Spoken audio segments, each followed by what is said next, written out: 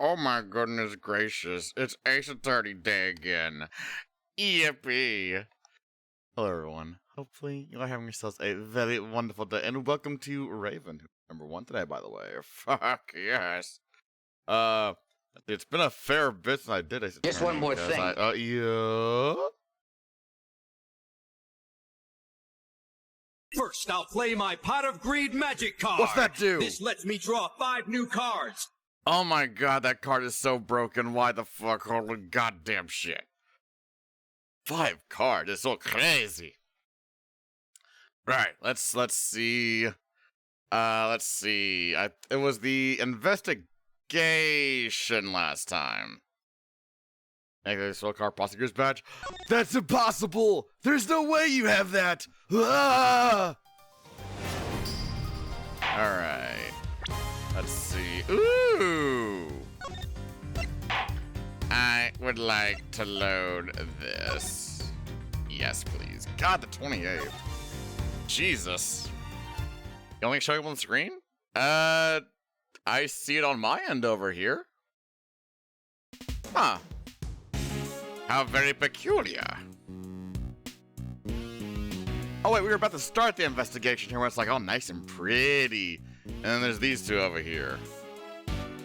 Oh, it's not showing my mouse. Hold on. I want to have that there. Blah, blah. Which one is it? That one. Capture cursor. There we go. I'm gonna start having that from now on. There we go. Yay! There's hardly anybody around, though. Guess we got the whole place to ourselves.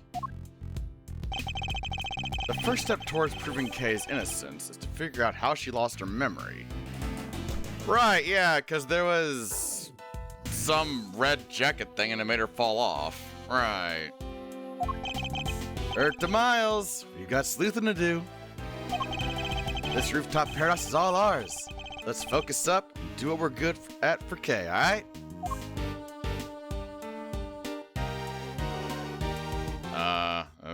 Okay. Do what we're good at, huh? I suppose I should be grateful there's at least something we can do. Begin evacuation! Alright, let's start with the tree. It's a pretty sizable cherry tree. Its flowers are just on the cusp of full bloom.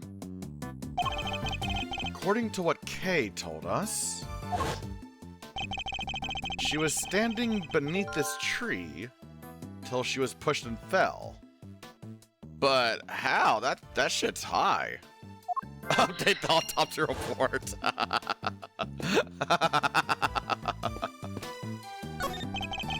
The beak and wings of a bird, and the body of a lion. I guess these statues are meant to guard the peace of this little rooftop haven. I have to say, incredibly detailed. Almost frighteningly so. Instead of feeling welcomed, I wonder how many people have been scared off by these instead. Oh. Ooh, look at you! Pegasus, the winged horse of legend. No, wait. Isn't that a horn on its forehead? So, it's a unicorn? That can't be right either. Unicorns don't have wings! Hmm? What's this?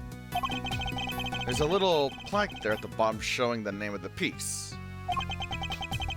Contradiction.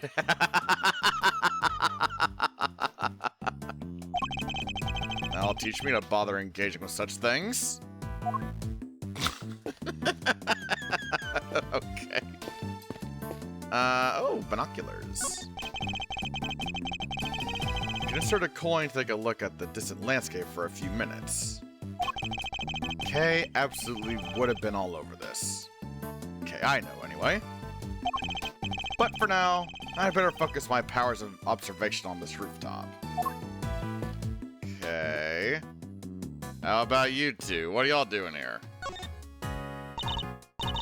Mr. Edgeworth, we meet again. What are you two doing up here? Well, seeing as we came all this way, thought I might as well enjoy some cotton candy. Bruh, what? Specifically just the cotton candy?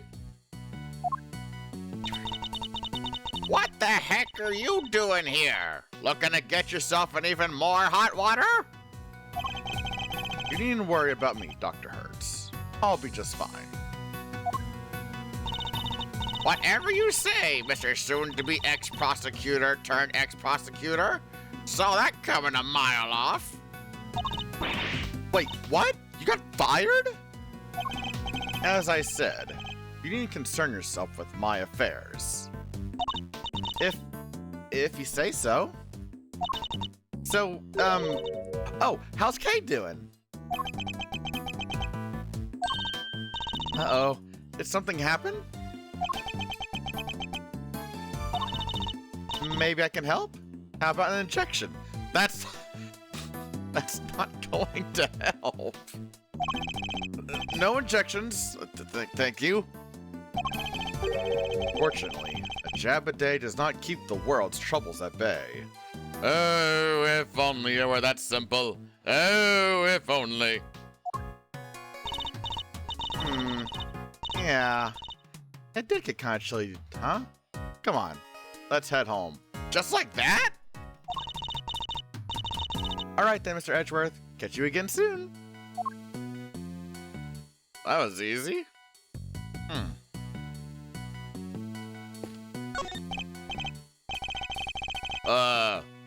Oh god, there's an actual person here, huh? Hey you! Yeah, you! How about some delicious parting clouds cotton candy to brighten your day? Parting clouds? Is it named for the fact that we're so close to the clouds up here? Our gimmick is, we take a normal serving of cotton candy, and we split it in half. Part it, if you will. Half the candy, same price. Double the profit. And we're laughing all the way to the bank. I don't think your customers will be laughing if you keep sharing that information quite so freely. Okay. It looks like a TV for showing announcements from the various companies in the big building. At the moment, it's just showing a regular broadcast channel.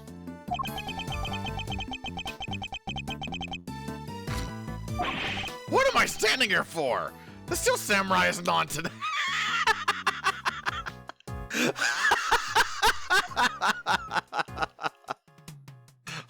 Okay. So what do I have? Is it just the one thing? It is, okay. Alright, wait, the light maybe? Ooh, pretty light. So the person in the raincoat that Kay saw supposedly approached her from the direction of the concession stand. Which would suggest that she was pushed over this railing here. But how? It looks so high up!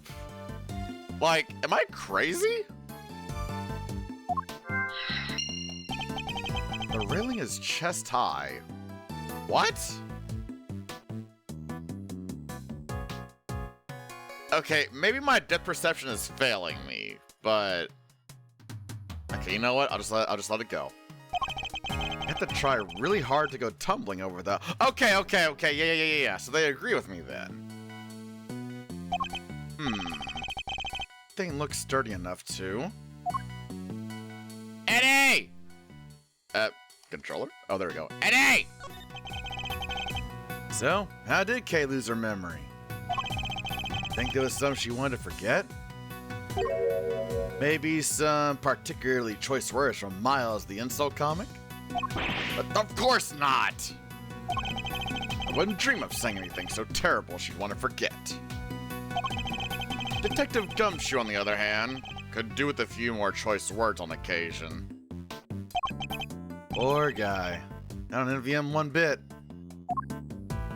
Oh, that's it, huh? I mean, I guess it would be just the two things that I have right now? Question mark? Well, let's see then. So where she was standing and she was pushed over? Bleh? Oh, so no. Hmm. So, wait a minute. I gotta look at something else, but have I not looked at everything? Wait a minute. Look at that. Maybe some of my evidence. Maybe, because I can't go anymore over there. I've looked at that already. What the fuck? Eek! What the? Oh, come on. What was that? What? Hi. Okay. Don't mind me. I was just lying in wait. That would make you a criminal, Kay. Perhaps you meant to say laying low. Oh, yes. That.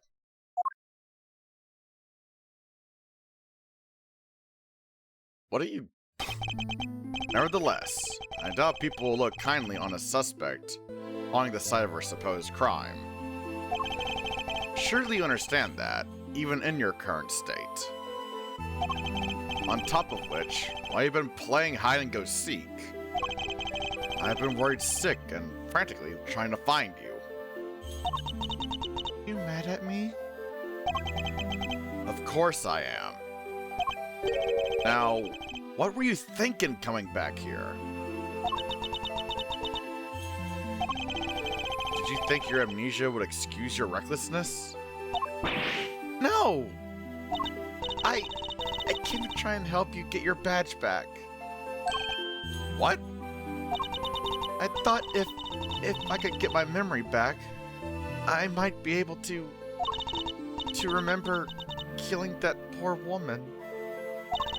I thought if I came back to where I lost my memory, maybe I could...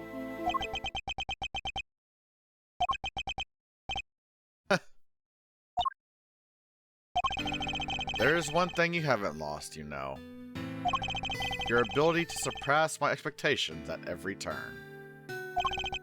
I couldn't be more concerned now that you're the Kay I know so very well. Aww. However, I don't appreciate you being so reckless. Do you hear me? I'm sorry. Seriously, Miles? You're killing me here! You were banking good guy points and then you went and blew it by blowing your top! Good to see you, kiddo. Good to see you're safe. Come on, bring it in.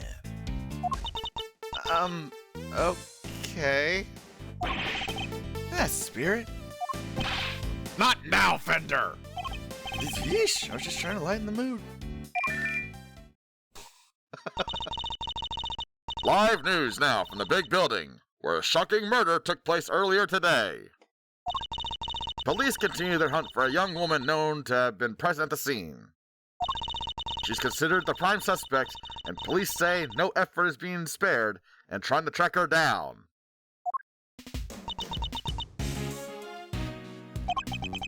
Ooh, mama.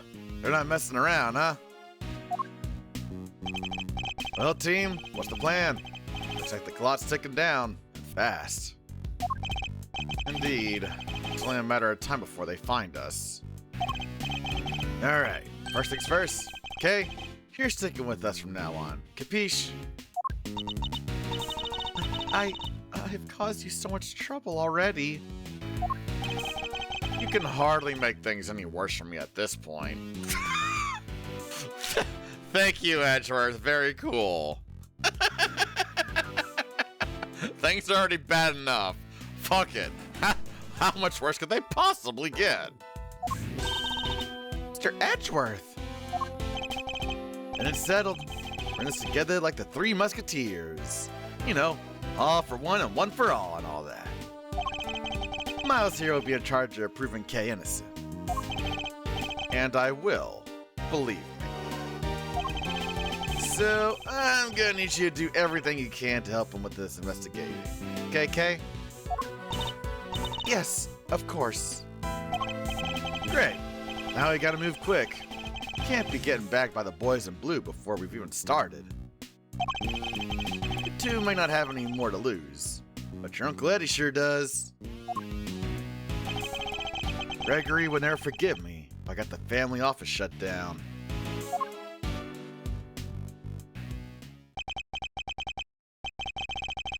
Thank you, Fender.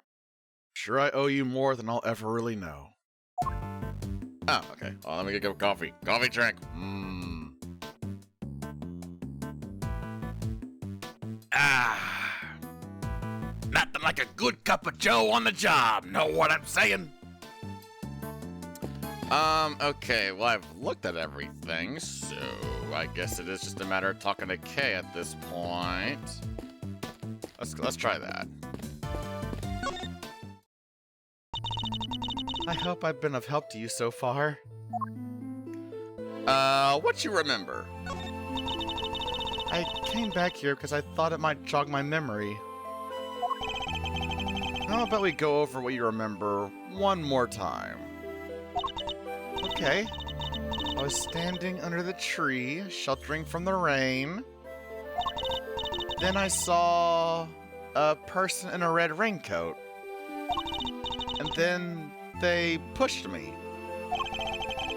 Can you remember anything specific about the person in the raincoat? Sorry, I just can't recall anything. Oh, but there is one thing. I could see the moon over their shoulder as they came closer and closer. The moon? But wait, that's over there. That's not at the concession stand. Okay, it's very fuzzy, but it was in the exact same place it is right. What? Wait.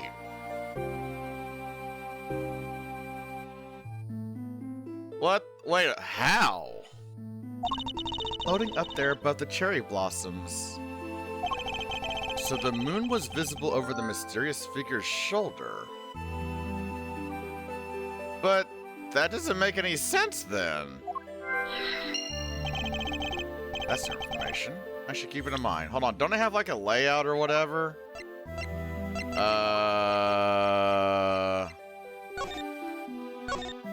Okay, yeah. Alright, so I gotta do this. So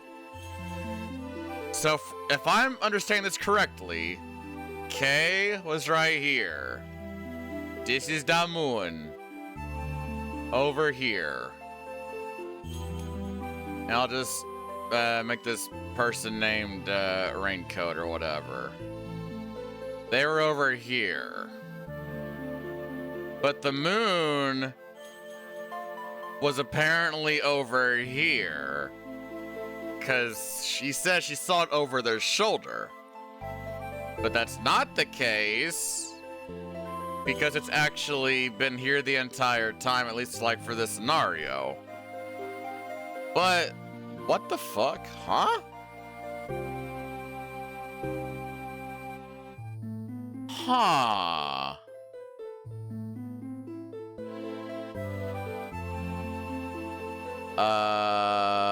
Okay.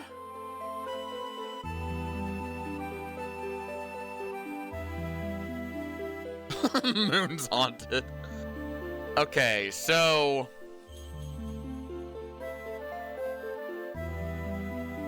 this is gonna sound very, very, very silly. But you know what? It's so it's probably not that silly. What if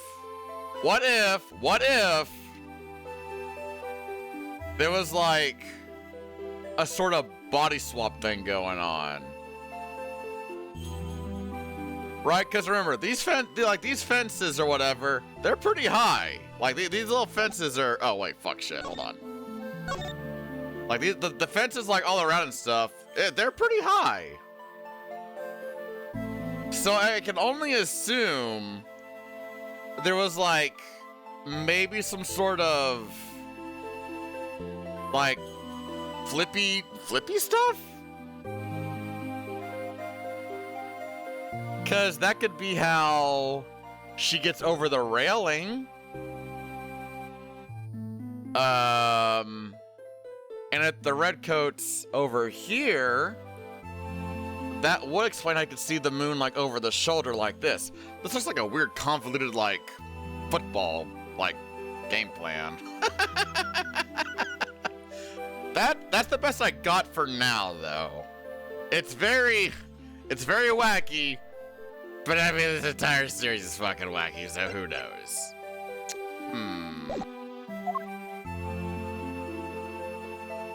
Are there plans? So, I'm not saying they should be swapped. I'm saying that during that exchange, they somehow swapped. Because she said that she saw it beyond the concession stand, right? Now, if they, like, swapped in the middle of whatever the fuck happened, that would explain how the moon was visible, like over the red coat's shoulder, and also how she got pushed over, because that's way too high to get just pushed over. That's the best I got for now. It's very flimsy, and it's a lot of but what ifs or whatever, but it's it's the best I got. Also, what's up, Power Lord? How you doing? Not playing footsie, just trying to figure out how all this shit up here happened. But it's not very solid as of right now. Other recollections. I keep feeling like there's something just on the edge of my memory. Grizz? Could be the clue we need. Until I can prove or disprove. Yeah, exactly. Alright. Just let it float to the top of your mind. Say whatever comes to your thoughts. Alright. I'm seeing... It's very faint, but... I'm seeing a small restaurant. Just a counter and some seats. And there's this... incredible smell. Beautiful golden soup. Not too thick. It tastes just right. It's filled with delicious noodles. They're firm, but not too firm. And that's when a thought crossed my mind. I'm going to order another bowl. A captivating memory, but sadly one that has nothing to do with the...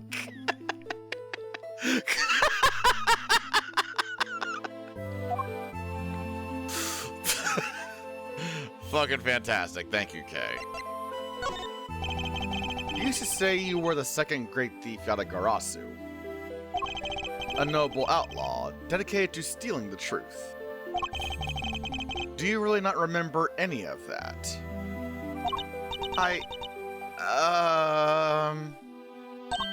Oh! I think you're right. I was a noble. Not what we're thinking. Not a noble K. Noble outlaw. Still, I suppose you got halfway there.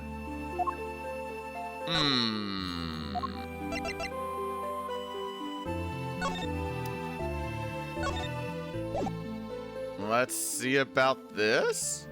What do you think of this? Oh. Is this some kind of contract? In a way. It appears to be a criminal contract of sorts, I suppose you could say. A criminal. And I wrote this? The letter isn't handwritten, so it's hard to say who actually wrote it. I see.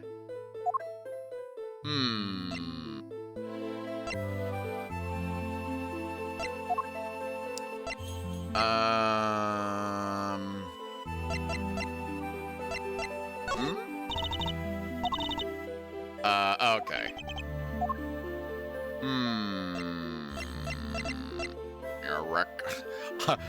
I'm gonna show you your own recollections. I remember the person in the red raincoat. That much I'm pretty sure of.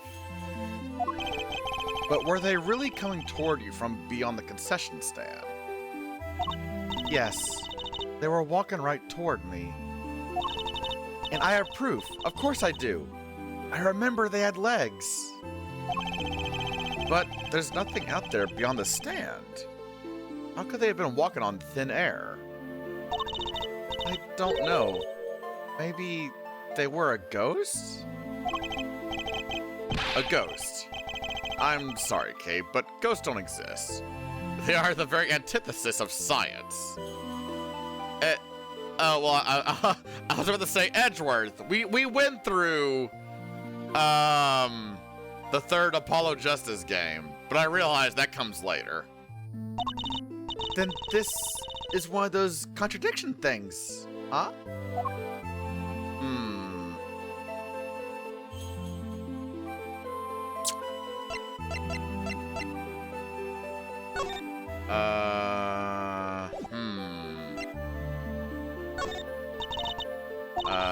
Okay, not that one either. How about the pin? You like pins, huh, Mr. Edgeworth? Not particularly, no. Still, you always seem to have one on you. It's a part of the job, I'm afraid. And this one is also a piece of evidence. Oh, so you carry things you don't like around as a form of willpower training? That's not it at all.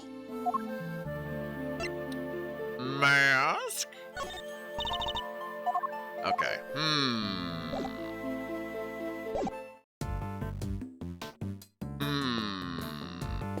Oh, wait. Whoa. As you can see, they're still hard at work up on the 50th floor. Okay, does the... Let's see. I don't see anything that super stands out from this view. That's where the Committee for Prosecutorial Excellence holds their disciplinary hearings, correct? That's right. There have been people walking by the windows all evening. This is one serious investigation. Well, this doesn't make our chances of getting out of here with Kay any rosier. I have to find a way to slip past the press. I'm a cool, mysterious customer, Mazarino, but I'm no spy. Maybe we can use him as a decoy if things get desperate. Okay, whatever you're thinking, quit it. I can tell it doesn't end well for me. What? What the really? I mean, this is weird looking, right? It looks like this is being broadcast live. Which means we're looking at the Biggs building in real time. Does that mean we're on TV too? Which, that's not good at all. I don't think so. The camera's far away enough and it's just dark enough that I think we'll be safe for now. At least, we better be. Kay is spotted. Things will go from bad to worse before we know it. Oh. That's like just the entire fucking building. What's that? As you can see, they're still hard at work up on the 50th floor. That's where the committee for... I just read this. Okay, yeah.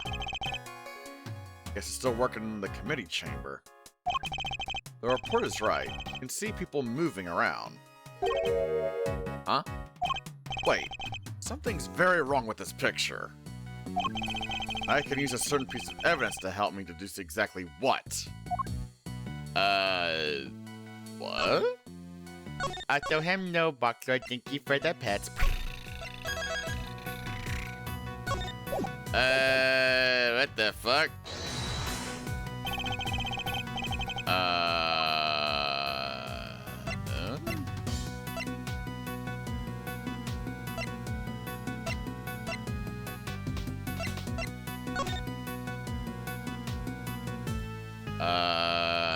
No, that's definitely a correct.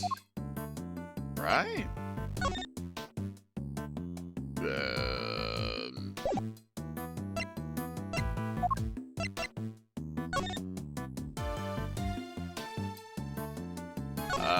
Oh, wait. Wait, tree stand. Wait a minute. I'm probably overthinking this. Is it the pamphlet? Because this is the clock.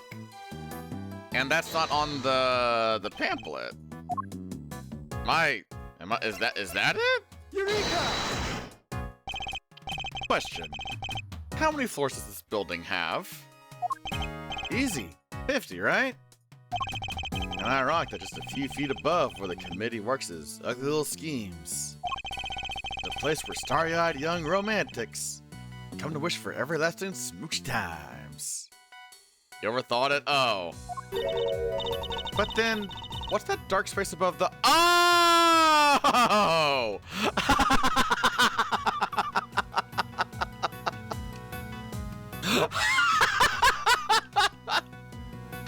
Okay. I wasn't seeing this as a whole nother floor. I was seeing this as like, how the, like, not like storage, but like, how the fuck do I explain it? Like, not a floor, but like, you know, you just like put shit away or whatever. I can't think of the word right now. But you know what I mean, right? Like, not like a floor, but like part of that floor. Y'all know what I fucking mean, I hope. But yeah, but what is this dark space? The gloomy underbelly of love? Wait a minute. Exactly. The committee chamber's supposed to be on the top floor, directly beneath the viewing platform. But it actually appears to be located one floor below that. Clear contradicting the supposed facts. Maybe whoever wrote the pamphlet made a mistake? Somehow, I don't think so. Call me crazy, but... yes, there appears to be a hidden 51st floor.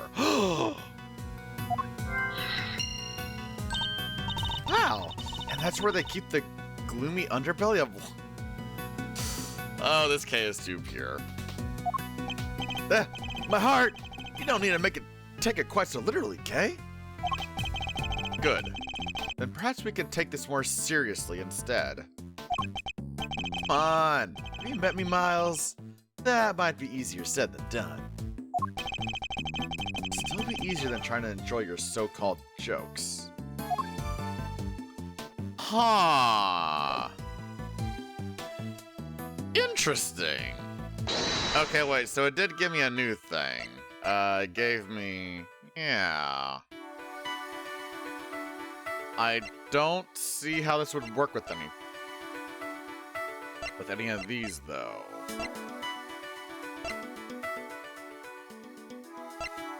Huh. I want to try the railing in Damun. Because the position doesn't make any sense. Also, holy shit, a 15 stream streak? My goodness, thank you so much. I'm gonna try that. And oh my god, more pets. Yeah, to the concession stand, and then... but the moon is not over the concession stand. So... Hey, let's go! Thinking back over what Kay has said. The person in the raincoat approached her from the direction of the concession stand, which implies that she was pushed over the railing on the side opposite the stand. She also said that she could see the moon over this person's shoulder. But when we checked just now, the moon was in a different location than we expected. Yet, Kay claims it's currently in the same spot in the sky as on the night of the incident. This throws the positions of the moon and the person in the raincoat out of alignment with her story. Yeah, I really hope we're about to get an answer to this, because I have no fucking idea. I like this mystery, though. This is intriguing to me. You are piquing my curiosity game.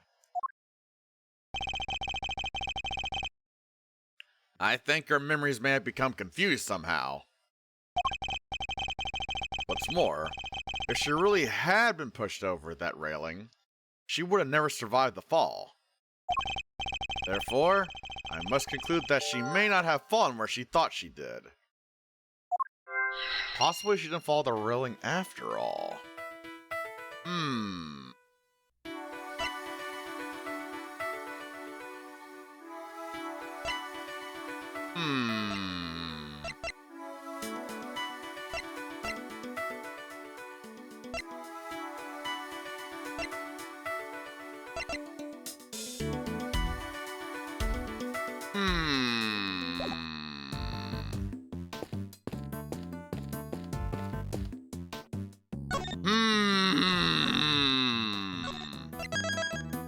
I'm thinking.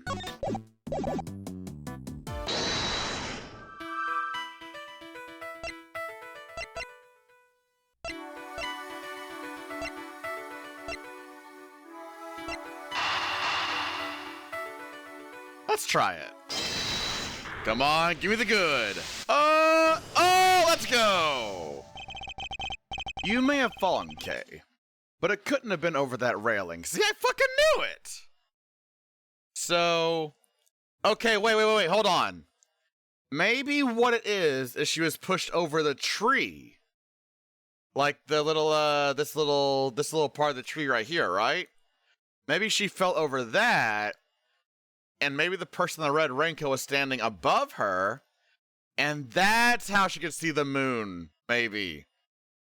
Because that would be on, like, they would both be over here, right? You know, like, this would be, like, okay, like, right here. Red raincoat, like, right here. Maybe the moon's, like, fucking, like, right here or whatever, right? That could work. I mean, it's still flimsy, but it makes more sense than my fucking body swap idea. Or not body swap, position swap. Because if you had, you wouldn't be alive now to tell the tale. But I definitely remember standing under that tree. If I was pushed, the only way I could have fallen is over that railing, isn't it? Not unless the ground opened up and swallowed you whole. Although wait, if that was the case, she would have seen the tree, like, looking up, though. The ground can just open up like that?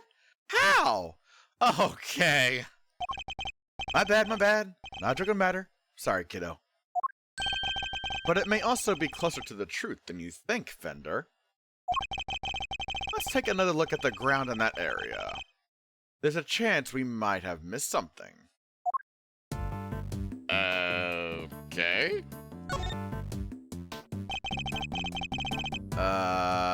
Kay couldn't have fallen over the railing. So where did she fall? There must be a clue around here somewhere. Oh, what is this? What's this? Looks like a service hatch. Kay, you think you might have fallen down here instead? Aha! A secret passage. This is all too easy. Nah, you'd never be as clumsy as that. Sorry, just can't say one way or the other. My bad, kiddo. Just another one of my silly musings. You don't have to take me so seriously, you know? I don't? Never? Well, maybe not never. If I told you to leap lyrically into my arms. Fender! Chill, Mazzarino! Where's your sense of whimsy? So, never then. Ouch. Talk about a deep cut.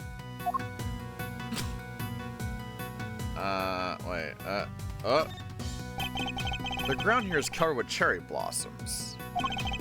Even though the tree's not in full bloom yet, a strong wind up here is blowing the petals right off.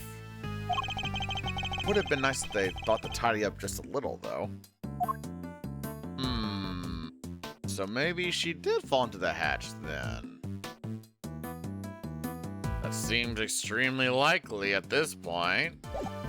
So what's that? Gorky, how you doing? What?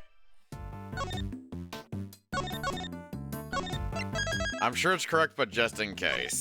You never know. I'm a paranoid Paul. Down the hatch. And babushka! How has the whole floor between the 50th and the viewing platform remained undetected all this time? Got me there. Kinda hard to hide a set of stairs going up to it, if you ask me. That's precisely it. Things like stairs that are normally out in the open, going unnoticed by people seems a bit implausible. Which can only mean the 51st floor is no ordinary floor, and can't be reached by ordinary means. Then we'll just have to reach it through extraordinary means, right? I don't know about extraordinary means. Maybe let's go for unconventional? Indeed. Consider, if you will, the hatch we found by the cherry tree. What would you expect to find on the other side of such a hatch? A room of some kind, perhaps? Oh, secret room. Now you're talking my language. It's a Yuki! Hi, Yuki! How you doing? Good to see you. Let's go take a look.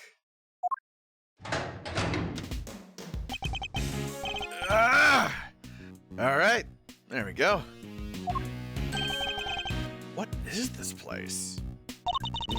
Look at all that stuff down there. Is it a store? Let's fucking go! I even kinda called it. It's your birthday today? Ooh! Well, just in case, I'm going to ask for doing it. Yuki, if you would like you like for me to sing happy birthday for you? You are completely, fine to say no if you'd rather not. It is a courtesy that I decide to ask just in case. Not necessary, but thanks. All good, all good. Well, in that case, have a very happy birthday, Yuki. And, I'm glad that you're taking the time out of your special day to, swing by here. It means a lot. Whatever it is, I think I can safely say that this is where you fell. Go team! Strike one mystery off the list! Yes, but the greater mystery of Kay's memory loss remains unsolved. You have a red raincoated figure who can walk on air to account for, among other things. Hey, can a guy bask in his success for a second? So we found a hidden storeroom. I vote we scooch on down and check it out. We have pretty much exhausted everything up here, and it can't hurt to take a look. Investigation complete! Oh, shit! Monday is Zoe and Yuki's first anniversary. Fuck yeah, let's go. Is that you, Mr. Edgeworth? Oh, no. Emma, what are you doing here? I heard about what happened from Detective Gumshoe. Oh, Lord, here comes Amber. Walking on in. Look at him go. Oh, snap. Uh-oh. I was in the area, so I thought I'd come by and see what's going on. This is Emma Sky. She's a... I'm sorry, I look over and see fucking Mario doing a goddamn Gangnam Style. Why is it called Zelda?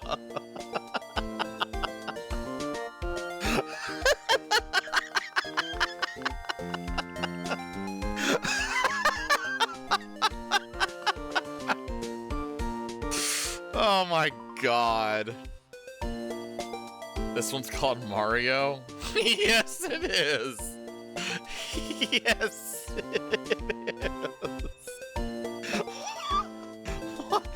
Why is it called Mario? I have so many questions. She's a... Oh, what is this one called? Ooh, stare. That's a good stare. She's... Fuck's sake. She's a high school student currently studying in Europe to become a forensic scientist. The younger sister of a former superior of mine. We've also stood in court together. The detective called me up in a panic. He said your badge fell off the big building and that Kay was in the man's suit and... Hold it right there! Didn't you just leave to go back to Europe a few days ago? And you're back again already?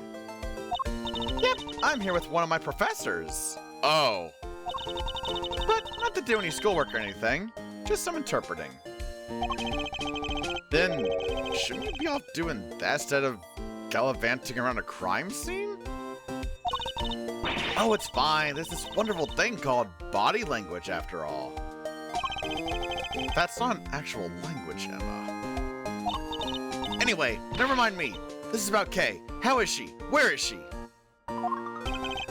Aw, shucks. Isn't that sweet, Kay Meister? Little friend's worried about you. Oh, yes. Who's this guy? Don't tell me you went and got a new assistant, Mr. Edgeworth. Very funny, young lady. It's actually the other way around, I'll have you know. Eddie Fender, attorney at law, and senior partner at Edgeworth & Co. Law Offices. On my card. Edgeworth? So you are his assistant. Wait, attorney? Since when were you a defense attorney? I'm not. To say it's complicated is an understatement. Let's see. Also, your 2-year anniversary appointment was also last Monday. Oh my goodness. Yeah, all the events. Oh my goodness, Yuki. You must be on like Cloud 9 right now. Aw. Fuck yeah. Let's not sweat the details for now, yeah? First things first. But an attorney, Mr. Edgeworth? Really? Ugh. It's like I'm not even here. What is this? Some kind of weird experiment? Perhaps we should head back down below. I'll explain there. I agree. The police could be here any minute. And who's this? I'll explain later, Emma. Come on, time to go. Oh, alright. But you better explain yourself, Mr. Hotshot Pro... Attorney? Trust me, I'll explain that too. Okie dokie doo! And down the hatch we go. Or okery dokery doo. Oh! To be continued. Okay, we have a whole ass new floor and a secret hatch in the storeroom. Ooh, I wonder what's in there. Let's find out now.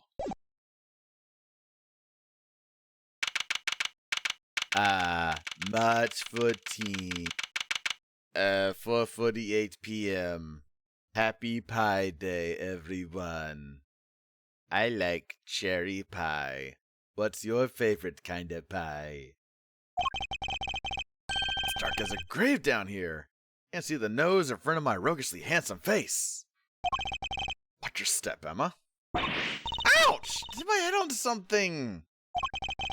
Make your way down slowly, Kay. I don't want you to slip.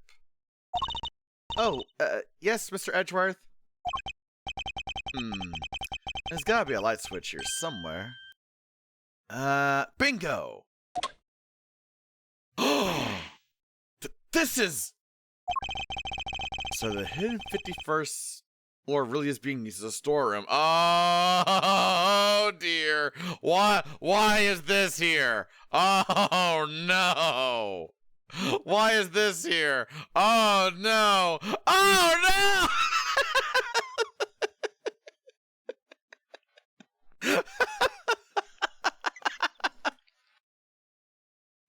Oh, no. Oh, no.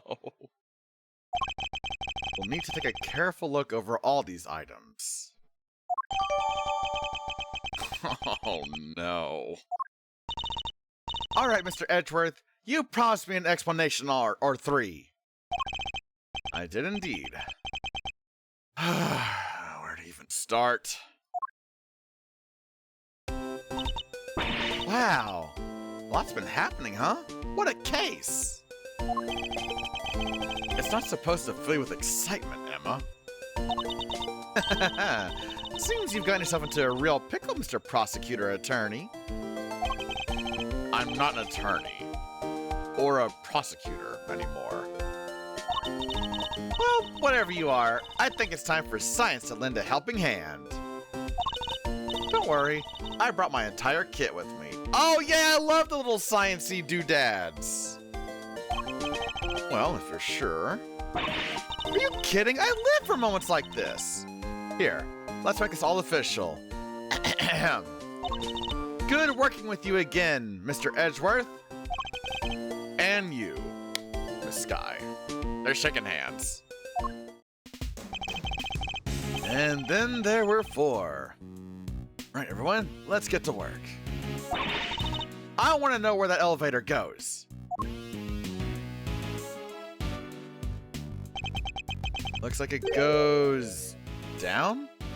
Well, it can't go up. Let's see, real answer. Apple pie. That's a very good, that's a good. Fake answer. Can't say that. You can say cream pie, okay?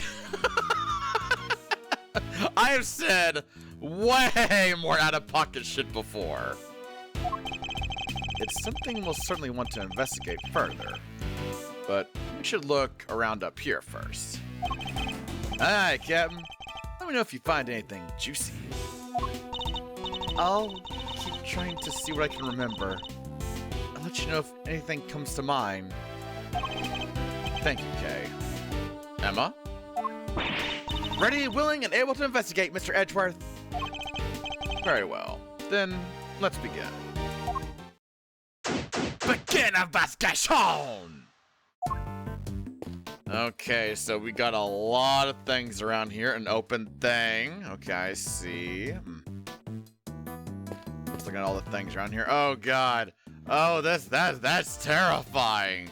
Oh, jeez. Okay, let's see. What the fuck? What the? Whoa. Okay, easy there. What's in the box? Scientifically speaking, I'd say this looks like some kind of wooden ice box. Does it have Ice 9? Yeah, the chains are probably to stop the cold air from escaping. I don't mean to contradict you, Emma, but isn't this just a box for storing clothes in? The wood is imbued with the natural repellent that keeps moss away. Right, so, yeah, I know. Oh, yeah, sure. Guess you could look at it that way, too. Alice. And keeping your clothes chilled would be nice for the summer, right?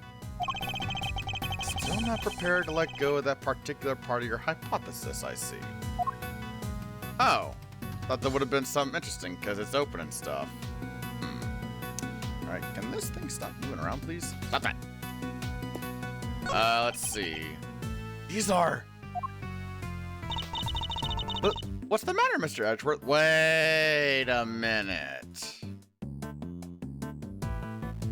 Are these all from different previous cases? Because the thingy, that 8400, wasn't that from...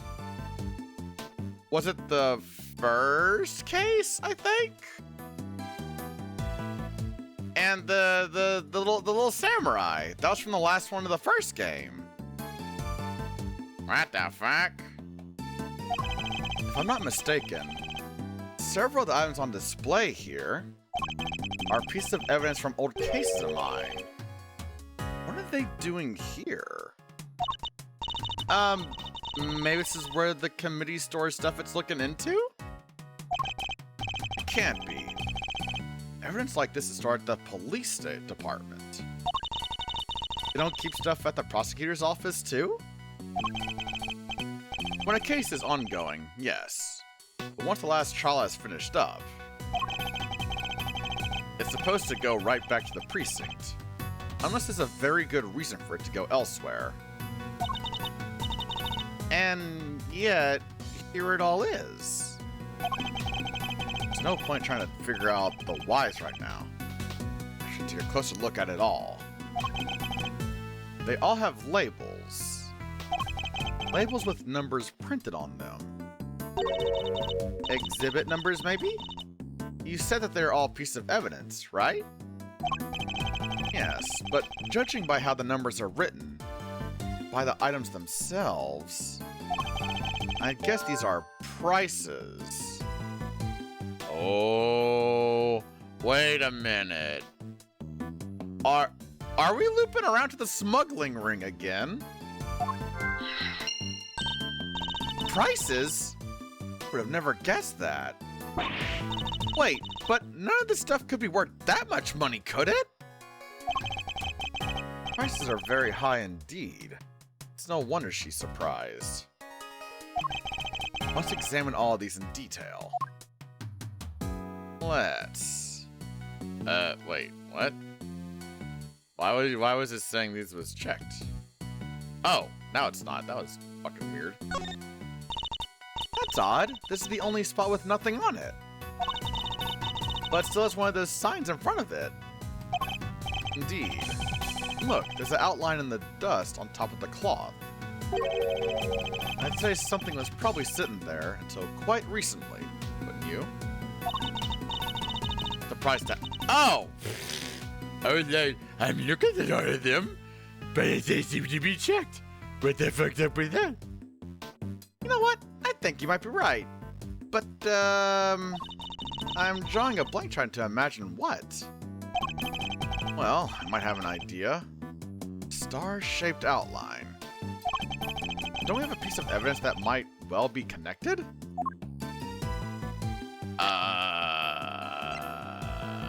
Star. Oh!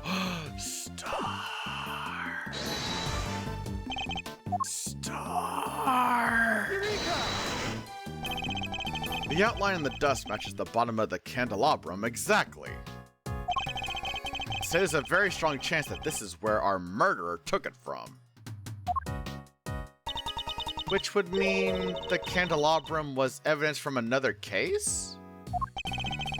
Certainly seems likely. But that's not our concern right now. The key thing to note is that the murder weapon was taken from this storeroom. Interesting. Aw, isn't he a cutie? Look at this fluffy little guy. That's the stuffed animal we found at Gourd Lake. Yeah. He should be in the possession of the prosecutor in charge of that case. So how did he wind up here? Aw, but look, he's missing his left horn. He is. But he never had it in the first place. At least not as far as we ever saw. Defective merchandise, huh? Then we need to contact the manufacturer. I demand a recall!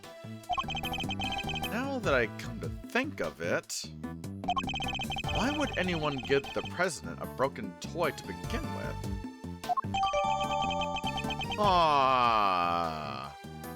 I like that, like, everything is coming around. This is cool.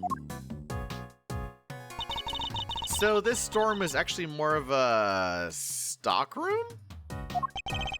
It would seem so. Much as it pains me to consider such a thing.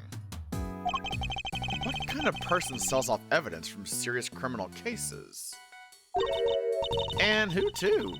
Who would even want to pay for all this stuff? Somebody, clearly. The price tags are proof of that. Wow, people really will collect anything, huh? Fascinating.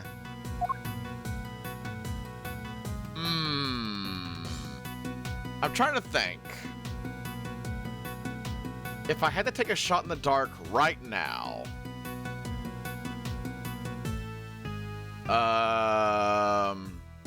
What was that other guy?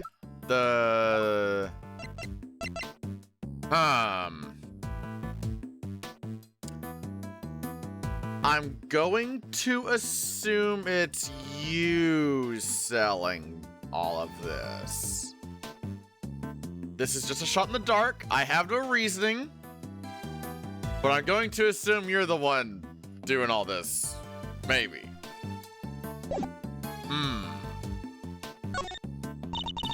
That's a cute little doll. That looks kind of like the Steel Samurai. It's actually the Iron Infant, son of the Steel Samurai and the Pink Princess. Thank you very much. He was born burdened with the knowledge that he too would one day be called upon to fight for justice. Can't imagine the pressure that must have put him under.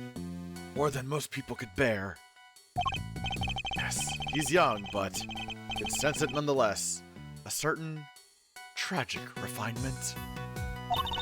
Edgeworth! Mr. Edgeworth! Are you even listening to me? Hmm? Oh, of course. Wait, even the mannequin here? A mannequin, huh? Wait, I know. All thanks to my powers of scientific deduction, of course. It's evidence from an old case of yours, right? Not this time. I've never seen it before in my life. It seemed to fit with the other items in this room either. For one thing, it doesn't have a price tag. So why is it here? Maybe it was holding on to some clothing?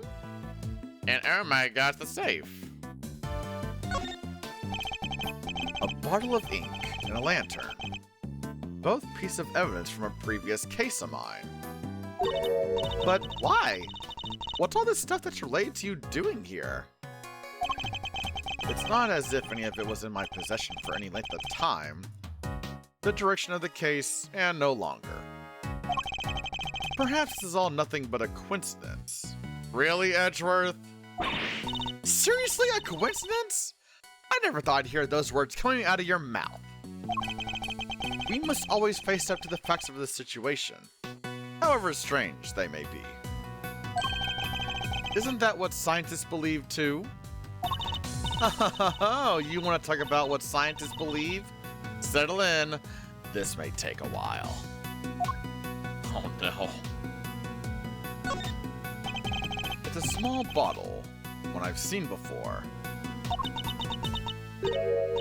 Oh, that's all? Nothing else to add?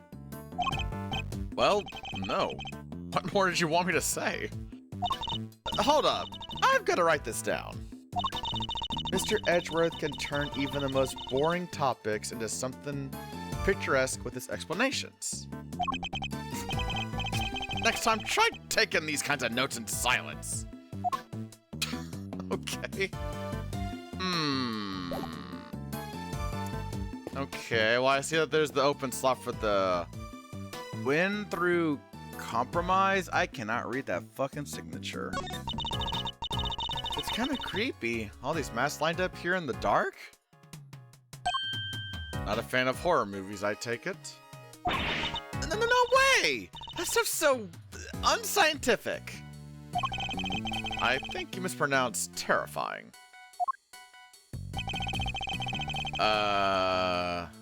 Okay. I recognize some of these. I don't recognize that top row, though. Or that one. Well, ain't this interesting? I wonder what could possibly go here. Eureka! Kay was carrying a Jammin' Ninja mask when she was found. But it looks like it might have originally come from this hook.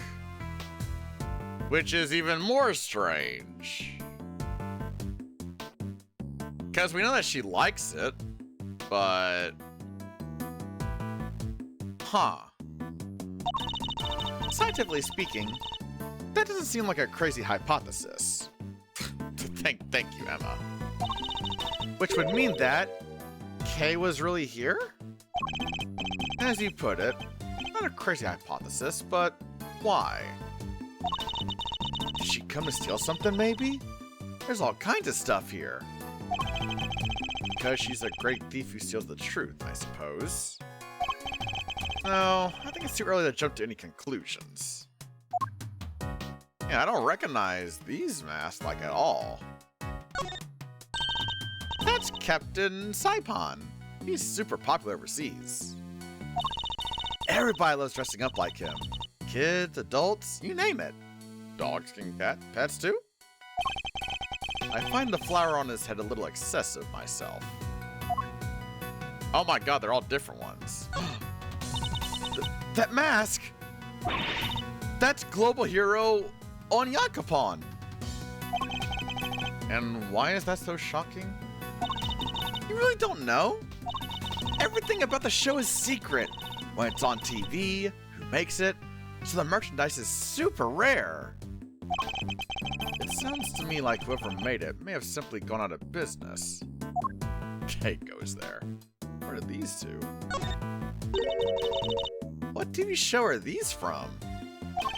I don't know a whole lot about it, but I believe it's called The Students of Starry School. It's about an elementary school where the students are all superheroes. That sounds like a recipe for disaster. So their masks are modeled on sports safety helmets or something, right? And maybe the number of eye slits tells you their student ID number. What? What? So the one on the left would be number 1, and the right is number 2. Suppose that could be it, yes. And that would mean a ton of slits for the kids with the highest ID numbers. I have to admit to being a little intrigued by this show now.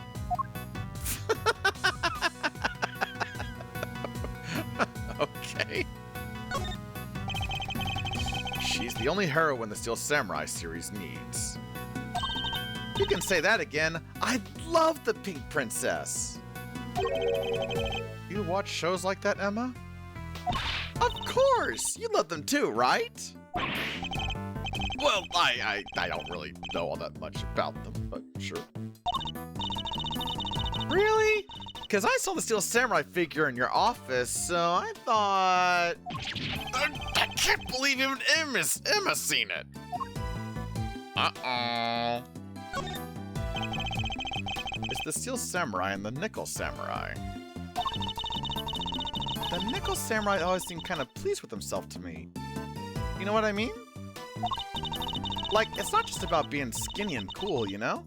There's more to it than that. I'm Team Steel all the way.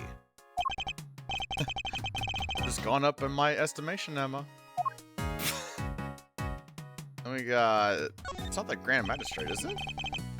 There's nothing of interest here. What? But you were not... Oh, it's this. These are all... case files from various murders. What? But why would they be in here? They should be safely under my lock and key at the courthouse or the prosecutor's office. Oh yeah, because the file was stolen. Right. Which would suggest that somebody removed them without permission. Something very suspicious is going on here. I'm gonna find out more. Big plots. That's so creepy. Also, hello, guy. How you doing? We can't look at this thing right here? That looks very interesting. Okay. There's a selection of masks arranged on the rack here. There's even a Steel Samurai. And what an impressively authentic likeness it is, too. The scientist in me is sensing something strange, though. A lack of... You know? In the sense that the characters represented here feel a little haphazard somehow. I don't disagree. There's even an empty space here. Yeah, it's an empty hook, right in the middle. Is somebody using that one, perhaps? Okay. A bunch of trophies and... Ooh, look, somebody left a walkie-talkie here. It looks to me like it was put there deliberately. Rather like it's on display, to be honest. Hey, there are batteries in here too. Could be useful. Let's take it with us. Nobody will mind if we use it for a little while, will they? I can take it to the police station afterward. Someone's starting to sound like a certain great thief. Okay. Brain activation is going. I still remember that Shirley the Killer did appear in the very first case. Maybe, and I remember that in the first trilogy, he did talk via walkie-talkie. So something's gonna happen with that. Right? Maybe he's gonna talk to us via ein walken-talken. Maybe. I don't know. I'm just guessing. Let's look at the gas thing over here. The statue. What is it? Got some new data for me? Not exactly. It's just something from a case I worked on. A very big piece of evidence. I believe it's called the Alfred statue. There were two of them, a real one and a fake. Whichever one this is, it shouldn't be here of all places. An old case, huh? Guess you have worked on a bunch of different... Huh? What the hell? Gotcha! Oh my god, what are you doing here? Caught in the act, red dang handed, guiltier than a tomcat coated in cream. Ah! My eyes! Stop that at once! Ain't no stopping my snapping, not till I got every dang detail and then some. Y'all think I'm about to let a bunch of dirty criminals go before I get the shot? Think again. We're not criminals. Yeah, sure. Pull the other one. It's got bells on. This here camera's a weapon of justice. It ain't about to be hornswoggled by your cheap denials. This is a lot of heart. Oh, it's you. Huh? You're that low-down, dirty jerk of a prosecutor, ain't ya? Who are you calling a low-down, dirty jerk? This is a lot of heart. A photojournalist by trade. We've crossed paths on a few occasions, especially on that one particular case. She's hard to forget, and even hard to get a word in edgewise with. Quit making that face, will ya? That's the face of a no-good schemer if I ever saw one. Seems I didn't leave the best of impressions on her either. Well, it's payback time, Mr. Schemer. You ought to be thankful all I want from you is a couple pictures.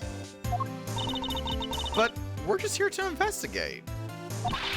Sure you are. If by investigate you mean pull the wool over a lot of my wide eyes. Sorry, Mr. Edgeworth. I thought you might listen to me. Didn't have to try, I guess. But we're probably better off leaving her alone for now.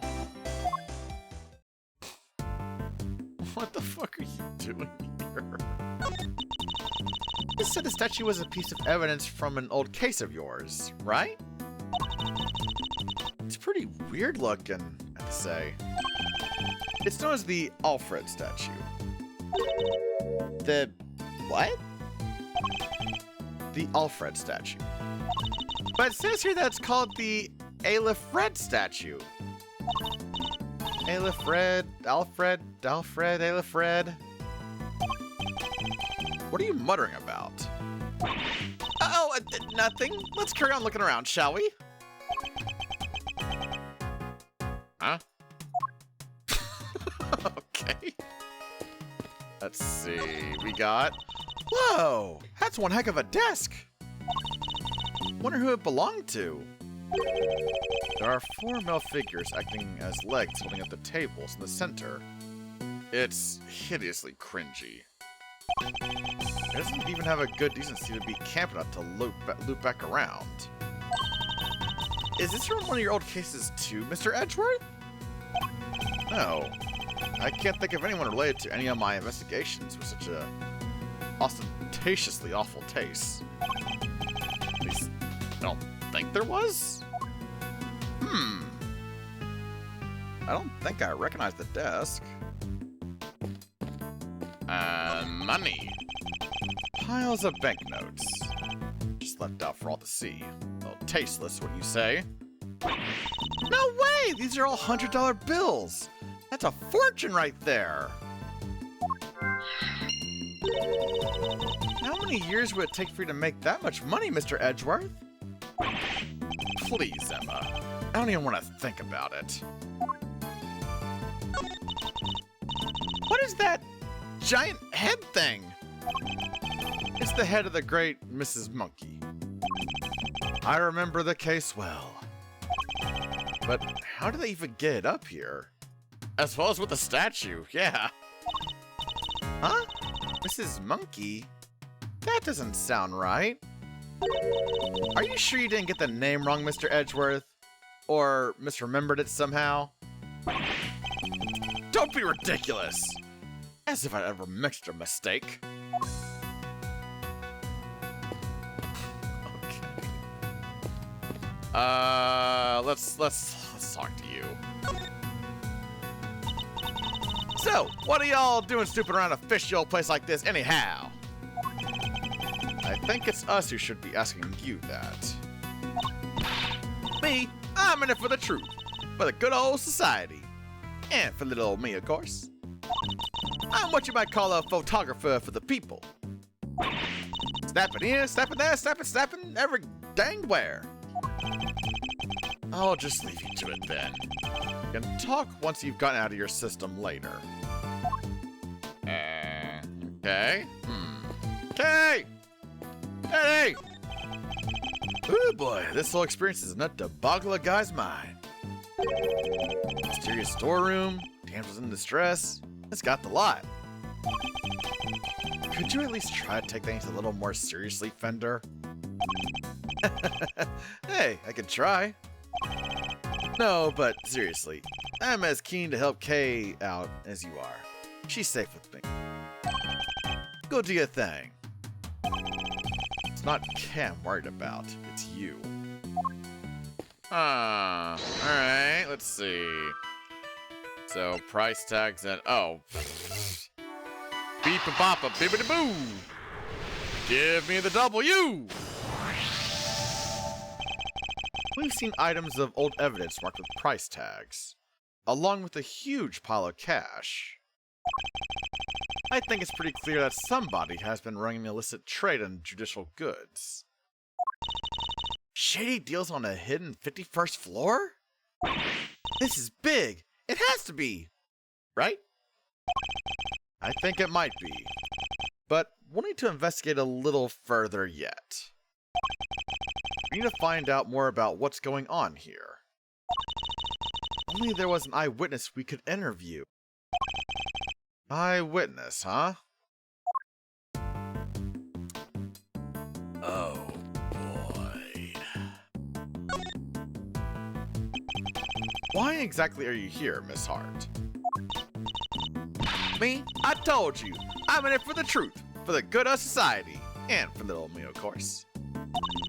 I'm a photographer for the people. For the people? If you won't tell me the real reason you're here, perhaps I can hazard a guess.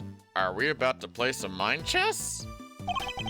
Somebody was carrying out an illicit police and evidence trafficking scheme here in the storeroom. Oh, so she's after a juicy story. Makes sense. What? How'd y'all figure that out? Never mind. Checkmate. Guess it means I don't have the tippy toe around it anymore now. One of my sources told me on the down low about an underground auction. What? So, all the items here were sold to the highest bidder. Folks was slinging money around like it was going out of fashion. Had to come see for myself, of course. Get eyes on my subject, you know? Should have heard the tales my contact was telling. Tall the two trees, or so I thought at first. Anyhow, wasn't about to write it up based on hearsay alone. So yesterday, I snuck in, slunk behind this here statue, settled in the wait. Bidding started late at night and carried right on through the break of dawn. So the auction and the murder happened on the same night. Coincidence? Huh. Interesting, okay. Dirty deals in a secret storeroom. Talk about a story. And they weren't done dirt cheap either. Was there anything else on sale apart from the items of evidence in this room? Sure, it was regular old stuff too. Shady artworks from who knows where, that kind of thing. What way are shady artworks regular exactly? But the evidence was the big draw for sure. Reckon they were selling them faster than the crooks could smuggle them out of the cop and prosecutor shops. And I'll bet you got pictures of the whole thing, right, Miss Hart? Well, you see, the main event was down below. I had to try and see what I could from up here. Having been up here since yesterday, I assume you witnessed the entire auction from start to finish then. It was an underground affair, like I said, so folks wasn't exactly giving much away. All of them customers came down one at a time from up on the roof there. Threw on masks just as soon as they got down the ladder. That ain't all. They have voice changer doodads on them, see? Teeny tiny ones, stinkier than the bugs behind. It's so you couldn't see their real faces, and you couldn't hear their real voices. Surreptitious as all heck. You mean I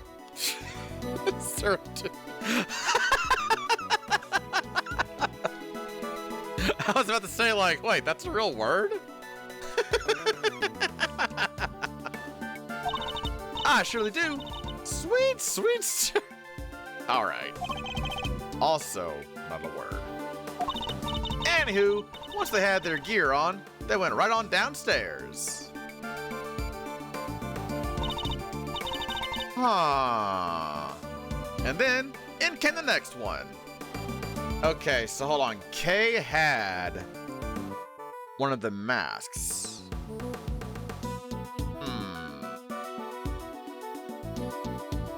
Huh. When it came time to leave, they all had done the same, but in reverse. Up they came again, one by one by one.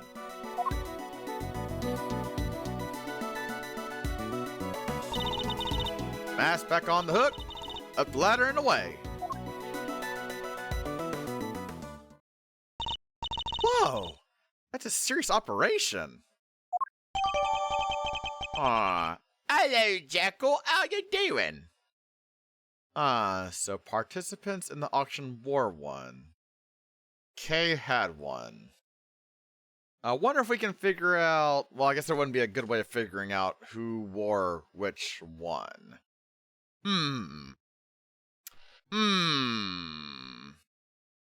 But wait, the masks also have a price tag then. And how many participants were there? 11 altogether. I counted them when they came down the ladder. Oh, okay, wait, hold on. So that would be enough for all those on the rack over there. So the Jamin Ninja would have had to have been a extra then. As far as like factoring in for them. But Kay had it though. So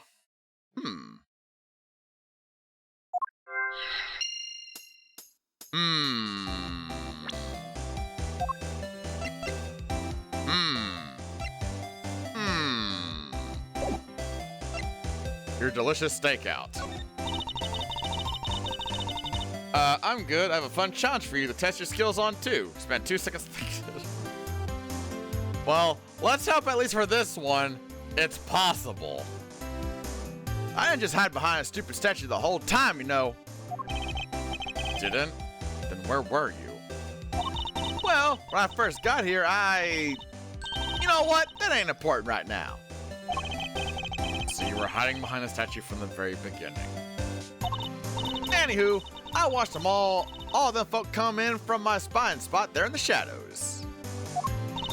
I see. Change of plans. Ignore your original objective.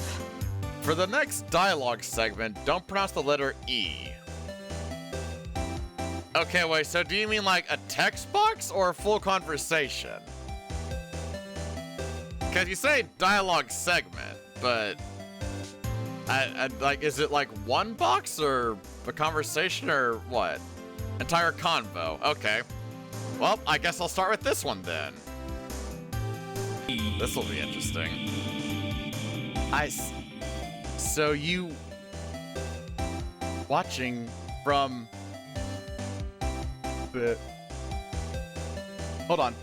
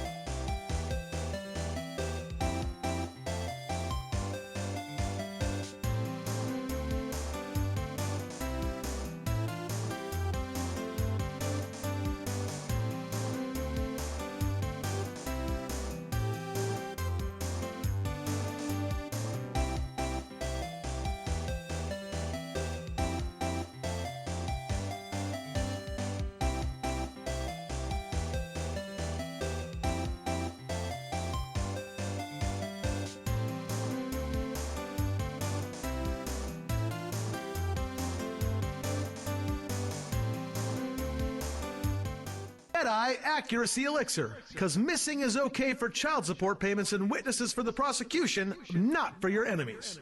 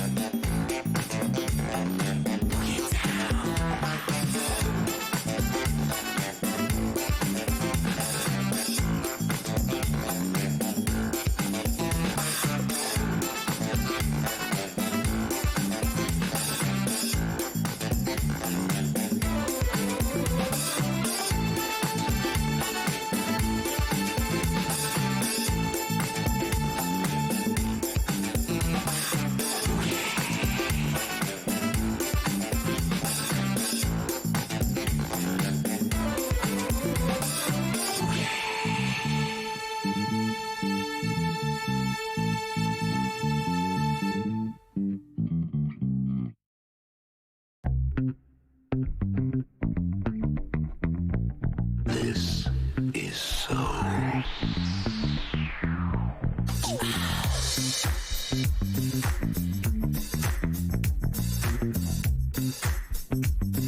Super Soul.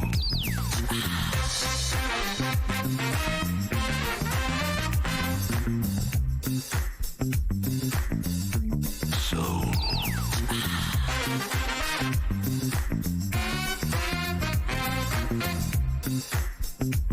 Rock on.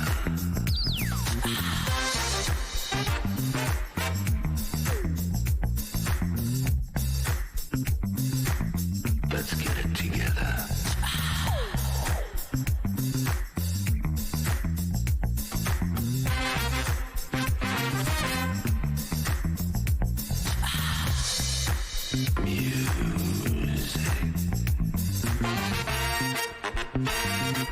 One, two, three, four.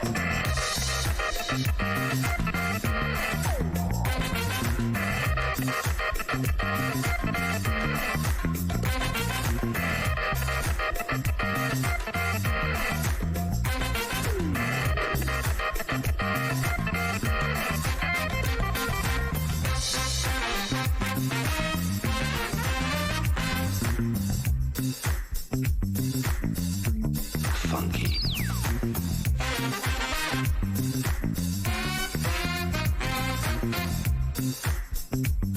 You're a funky DJ. One, two, three, four.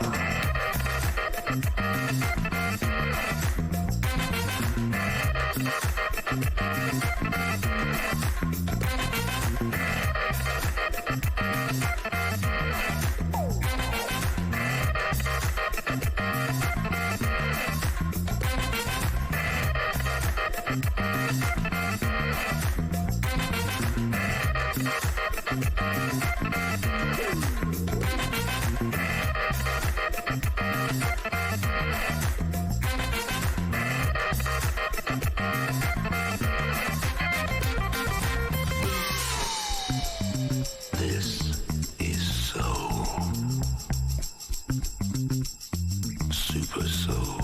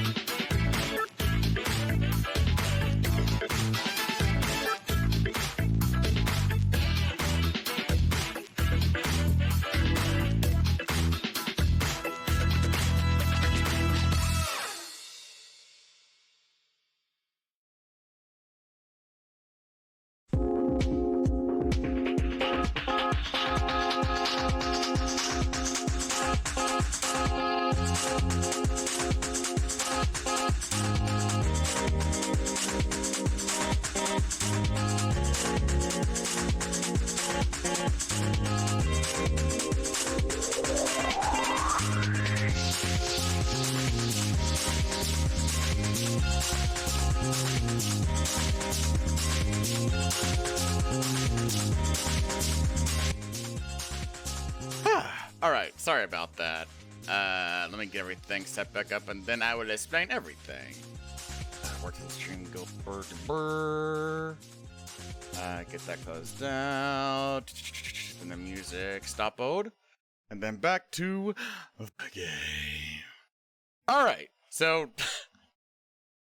to explain the sudden breakies, so I mentioned that I'm currently about to move. Don't know the precise date or whatever. The prediction I was given was roughly the end of March, which I'm not sure of because I went over there the other day to have a look at it. And, I mean, maybe I'll be getting over there. But we're also having our current house put up for sale. So we're having people come over and, check it out and stuff. And I just want to make sure that, I step out of their way so they can look around and so and such. But alright, let's see. This closed out. But yeah, basically just had some surprise people come over to have a little bit of a check around. Oh, wait, hold on. Give me just a second once more.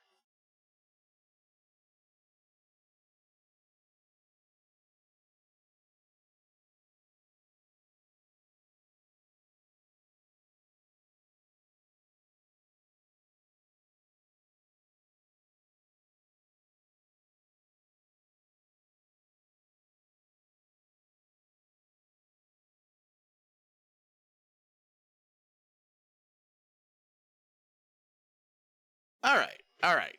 Should be good to go now. I gotta remember, what was the challenge again? For the next conversation, don't pronounce the letter E. Right, okay. I will see what I can do as far as that.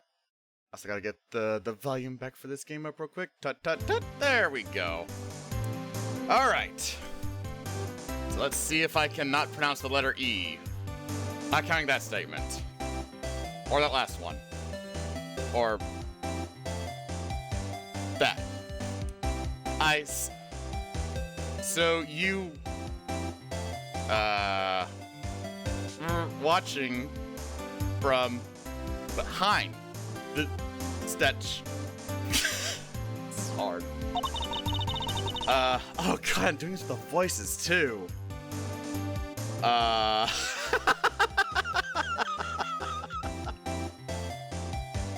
Thy is that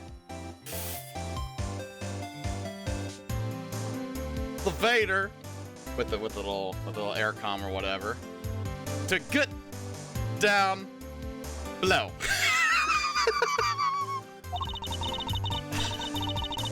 It's a tough challenge. And wonk thy was all down. I snuck up and took up at what was going on. God damn it. You, man, Levator, remind, and room, oh god, Banath. Nah, nice, it back up. But there's a little piquet hall, if you know where to look.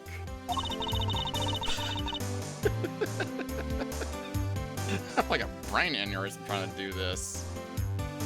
The Vader don't quite sit flush with floors.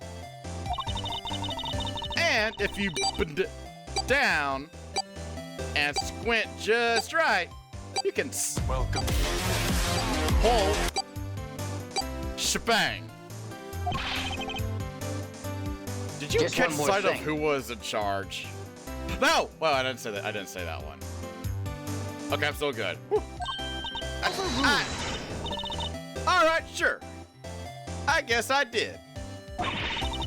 Ain't half so good a story if you don't get a glimpse of the Ville ring ladder at all. What's up, Dragon and Surrey? I'm currently going through a really hard game challenge right now. I'm trying not to pronounce the letter E. Or like the E sound at the very least. It's very difficult. Afini, hell yeah. But good morning to you, sir, and hello, dragon. Hopefully this went well for y'all so far. Glad to be stuck in somewhere unexpected. Help me stuff. Why is there an again?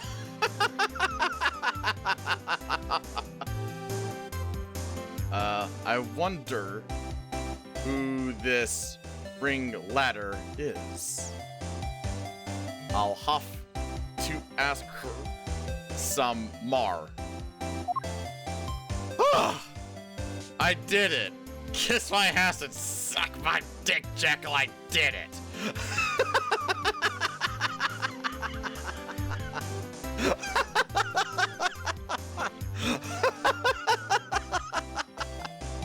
That one was a hard one, though. I'll give it to you. That one was a good challenge. But I won. Okay, ringleader. I can speak normally now. You mentioned a ringleader. Can you tell me any more about them? Y'all should know I came here to get me an exclusive. An exclusive ain't much dang good if you done spilled the beans already. I see. So you don't actually know anything about them. You think that's why she won't give us an answer? Makes sense, I guess. You got me.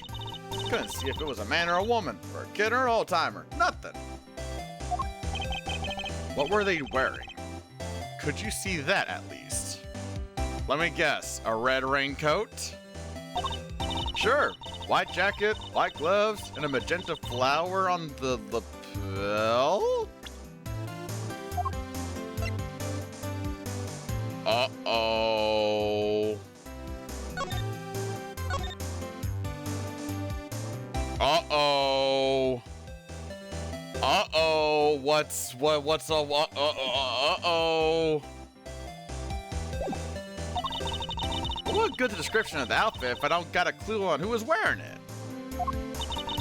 So this ringleader disguised their identity too, just like everybody else? Yes, sirree. Mask, voice changer, the whole 9 yards. They were wearing one of the masks. Which one? Let me see. Oh yeah, this guy. Zervan. Zervan? What kind of a name is that? Seriously, Mr. Edgeworth, you've never heard of Zervan? No. He's global hero Onyo Kapon's arch nemesis. Who hasn't heard of Zervan the Time Lord? I think you might be better off asking who has.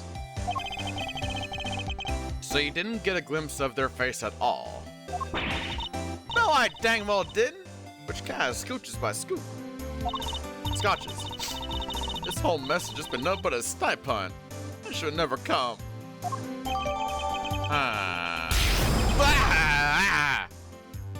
Oh no. Oh, Edgy Boo.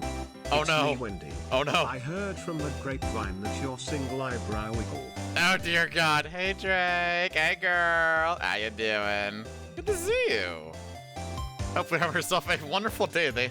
God, 65 months. Holy shit. Thank you so much for all that time.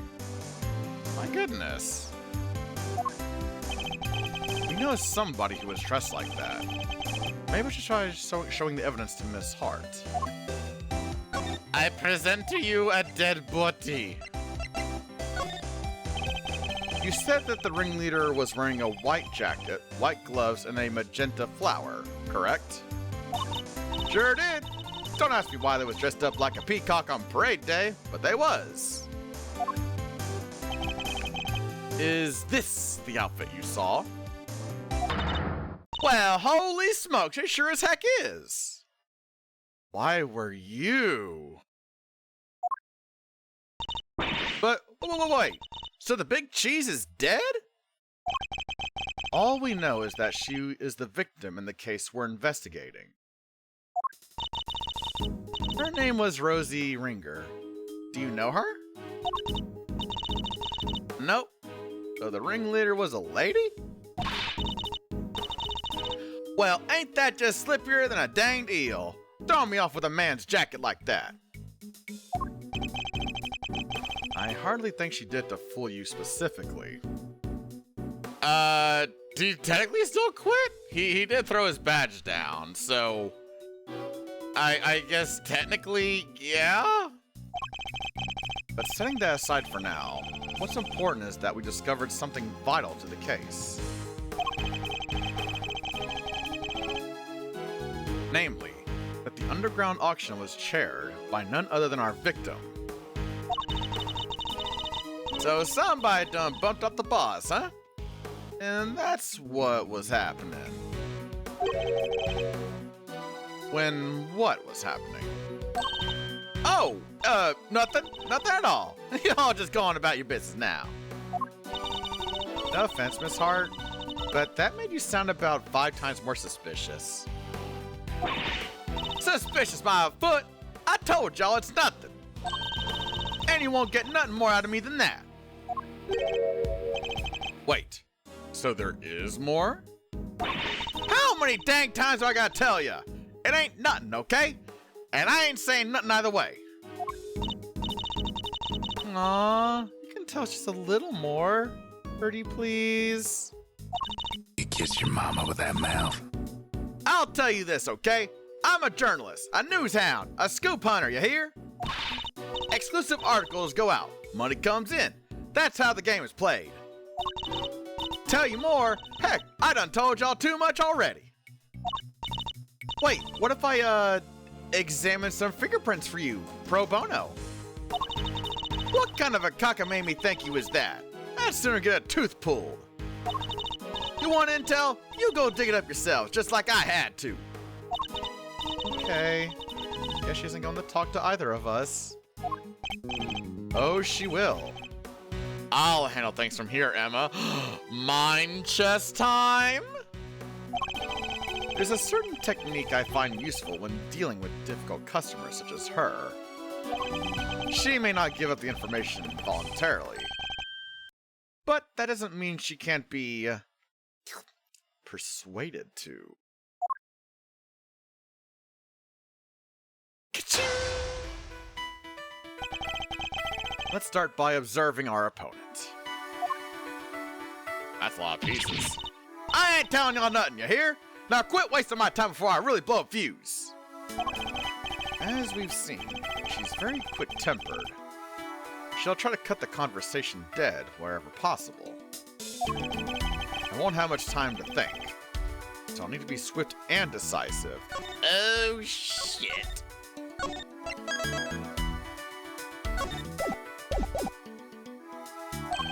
Miss Hart is definitely hiding something from me. So my first move is to discover what that something is. Mind chess! Commence! I need you to tell me everything you know. And don't you dare leave anything out. Go jump in a creek, you big bully. Why should I tell you anything? You don't got nothing to do with me. Nor me with you neither.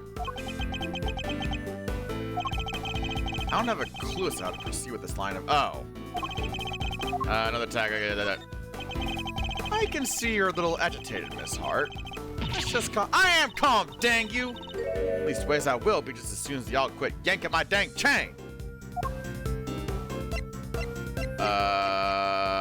God bide? That's better. Being a news hound's all about keeping a cool head, no matter what the world throws at you, see? Speaking of news hounds, this might interest you. I met one a few days ago. She was a very hungry young reporter indeed. A reporter with a very particular turn of phrase. Similar to your own, in fact. Oh yeah? She spoke like me, huh? Guess that could have been someone I know.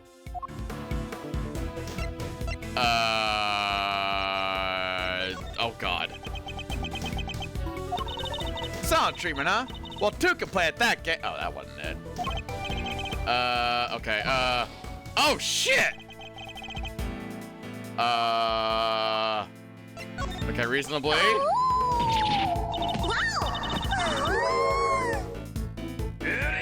Can I make it with such little time left? Ah!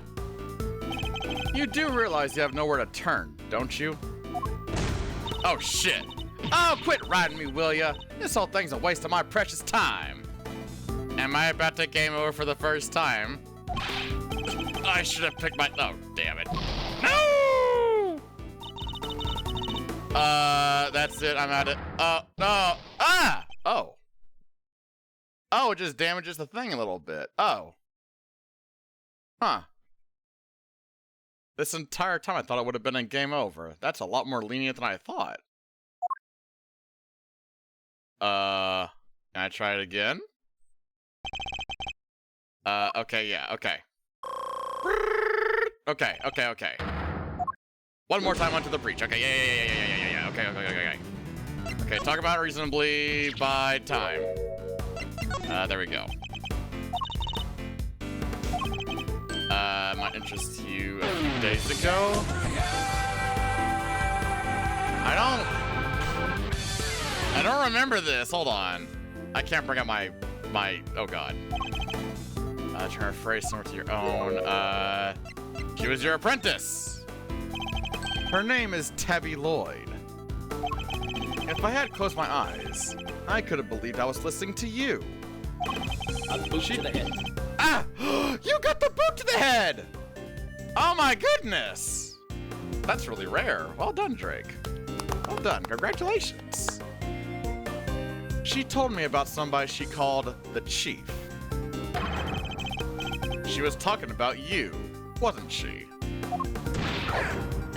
Ah! Ah! Oh, so y'all met Tabby, huh? Well, ain't that something? Where'd y'all bump into her? She's a great kid. Reckon... Wait. Oh, no, you don't. You ain't getting on my good side bringing her into this, you sneaky snake. Ow! Whew, he nearly had me, too. Interesting. Talking about Miss Lloyd seems to make her lower her guard a little. I think we can use that to our advantage. Tell me what you know! Ah! Stop! Okay, now I got the clue here. I don't have anything to do with you. That's a little unkind, don't you? Ow! Think? After all, I know your apprentice. I know her pretty well, in fact. Yeah? Well, guess it does seem kind of cold of me to say that if you know her pretty well. Wouldn't want the poor kid thinking I don't give a rat's behind. Good. Then you'll tell us what you know? Fine. See, it's like the... Wait, what am I thinking? Dang it, Lotta, you can't let him bamboozle you that easily. What was that about a skoo? Oh, forget it. It was nothing.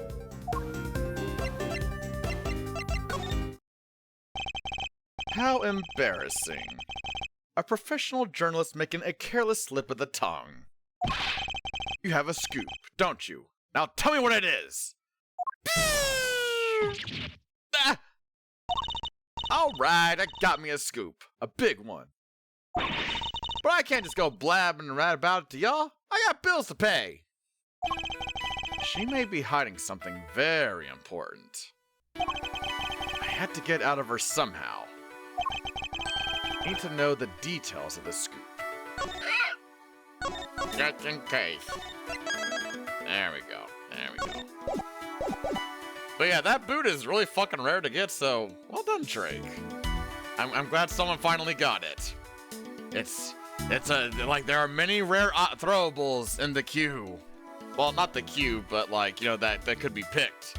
And that boot, is one of them. She's quick to anger, but she's also quick to let key information slip. Now that we know that, the rest shouldn't be too hard. Let's see what else we can get out of her. This scoop of yours, does it have something to do with the auction? You know what? I clean forget. But you tried to infiltrate an underground auction. It only stands to reason that you observed something. Otherwise, what would you have to write about? I don't know what to tell you. I didn't hear nothing.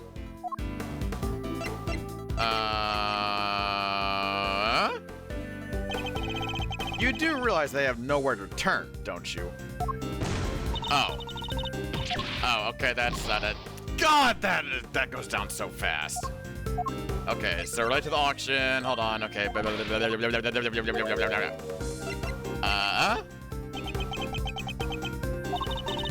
Oh, okay, that's not either. God damn, oh my god. Huh. Here's the middle one. No, god damn it, oh my god.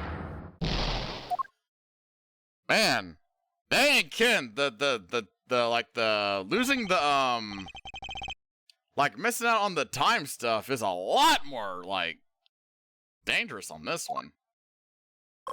Alright, back from the start. Is it the very beginning, though? Okay, it's not, thank God. Okay, it's the middle one.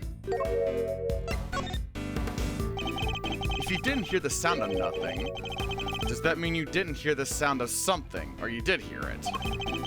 Something during your time in this room. Well, see, it wasn't nothing really. Just a little noise is all. Wouldn't even make page 16. Forget I mentioned it. So something happened during the auction. Something that made a noise of some kind. This could be a valuable clue. Your big scoop involves something criminal in nature, doesn't it? Might be it did, might be it didn't. Which is it? This is important. Alright, you don't gotta holler at me like that. I ain't done nothing shameful or nothing. Just stuck in and did some undercover reporting.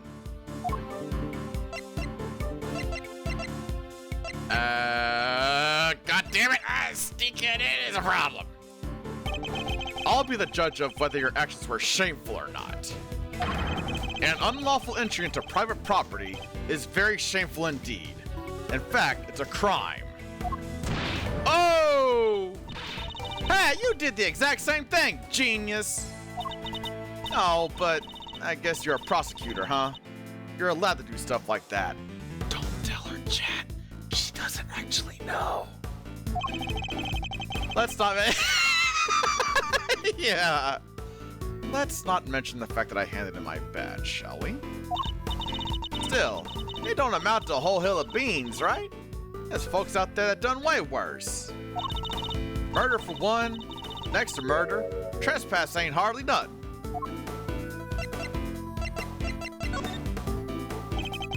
From your mutterings about murder just now, I gather that your scoop has something to do with a homicide? Oh! No, I was just talking all hypothetical-like. You know, about murder being the big one and all. Ain't nothing worse than murder. Not the most skillful evasion I've heard in my career. Look, I done told you, okay? I stuck into the auction. I'll cop to that. Murder? I don't know nothing about no murder. Ain't seen nothing, ain't heard nothing. Scout's honor. Yeah, okay. Time to deploy my clue. You told me you heard something during the auction. You claimed it wasn't important, but it must have been. Otherwise, why remember it? I think it was something very memorable indeed. In fact, I believe it was the cry of a murder victim. How do you keep doing that? Alright, it's true. I wound up smack dab in the middle of a murder scene, but only by accident. And that's all you're getting out of me. Won't be no scoop left otherwise. The murder Miss Hart witnessed must be the same murder we ourselves have been investigating. That should prove to be a very valuable piece of information indeed. Perhaps we should finish it by confirming the credibility of her claim. I have her on the back foot now. Time to finish this. Wait, Clappy, what are you doing? What huh?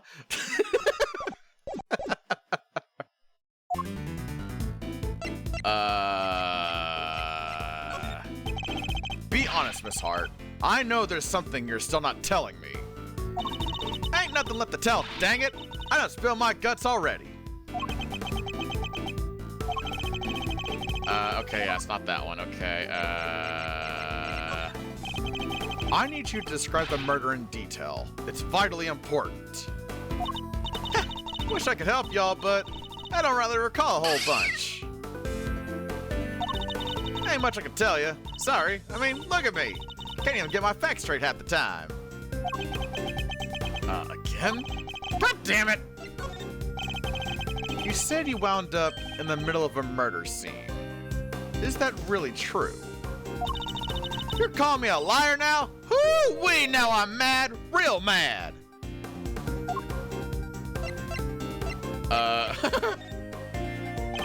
You do realize you have no turn, don't you? Oh, god damn it, okay. Okay, middle of the scene, I guess bide time or something. I'm a journalist. How am I gonna sell stories if folks can't trust me that I'm telling the truth? I got me a motto, you know. Faster than anybody, honester than everybody. A motto, huh? That could be an important clue. Should bear it in mind. That. Okay, it might be this one. Oh my god, really? First one then. Okay, I've already saw this one. Clue time, go burr! I can't imagine that being so vague on the facts is a trait valued among journalists. Surely accuracy and honesty are what's necessary when reporting on a story. Ooh! Well, see... It seems your so-called information is not credible after all. Look, there was a murder, and I was there. I can't even prove it. You can prove it, can you? How? I've got it right. Wait, you heard that? I was just talking to myself. Don't think nothing of it. She's still hiding something. It's a very vital clue. Oh boy. This is definitely the toughest, like, mind chess. Ay. Oh wait. Just really got top like clue. Nah! Fuck's sake. This timer is strict. Especially if you get a thing wrong. You lose like a third of your bar. Ay. Alright, yeah. Back to it. Okay. This one I think it was? Wait, what? This? Wait, what? Wait. Oh, was it like from the very... Oh, God. By time. Oh, okay, I see. So it's from the very beginning of this. Fucking wolf. Tell me more about the incident. Right? Yeah, then the clue, honester than anybody. I already read all this. Not care about draw. Look, there's a murder in there. You can prove it. You can prove it, can you? There we go. I'm just getting back to where I was. Okay, still hiding something. Okay, I'm gonna just save it right here, because good God. This is... Jesus. Okay, still hiding something. Then this one. I know there's something you're still not telling me. Ain't nothing left to tell, dang it! I done spilled my guts already. And now it's clue time. Da-da-da-da! I know you've been keeping something from me. And that something is proof. Proof related to the murder you witnessed. Proof sound enough to form the basis of the story you're hoping to sell.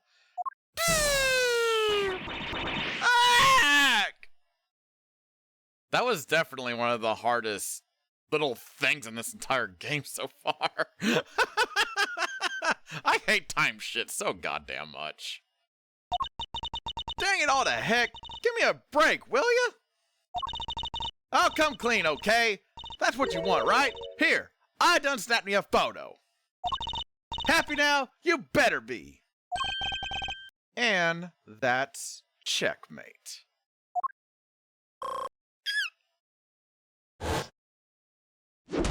Line chess, checkmate. Can't believe I let that happen. Betrayed by my own big mouth. Well, it happened. So it's time to tell us everything. I saw the whole thing. Watched that auction from start to finish. But you didn't just watch it, right? You took pictures too. Yeah, about that. So, like I said, I was spotting on the whole thing right from the get-go. It was all shouting out bids and somebody'd win something, and bam! Down comes the hammer. Head on upstairs and pay, shouts the old ringleader. And then the whole thing starts over again. Anyhow, as soon as that happened, I had to think quick. That's when I ran behind that there statue and hid. And who was it that eventually appeared? Didn't see nothing, but I heard something that made me pretty sure it was whoever placed the winning bid.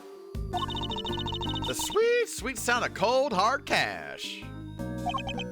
I'm not sure I have any idea what that sounds like. The sound of someone counting bills, perhaps? Anyhow, the deal was you sold your bills up here. I heard two people yabbering for a little while. Wait, so two people came up the elevator? You betcha. My guess is the other one was our friend the ringleader. Anyway, yabber, yabber, yabber. On it goes for a little while, then a scream. Well, that shook me up pretty good, so I hunkered down in my hiding place and tried to stay out of sight.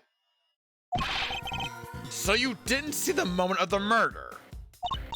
Oh, but I heard it real good. You didn't try to help whoever was being attacked?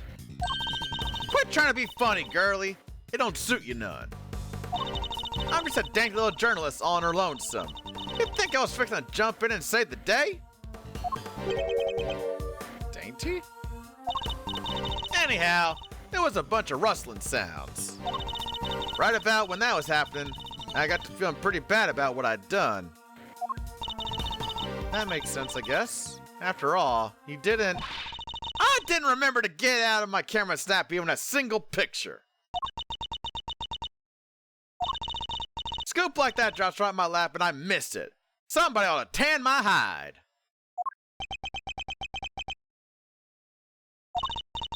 Anyhow, then a little more time goes by, and there's this kind of clattering noise. I'm there thinking, gotta get the shot this time. So I grab one real quick from in the shadows there. Could we see this photograph? Oh, do I have to? Here. Oh, Mr. Redcoat! That's Bloody Hand. The person in the red raincoat, the one who attacked Kay. So Kay's raincoat assailant also attacked the victim here in the storeroom. Then proceeded up to the roof where they assaulted Kay? But wait a minute. Why are you blue? That's Raven. I hate to inform you, that's a red raincoat.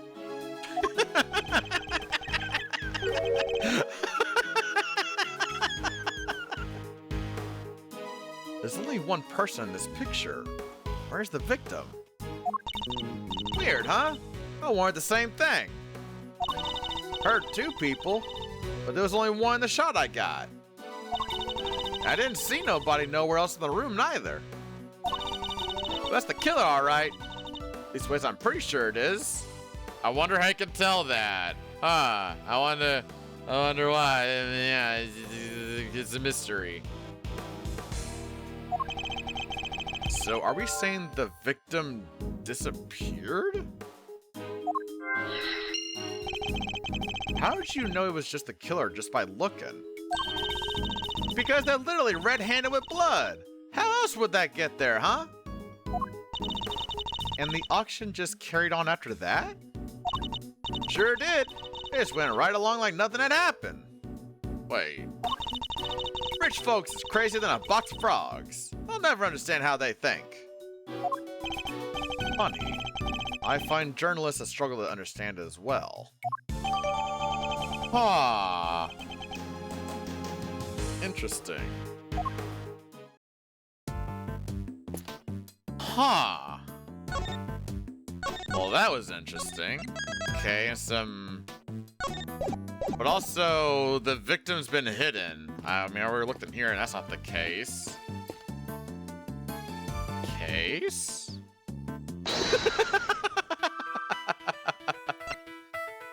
Oh,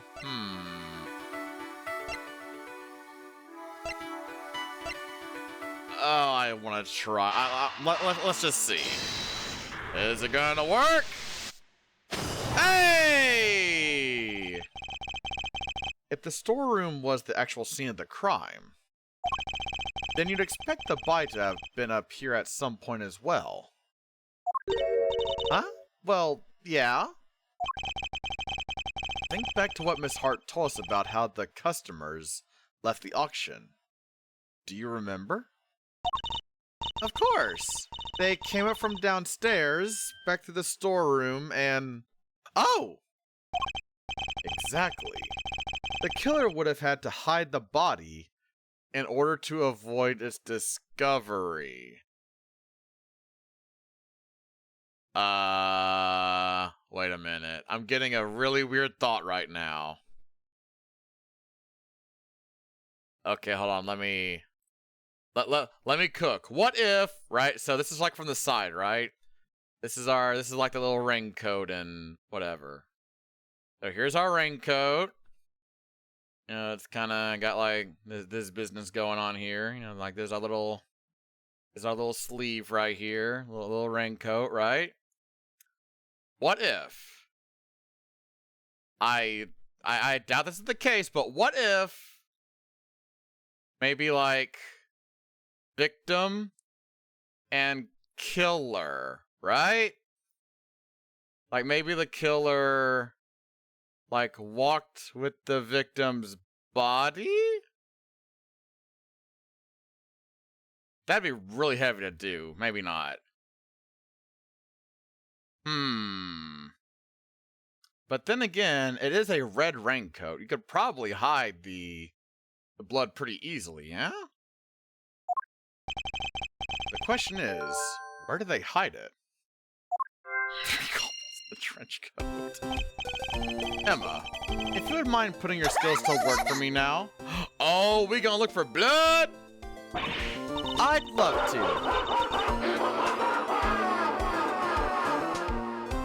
That was a weird laugh. You just say what you need, and I'll get right on it. Very well. Then, I'd like you to check for blood residue. A luminol test, in other words. Sure thing. Prepare to witness the power of science. Emma, it's science. I've never seen somebody's eyes actually sparkle with anticipation before. All right, how about we test the ladder over there first? Based on Miss Hart's picture, I'd say the person in the red raincoat was about to climb it and make their escape. Which means that there's a high chance of a positive result. To test an area, just press... can you you stop trying to use my fucking keyboard and mouse? Don't you dare use logic on me! Press A. Now spray a little luminol on it. Oh! And if it happens to land on some blood, you'll see it react like this. Ugh. It still feels super raw to see it just appear like that. Anyway, that's a positive, but it's still faint.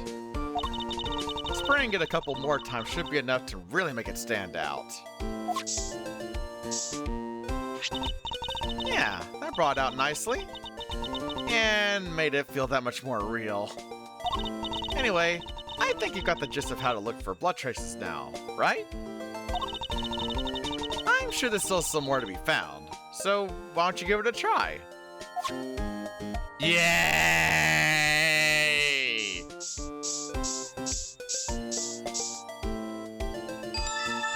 Oh! My god. And that's how it's done. Take a good look around and see if you can find some other places to test with the luminol. Okay. You want to test there? Sure, why not? Nothing? Okay. At least you just outright tell me. How about here?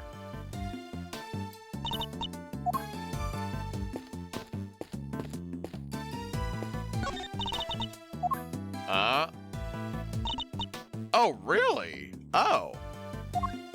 Thought it would have been the damn case. Oh, okay.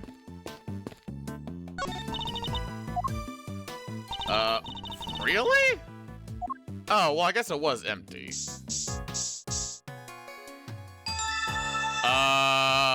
Uh-oh.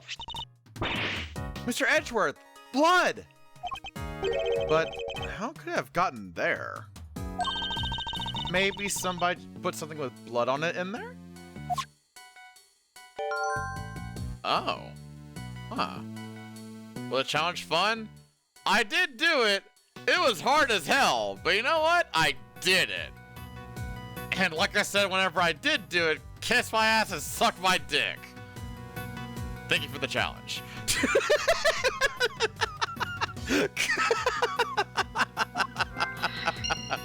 Yay. Let's see what else we can find.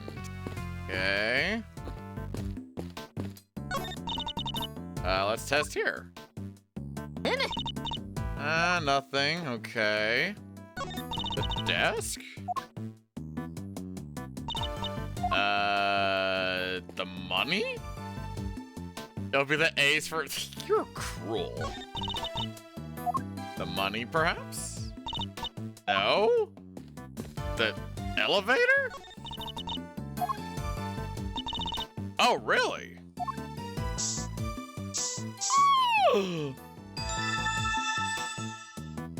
Huh. We've got a positive. There's blood here. But how come? Probably because this is where the murder was actually committed, I'd say. Oh, looks like some of it dripped through the floor below, too. Huh. I think that's all the blood there is to be found. All right. Then that concludes this phase of our investigation. We gotta put it together. Blip, blip, blip. Show me the money. Thank you. Blood in the clothes box can only mean one thing. That is where the body was hidden. I'm certain of it. If I was cruel, I would ask anyone with the points to ban the letter T. Did someone hurt you?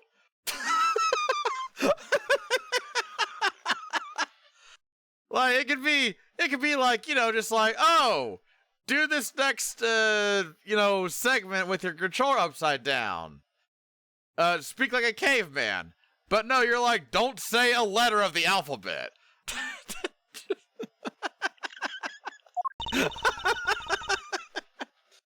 I wonder who won the box in the auction. I haven't the foggiest. Still, a very helpful discovery. Now you just hold your horses there. There's no way the body could have been in there. What do you mean? I took a look at that there box when I first got in here. Looked to be just about the perfect size for a little hide-and-go-seek if the need arose. And maybe it would have been if I could have opened it. But it was wrapped in chains and locked up tight. And I ain't no escapologist. The murder happened just a little after I scooped it out. So can't nobody have put no body in there. Wrapped in chains and locked up tight, you say? Huh, that's odd. With inverted inputs, well, it'd be really funny to be like, okay, evidence, that one. Okay, how do we get out of it? Like that. And I guess I'm still kind of doing it good or whatever. But you know what I mean! Huh? Well, slap my head and call me silly. Could swear it was, though. Ah. I think we've examined all we can now. Can we go downstairs? Or down the elevator? Great! Time to see what's waiting down below. Shaking a leg already, are we, Miles? Okie dokie.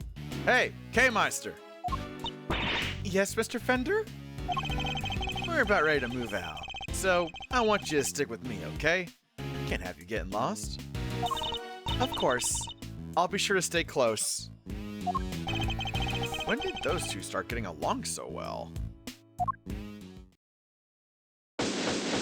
Investigation complete! Alright, and now we're going down to what? Wait, it goes to in here? Oh my. Why is Kay bandaged up? Oh, I guess you haven't, I guess it has been a while. She had a bit of a fall and she's recovering. She also has amnesia. She's really going through it, Okami. Holy balls. But it is March 14th, 6:25 p.m. and we are here in the Committee for Prosecutorial Excellence chamber. Oh, whoa, Mr. Edgewife! Oh, shit.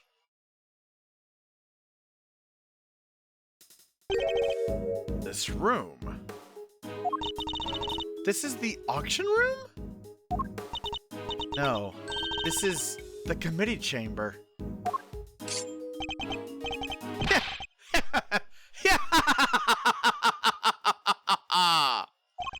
Way to drop right into my lap, Kay Faraday! You've got real guts. I'll give you that. Arrest her, men! Arrest her right now! Wait, but she's... As for the rest of the riffraff, throw them out into the streets where they belong. Oh, Lana, you can't do this. This is going way overboard. Yeah, what she said. Miles, this isn't looking good, I gotta say. See how the blinding light of justice shines on...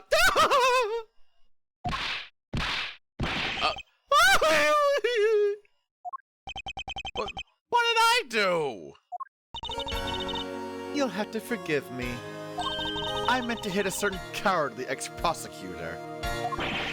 You weren't aiming for him! You were aiming straight at me! Something keeps getting in my way. Something.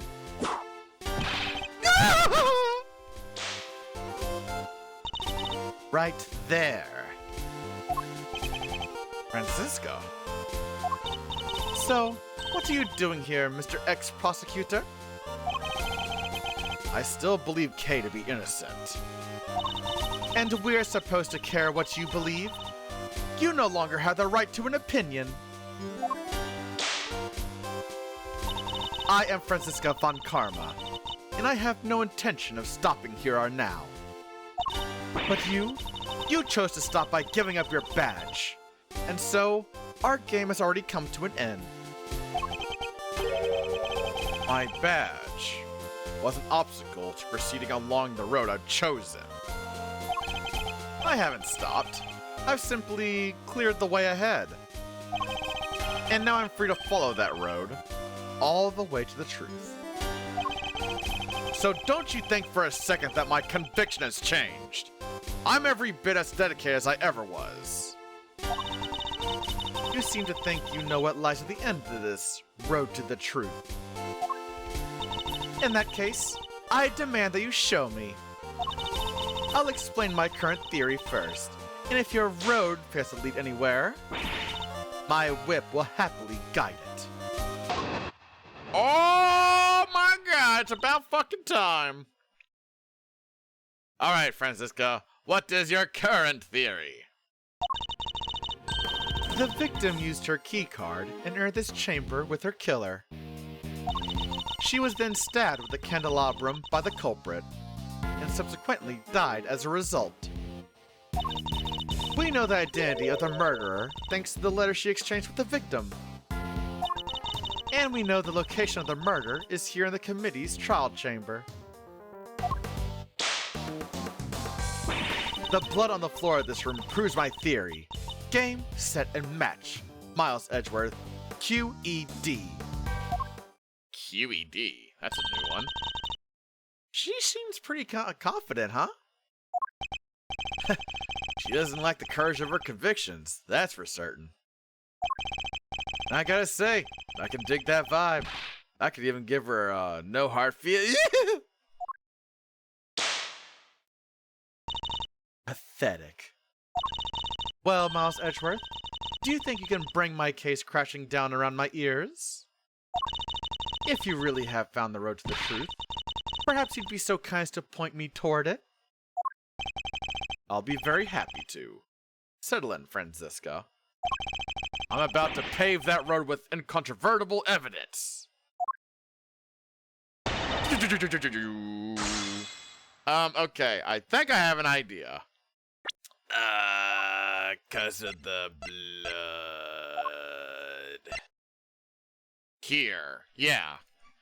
I think it's the blood was found on the floor. With this. That's what I'm thinking. So let me just try that right now, and then I'll do...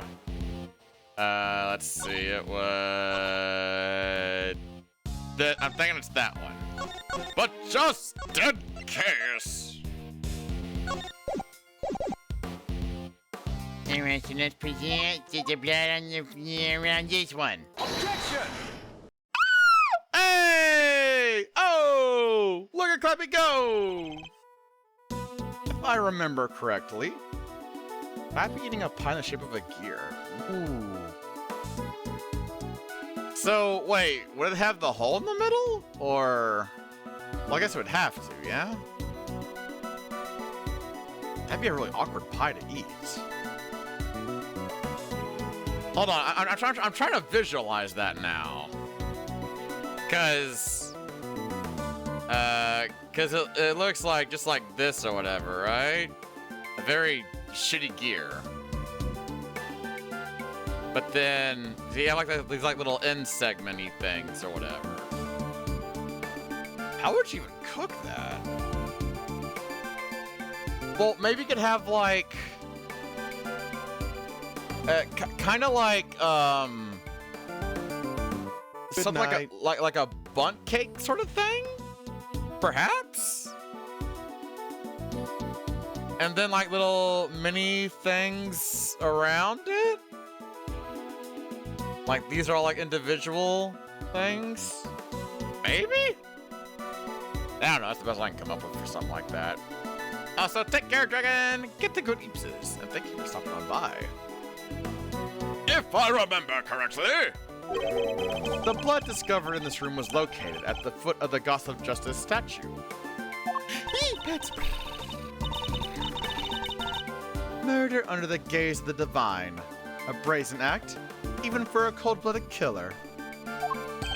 Except, that may not be true at all. Take a look at this, if you would. It's a bloodstain we discovered in the storeroom, directly above the committee chamber. As you can see, the blood we found looks to have dripped through to the room below. In the elevator it dripped down from, descends directly to the foot of the statue. Ah, you noticed. Then you will agree that the murder cannot in fact have happened in this room. I put it to you that the victim was killed in the room above, and only afterward was she moved down here. The goddess of justice did not witness a murder. She witnessed a killer trying to cover their tracks. Oh, why are you wiggling that finger at me? Francisca, I don't like that you're doing that. Don't be doing that at me now. Why is she smiling? Sorry, I was just thinking back to a very similar situation. Well done, Miles Edgeworth. You've proven yourself to be even more foolish than I thought. Mr. Edgeworth is anything but a fool, sir, and you know it. Ouch! Have you forgotten the picture you just showed me? Or are you really that airheaded? Even a cursory glance shows that there was far more blood here in the committee chamber than upstairs. Ouch! Whipped and ignored again. You're trying to tell me that all that blood dripped down from above, Miles Edgeworth? If it had, your storeroom stain would need to be 10 times as big. I say the murder happened down here. There's no way it could have happened anywhere else. As insightful as ever, Francisca. But you played right into my hands. You've activated my trap card! How so? You are correct. There is far less blood upstairs than one would expect. The question is, why? A trifling detail in the face of my previous explanation. Alas, your explanation doesn't account for why there was blood in the storeroom in the first place. Surely you don't think some spatter managed to shoot itself all the way up there, do you? Whoa! Like some crazy fountain of blood! No way! No way indeed. It's completely impossible. So, how about this? What if this explains the difference in the amounts of blood observed? There's far more blood in the committee chamber than the storeroom above because,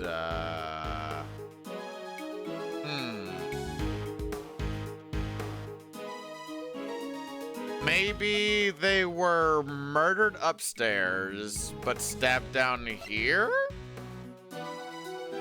Because the candelabrum was still down here, right? That could work. Yeah? Oh. Damn it, I got too confident in that. Aren't you the one just saying that the murder happened in the store? Well, yeah, but I'm saying they could have been murdered up there, but then stabbed down here again.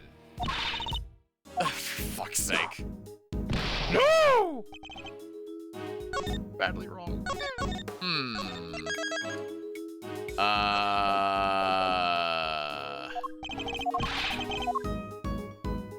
Well, wait, that was new. Hold on. The blood in the storeroom would surely be from when the victim was initially stabbed. But if we consider the point at which the victim was likely to have bled the most, perhaps we can explain why there was more blood in the committee chamber up above. You can explain the difference in the amount of blood, can you? I advise you not to underestimate me, for I have the answer right here.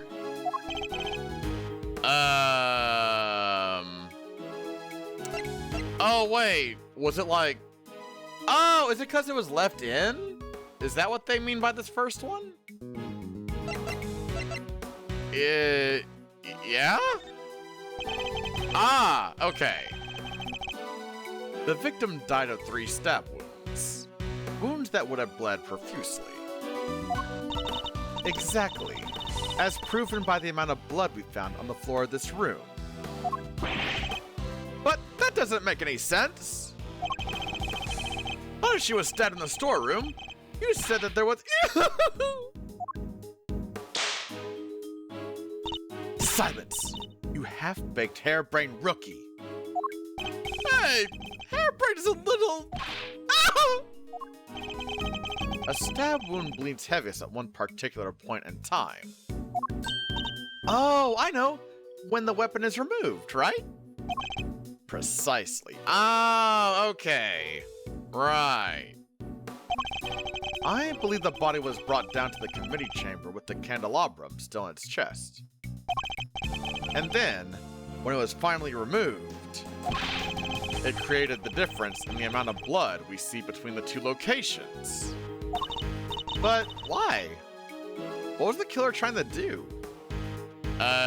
Change what we thought was the scene of the crime, obviously. I imagine they were trying to give the impression that the murder happened down here. Yeah, exactly. As we know, Miss Ringer's keycard was used late last night. Judging by the time listed in the record, I'd hazard a guess that it was used by the killer when they entered the room to create their elaborate setup. But why would they have needed to do all this in the first place? Perhaps because a person with a face to hide would fear the storeroom being found in the investigation. If they were involved with the underground auction, they couldn't afford to have their dirty secret exposed.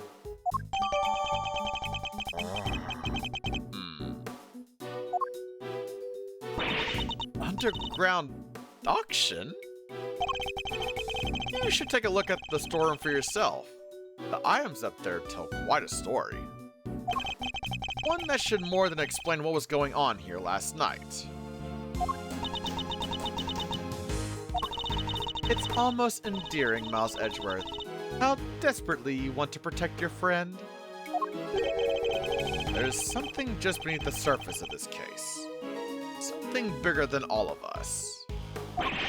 And Kay's only crime was to have had the bad fortune to fall right into the middle of it. That's quite the hyperbolic claim, Miles Edgeworth. Hyperbolic? Me? Surely you're the one making a mountain of my perfectly reasonable molehill. You're working with Interpol on international cases. So why are you investigating a domestic murder? I'll tell you why. Because this case has something to do with the smuggling ring you've been chasing. You followed the trail of items being smuggled by the ring, found up here. Tell me I'm wrong. Tell me that the something I sense isn't related to any of this. I'm very happy to learn that you giving up your badge didn't completely leave you of your senses. Scruffy here told me about the circumstances that led up to that, by the way.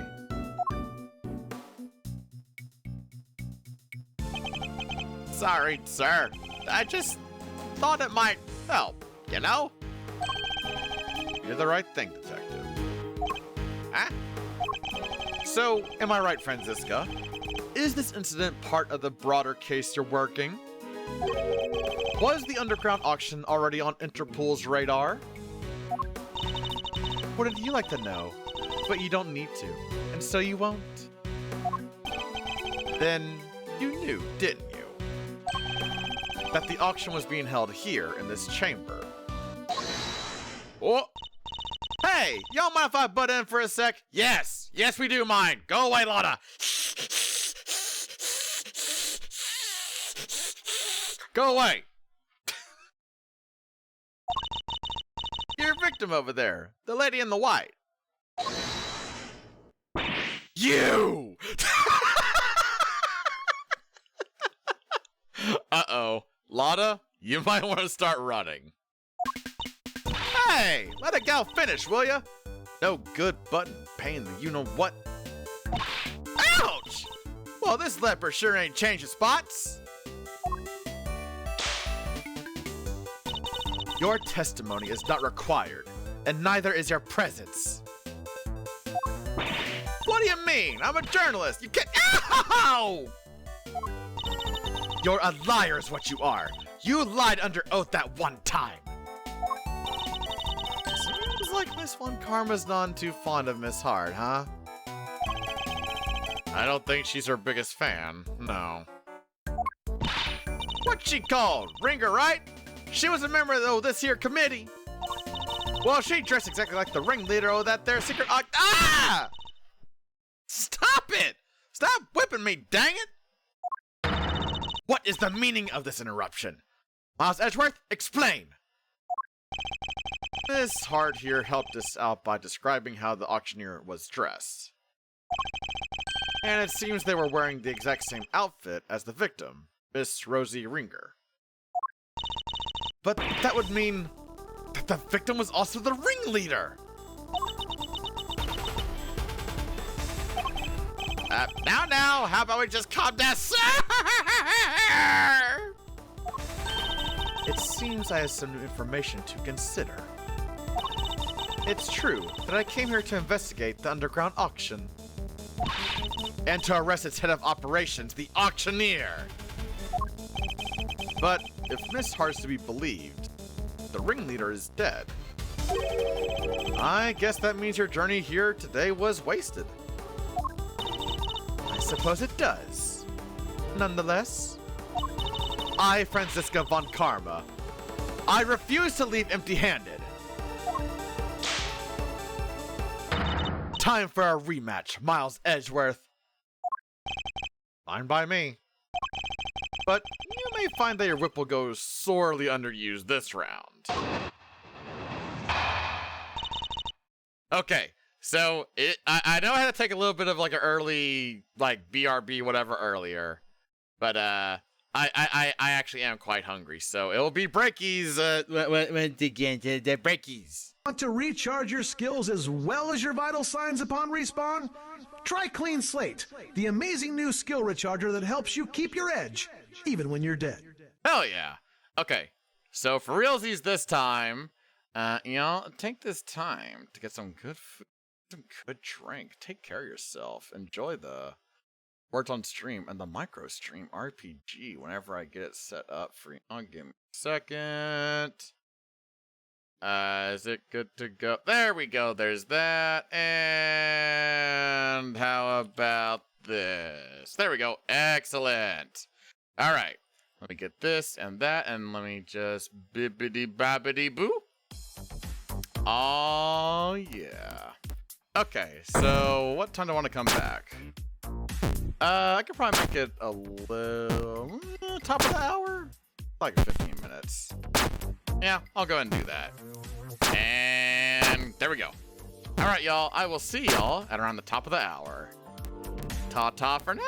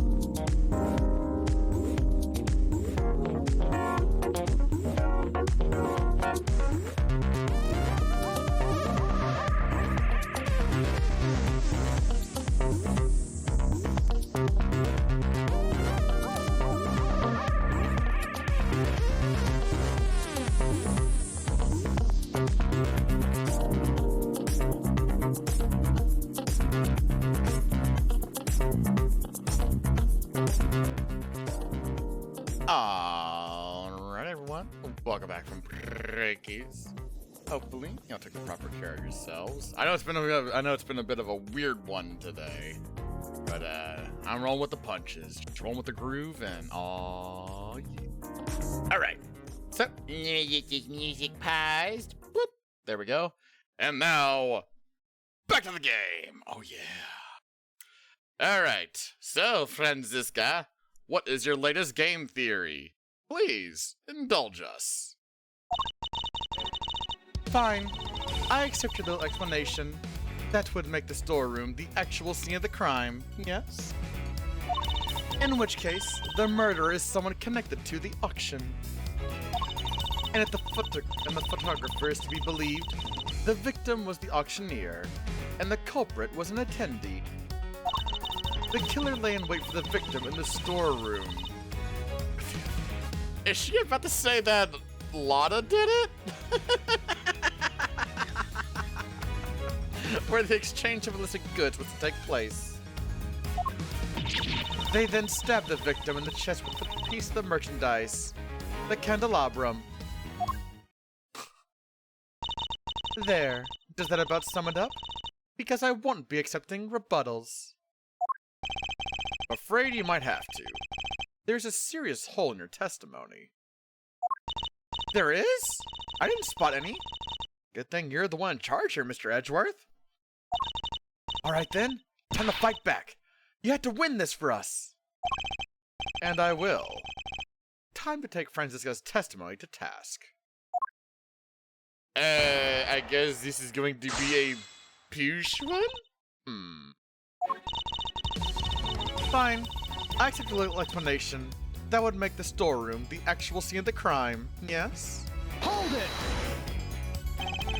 You conceded at that point rather easily.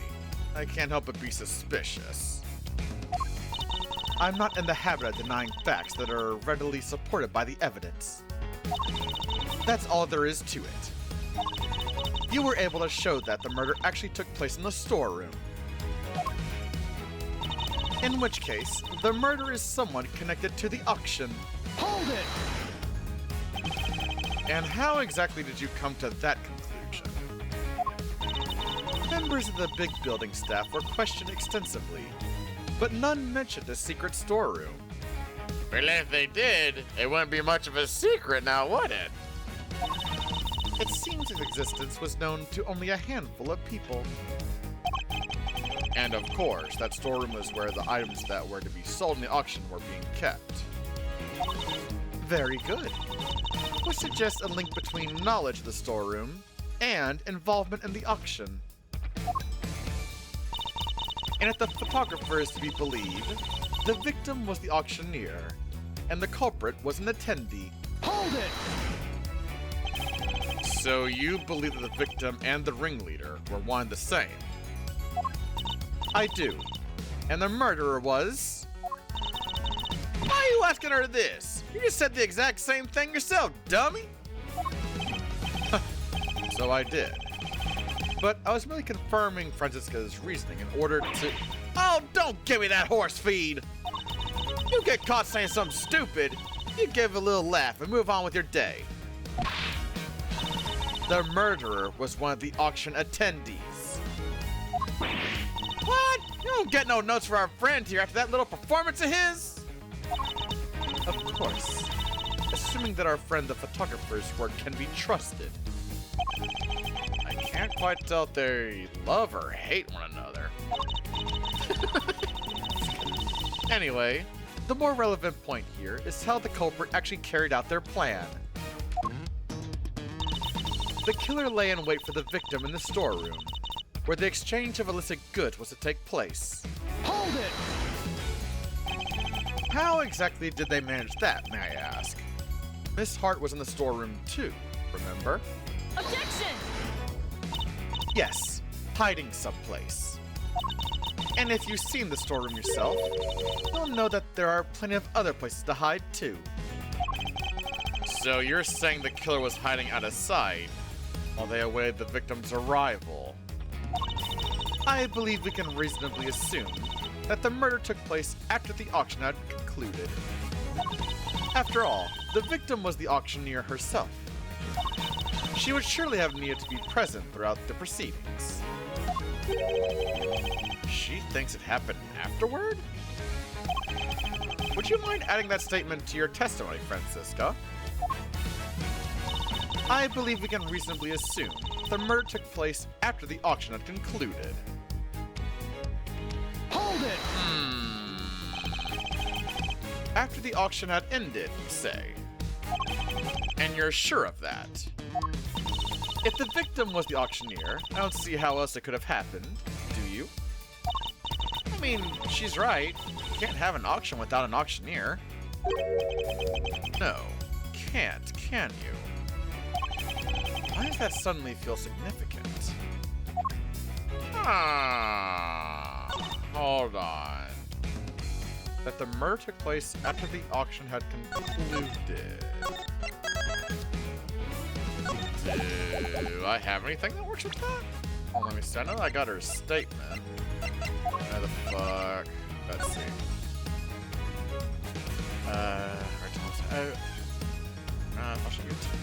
And after the murder, aha! Objection! Gotcha, bitch! It seems you're one step behind yet again, Franziska. How so? The auctioneer was not in fact the victim, and I can prove it. This is the statement Miss Hart gave us. Well, if she made it, it's not worth the air she used to say it. I done told you I'm a journalist, dang nabbit. My word is ouch! Did I ask you to open your mouth? Double ouch! Objection! Calm down and listen for a second, Franziska. Miss Hart witnessed at least some of the events surrounding the murder. And she confirmed that the auction continued even after the murder had occurred. You bet it did. Went right on like none had happened at all. How would that have been possible without an auctioneer, It wouldn't. So you see, the victim couldn't have been the auctioneer. She was one of the attendees. No! As I've been saying since the start, there's no way Kay can be the murderer. Because she had been pushed down the hatch by her assailant and knocked unconscious by that time. So then, who was the victim really? Right. Well, the auction carried on after the murder. The victim must not have been the auctioneer, but an attendee. Oh, crap. That's enough. I know that sound all too well.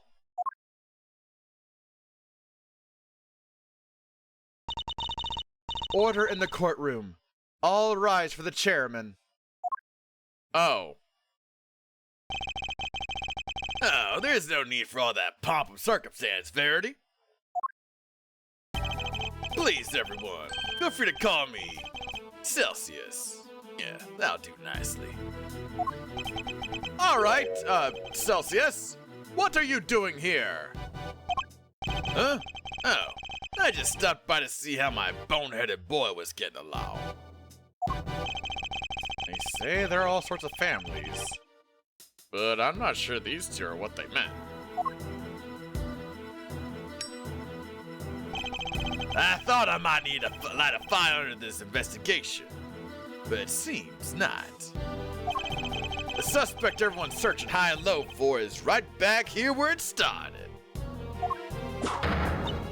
Men, detain the suspect immediately. Wait, Miss Faraday is innocent. Shut your meddling mouth.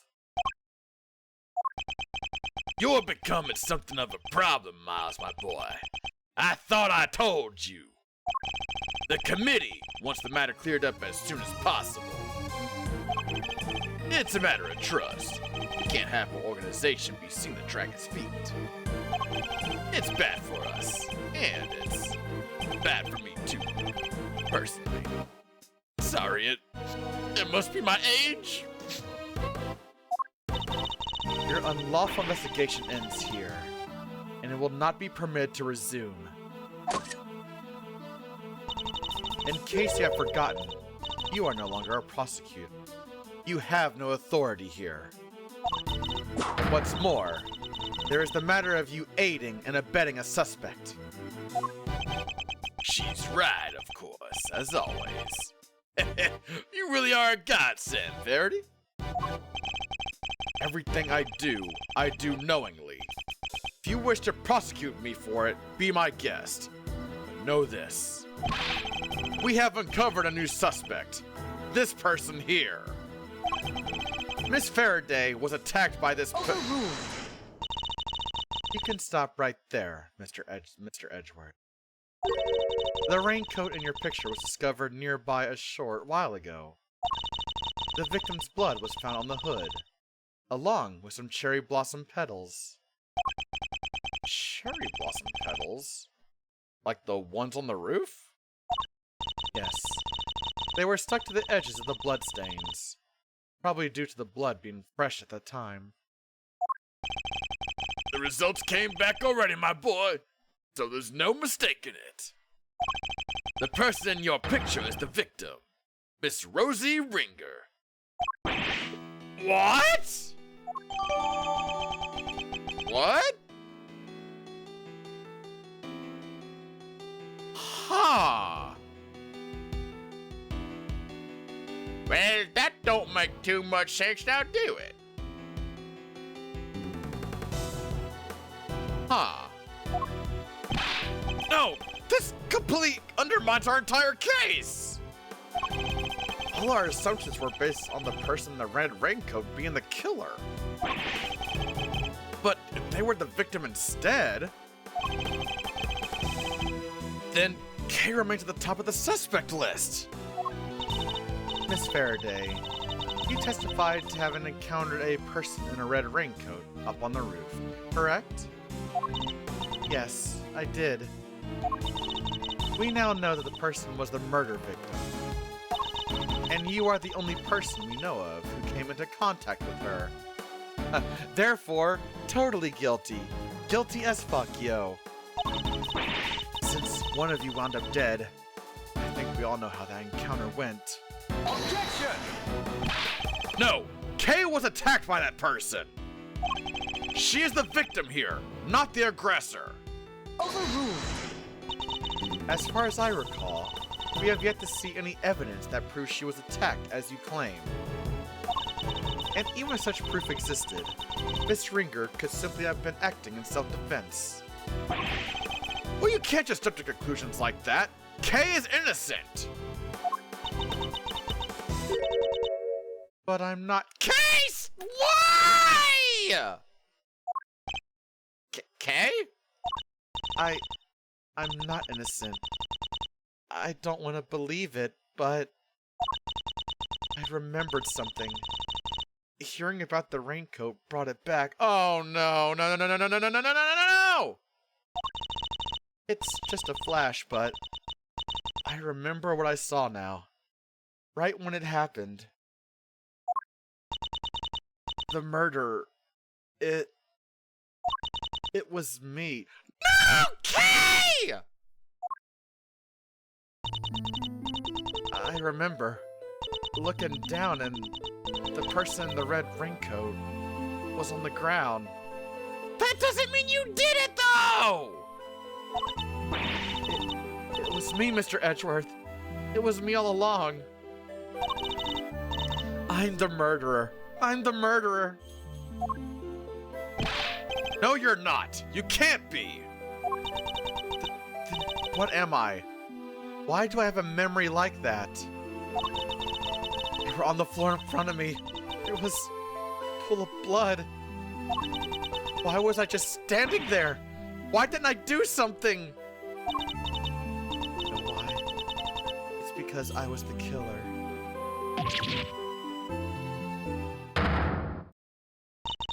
This court recognizes the legitimacy of the accused's memories. What? But you said you didn't believe her like 5 minutes ago! Overruled. I commend you on your bravery, Miss Faraday. It will not go unrewarded. Praise be to the gods of justice for our many blessings. Objection! As an official representative of Interpol, I hereby request the suspect be... Overruled. We don't have time for this. We must arrest Kay Faraday this instant. How dare you take that tone with me? This is a gross overreach of authority. I demand that you give us more time to investigate. You say my investigation is unlawful? What could be even more unlawful than this? Unfortunately, you no longer speak for the law. Indeed you don't, but I do. And while I can't help but be moved by your dedication to your friend, I had to agree with Verity. Speaking of the law, it seems there is one other we must arrest. Ah, yes. I almost forgot. Miles.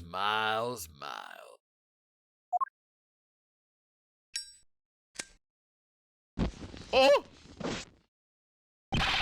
What are you talking about? Mr. Edgeworth was just doing his job. He didn't do anything wrong. He wasn't doing squat! By which I mean to say, unfortunately, Miles is no longer serving in any kind of official capacity.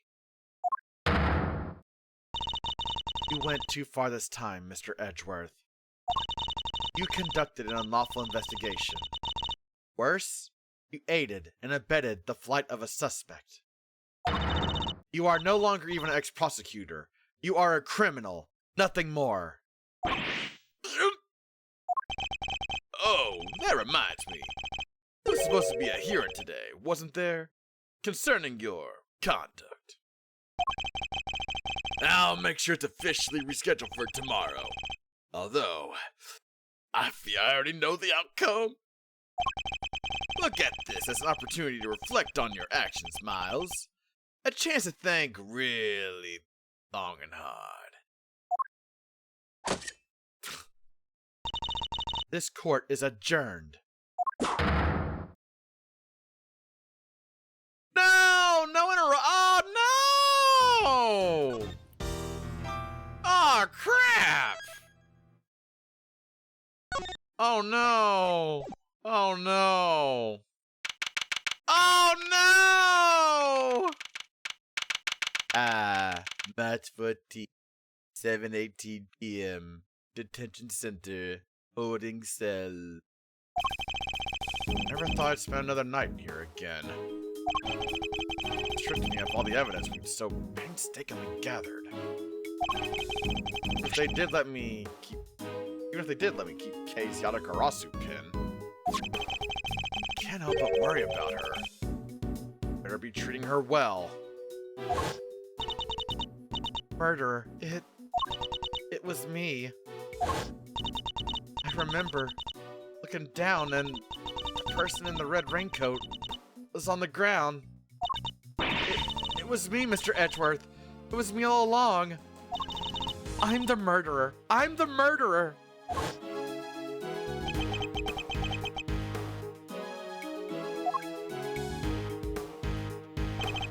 Come on, let's go. You got a visitor. A visitor? Who? Someone by the name of Dick Gumshoe. Want me to send him away? No. Though, I'm not sure what to even say to him. Once again, March 14th. Here we are, in the detention center visitor's room. Wait there. Huh? They're leaving me unsupervised? Forgive the intrusion. Oh, what the fuck? Judge Cavell! Please, Mr. Edgeworth, take a seat. You got a lot of nerve! What are you doing here? I was told it was Detective Gumshoe. I imagine you wouldn't come if you knew it was me. What could she possibly want from me now? Suppose I'd better find out. First, Miss Faraday is currently being interrogated about her involvement in the murder. You and the committee know what you're doing, don't you? You know that the wrongful arrest and prosecution of an innocent person is beyond reprehensible. Reprehensible. Oh my god. That's quite the slanderous remark. I would ask that you frame your outburst with a little more care. Besides, she is not innocent. You merely wish that she is. You can't say that. You don't have conclusive proof. Nor do you have conclusive proof to the contrary. So, let's not retread this tired old topic again. She will go to trial, and the gods will pass her judgment. There is nothing you can do to stop that. There is nothing more to say on the subject. Instead, let us speak of the matter at hand. Okay, why are you here? You may not be aware of this, but you are only permitted to meet with specially approved visitors. So I'm to be treated like a dangerous criminal, am I? I suppose my reputation has rather plummeted. It has indeed. For you, of course, and your friends. That attorney and the other girl were raising quite the fuss earlier. Bender and Emma. I saw them launch some extremely heated words at one of the guards. No, you didn't! You may thank the goddess in that regard, or even she is too busy to deal with each and every infraction. They will not be punished for their bad behavior. Did you come here just to chit-chat with me? You must have a lot of time on your hands. Oh, speaking of which, Miss Von Karma is continuing investigation where you left off. I just thought you would like to know. I figured you would be worried about how they were all doing. I hate to admit it, she read me like a book. Let's cut to the chase, Your Honor. Why are you really here? I'm here simply to talk, nothing more. There is something I wish to know about you. Me? Yes, who else? Objectively speaking, you are highly intelligent and quick-witted, and a born prosecutor at that. Please, Judge DeVille, sarcastic praises but salt on my wounds. But I sincerely mean every word, Mr. Edgeworth. And this is why I fail to understand you. Take this latest case, for example. You were up against the very committee itself. You had no hope of succeeding. Even a child could have seen that. Yet, I don't imagine the old me would have ever been so reckless. The old me had power. Because of that, I thought that justice was always on my side. Just as you and the committee believe now. But a certain person changed my mind. He made me reckon with my selfish and skewed sense of justice. And once the scales had fallen from my eyes, I began to look at people differently. I saw that I was only able to be an effective prosecutor thanks to the efforts of those around me. Detective Gumshoe, the many investigative officers of the force, and even Kay. It changed me. The degree to which it changed me still surprises me to this day. See, thank you. I feel that perhaps I understand you a little better now. You understand me? I highly doubt it. Someone who is so focused on forcing their idea of justice onto others can't possibly see what I see. Is that so? Is that what you truly believe? I will say one thing. This has been a very interesting conversation. That is all. Before I go, there is one remaining matter. I was asked to inform you that the date of your hearing has been confirmed. It will be held today in the trial chamber. The committee sends its warmest regards. Yeah, okay. If that was all you had to tell me, could have just sent a message. And entrust the goddess's word to another? That wouldn't do now, would it? Until then, Mr. Edgeworth, I'll see you again very shortly.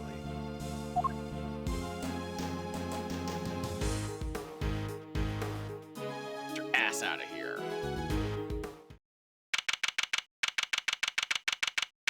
Fights 14, Detention Center, holding cell. Well, shit. Yeah, barely spent any time in here. Already, I can feel my personal appearance slipping. I may have given up my badge, but I mustn't give up on myself. Huh? My collar!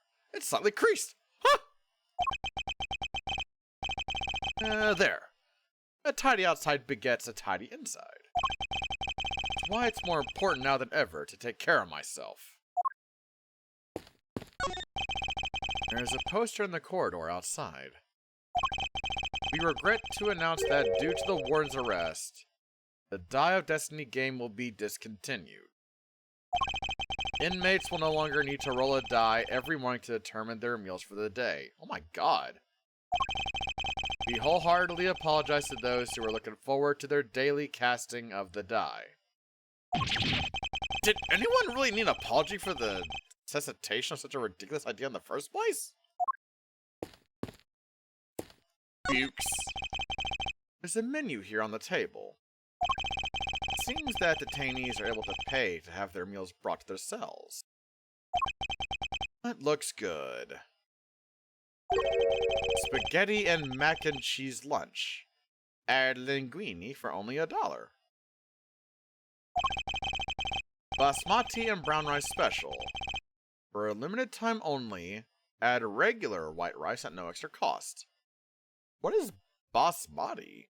What is that? Is that like I don't know what the fuck that is. Let me see.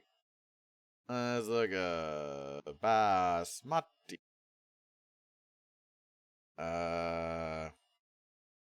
Oh, wait, it's a rice? Wait.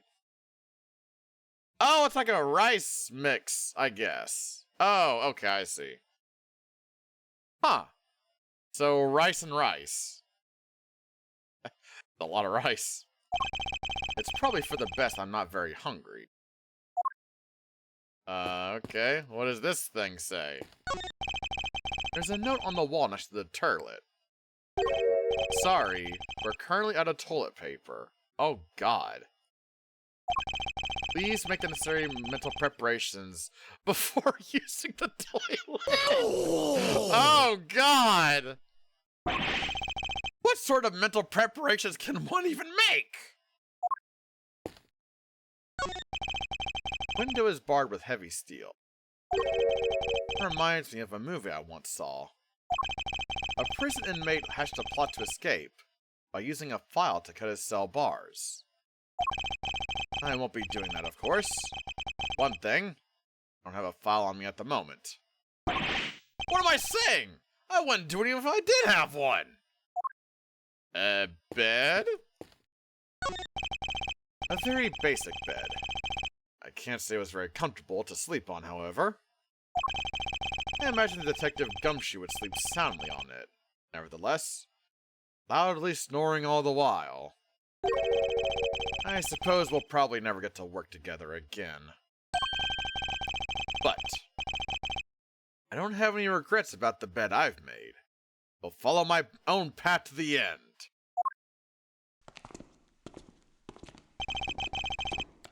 Do I have another visitor? Kay! Oh,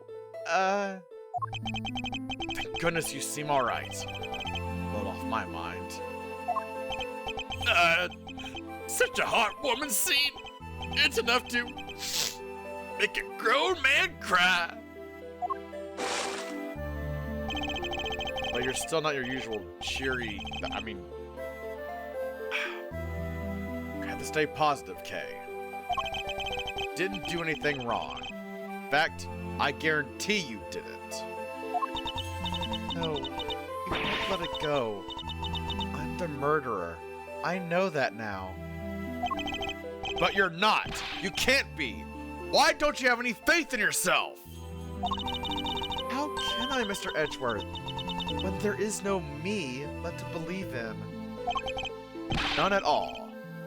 I don't think that's true. Before you lost your memory, we spent quite a bit of time together. And I dare say, that's quite the impression on me. So you see, there's still plenty of you left. That's why I believe so much in your innocence, and why you should believe in yourself too. Thank you. But I can't. It would just cause more pain for the both of us. Please, you have to forget her. Forget that, Kay. She's gone. Kay, no! You remind me of my younger self, you know? So noble, so bold. This is the justice you and the committee stand for? Justice? I suppose you could call it that. What is he up to? Why is he going such lengths to control everything? I can shake the feeling that something is very wrong here. Is there some hidden agenda at play? This is no time to second guess myself. I'm gonna find out what it is. It's now or never. Well then, my boy, I suppose I should be. Wait! Oh shit!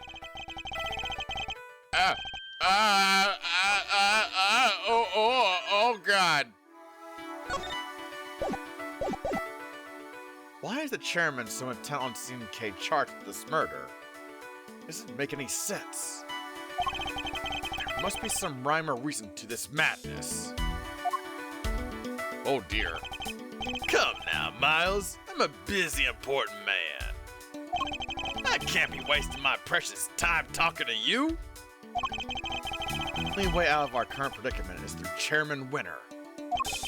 So much to ask, so little time. Start by trying to find out why he rushed to have Kay arrested so quickly.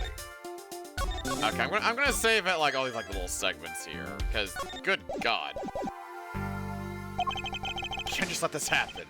Getting answers, if it's the last thing I do. Alright, mind chess, commence! Why were you so keen to push through Kay's arrest? I've yet to hear a satisfactory explanation. An explanation? I'm not entirely sure what you mean. Don't give me that. You know exactly what I mean. Tut, tut. I advise you to moderate your tone, dear boy. Need I remind you of your position?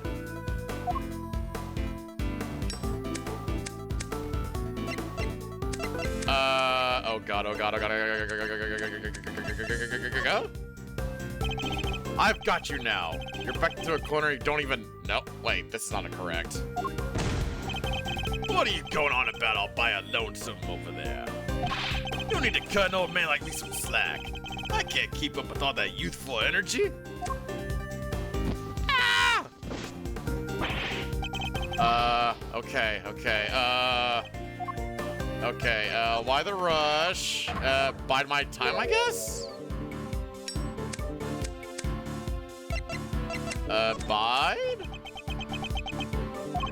And suppose we did let your friend go free. What then, huh? What do you mean, what then? Think how that would look, my boy. You know what to take the blame. Me, that's who.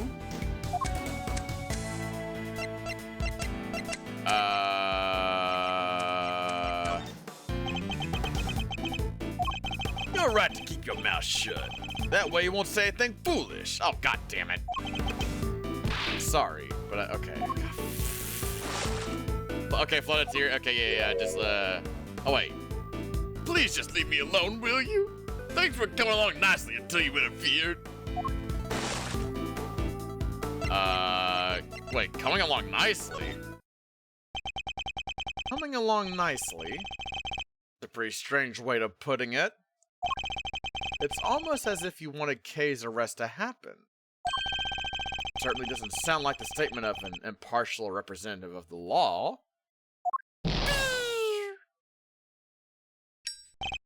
Huh. Think so? That wasn't my intention. Has it occurred to you that you might just be overthinking things a little? Chairman Winter certainly knows how to dodge a question. It doesn't change the fact that serious doubts remain concerning Kay's arrest. Next, we'll need to press him on whether he really believes the investigation was sufficient.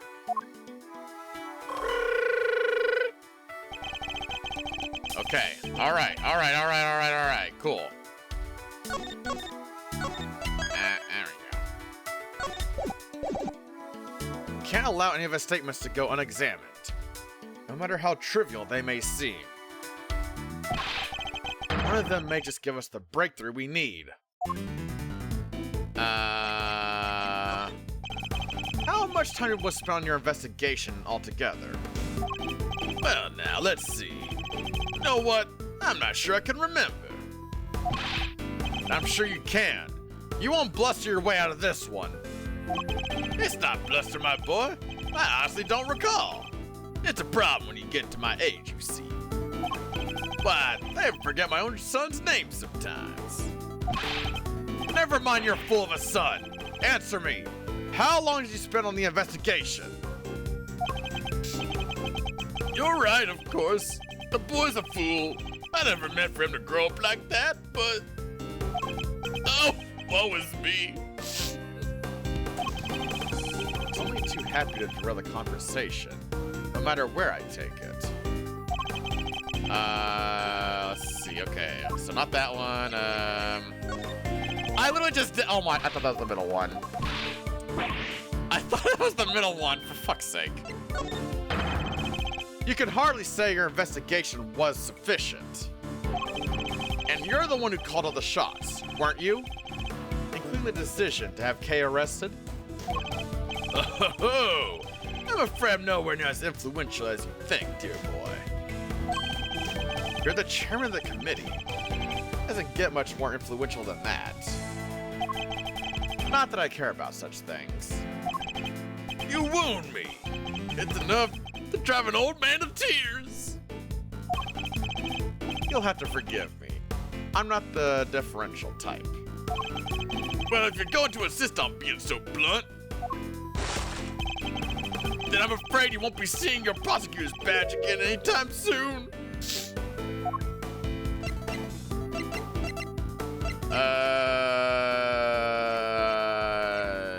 Shit, I don't know. Okay, not that.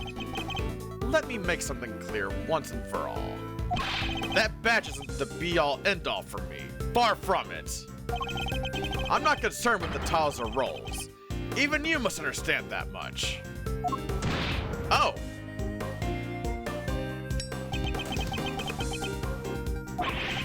So young. So very young. A word of advice, Miles, from somebody who's been around the block. You're hopelessly naive, my boy. Idiotically so. That certainly got under his skin. He might be less guarded in his answers while he's in the States. Now's my chance. Now this one. Can we get back over to here? Oh, Jesus Christ. My, you really don't give up, do you? But even my patience has its limits, you know. What a coincidence. So does mine. Now answer the question. Do you believe that your investigation was sufficient or not? The youth these days aren't wont to be reckless. Makes me want to put you in your place. You're going to regret that, my boy.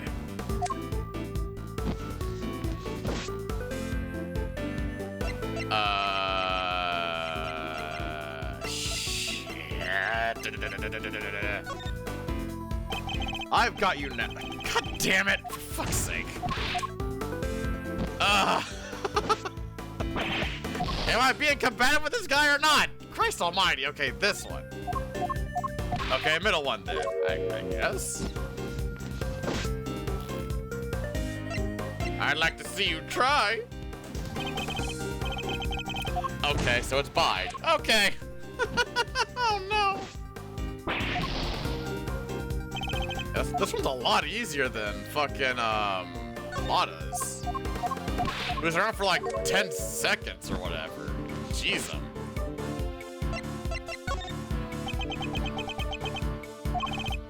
Well, maybe you do know your place after all. What's the matter? Scared? Ho ho ho ho! Hardly. I was just thinking about how best to proceed. Getting answers from the elder requires sensitivity. They can get quite emotional after all. You have no common sense whatsoever, do you? Don't you understand? Your fate rests in my hands.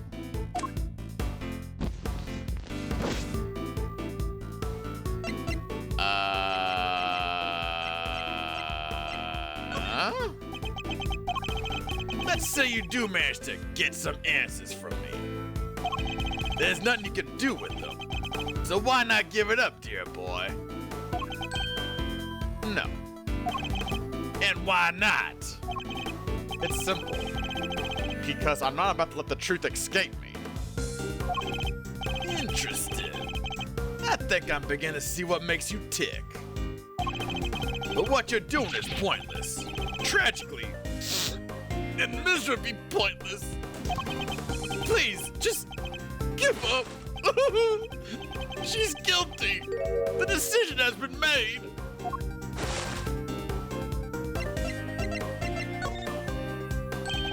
Once again, your choice of words intrigues me. It's almost as if Kay's goal has already been determined from before her arrest.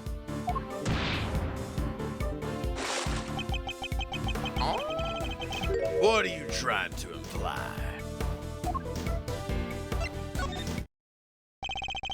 I'm implying that things haven't gone as they normally should.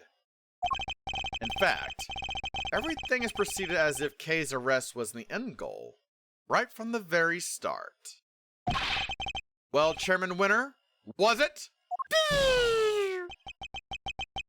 Also, man, the fact that I'm getting his pieces with pawns, that's knuckin' futz. That's certainly an intriguing theory. But it's also a complete work of fiction, and I'm afraid I don't have time for such flights of fancy. I think it's time we brought this shabby little farce to an end, don't you? No! He's trying to make his escape! Oh god! Wow, it's going- oh god! Oh god, we got faster, oh god. Must confirm the legality of case arrest before he slips away.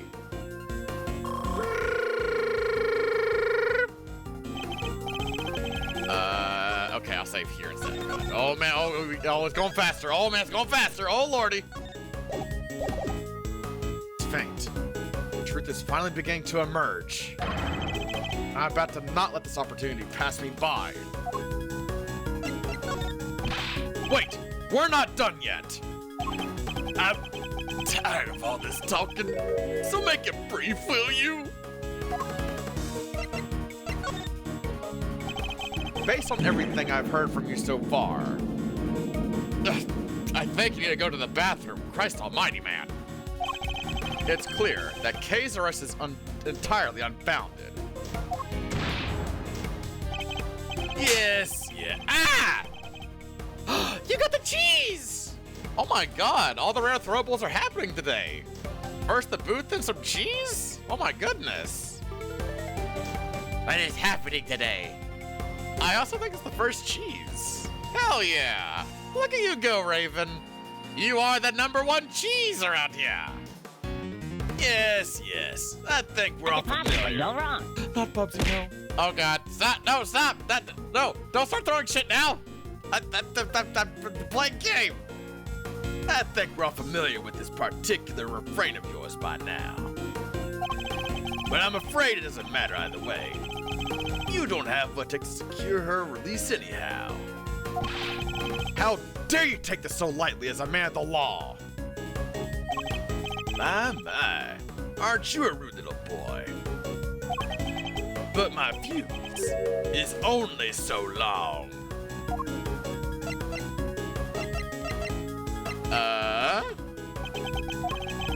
Honestly speaking, I don't have the time to waste on every last question you can dream of.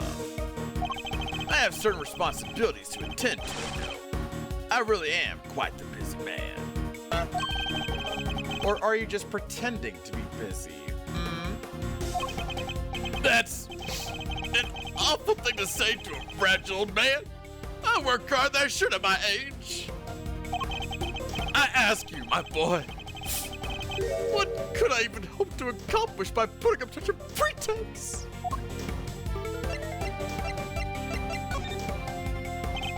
You obviously don't want to talk about the case anymore. That's why you're so keen to get out of this conversation, isn't it?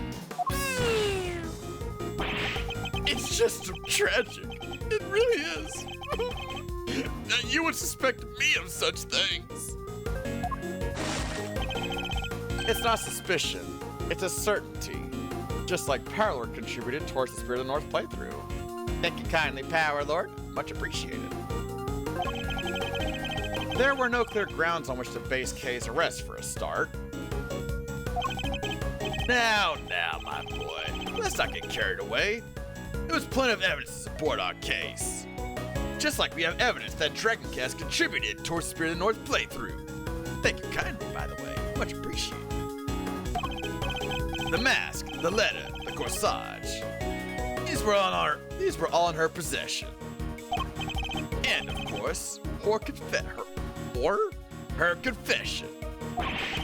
More than enough to prove her guilt, I'd say. But those aren't... What's the matter?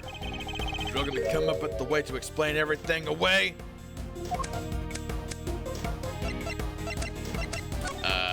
say the same to you? God damn it! Oh god. Don't be more of that, please. Come on. Okay. I still have questions. Okay. What grounds? Yeah, okay. Let me just get back over to here. It was Bide. Hoping to avoid talking about the case.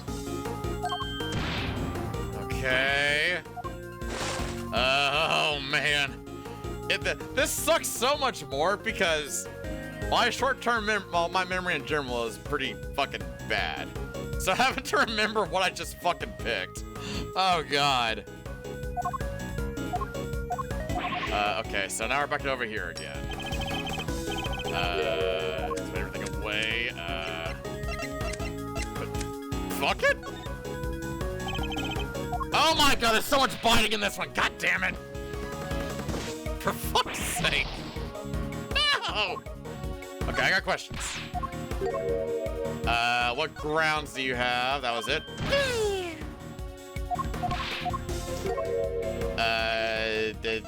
Bide. Oh god. What time about the case?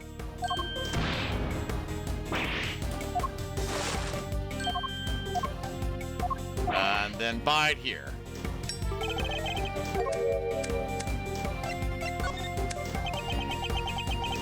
Okay, just in case, I'm gonna save here, because trying to remember all this is actually really hard for me.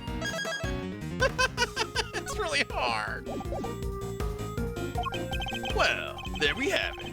Your silence speaks volumes. It's true, I can't counter your argument right now. But you did let something valuable slip. A suspiciously detailed knowledge of the evidence against Kay.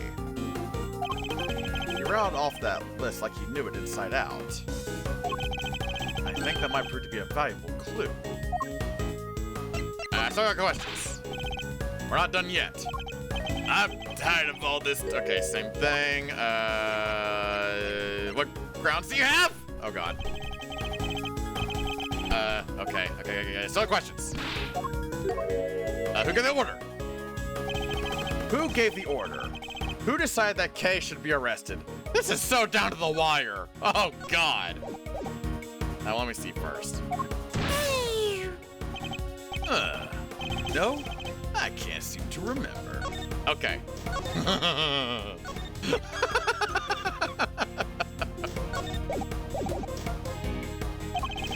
Don't ever get old mouse, my boy. It wreaks havoc on the memory.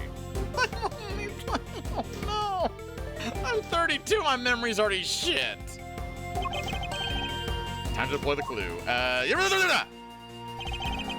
I'd appreciate if you stopped playing the old man card. You remember the details of the evidence against Kay pretty clearly. Perhaps if your memory didn't fail you only when it was convenient, I'd be more inclined to believe you. Please break one of them. Fuck! I mean...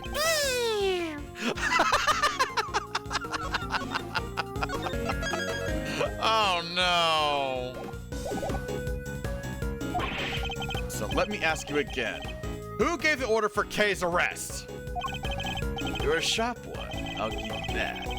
My son could learn a thing or two. If he wasn't such an incurable numbskull, that is. It's a tragedy, really. I don't want to hear about your son. I want to know who authorized the arrest. You're very mean. Know that, don't you? The arrest, you say? I believe the order was given by... God damn it. No! God! I really wish you'd at least, like, give a little bit of time for getting a, like... God. Shit's hard. Okay, yeah, so... I mean, I guess it wants me to say to him? Oh, thank God! Oh! Sorry. It's kind of hard for me to think correctly whenever I'm panicking, because this little rinky-dink-ass bar up there. I hate time shit. Come now, Chairman Winter. We both know it was you. Oh! Alright, you got me. You make it sound like it was somehow a bad thing, though. But I have your reputation to uphold. So, I guess I'd better clear up this little misunderstanding. I'll entertain your questions for a few more minutes. Let's see if I can't put your mind at ease. Oh! Key thing to do now is to establish how intimately he knows the details of the case. I just have to ask the right questions. Oh!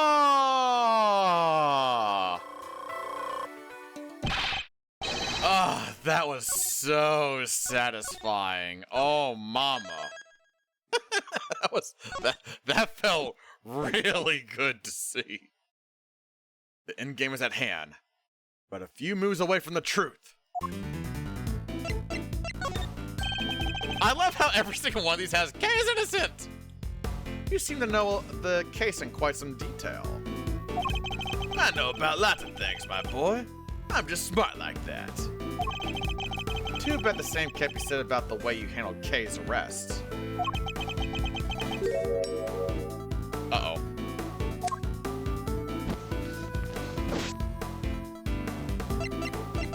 Oh, for crying out loud!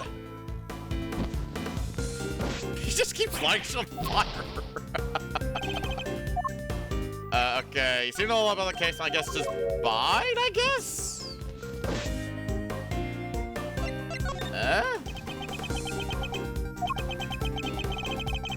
I'm a very busy man.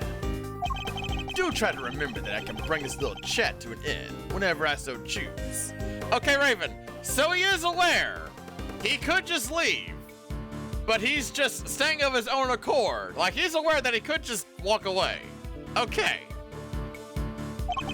It's only taking so long because he won't give me a straight answer to any of my questions. If only he stopped giving me the runaround, he'd be done already. So let's try this again. You seem to know the details of the case quite intimately. Why is that? Because I read the case file. Not exactly the most thrilling use of my time, of course, but it's part of the job.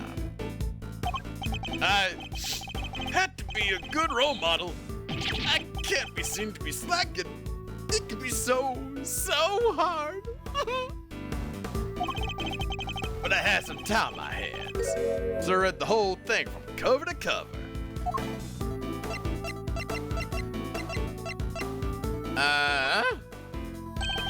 That's strange. I could have sworn you just told me you're a very busy man.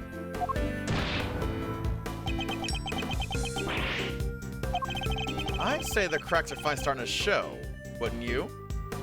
If you're so keen on being an upstanding leader, you can start by releasing K, you know.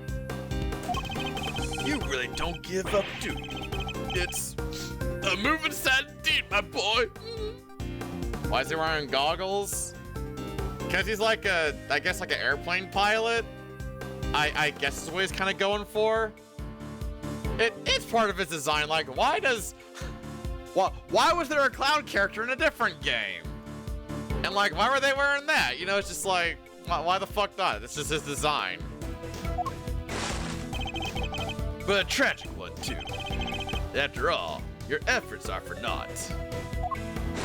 Oh my god. I'm afraid your little friend was found unconscious near the scene of the crime.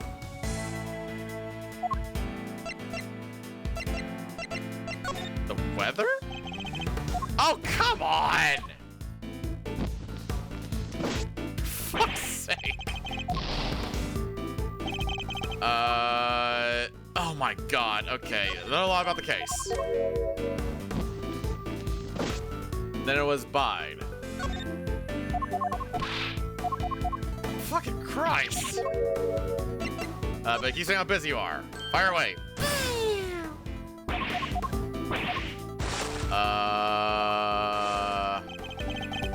Okay, I'm just gonna save here, because getting back here every time is such a chore.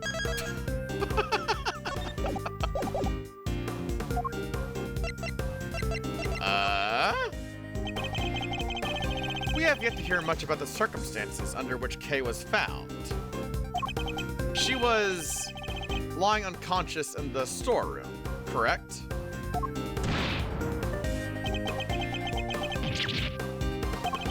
That's right.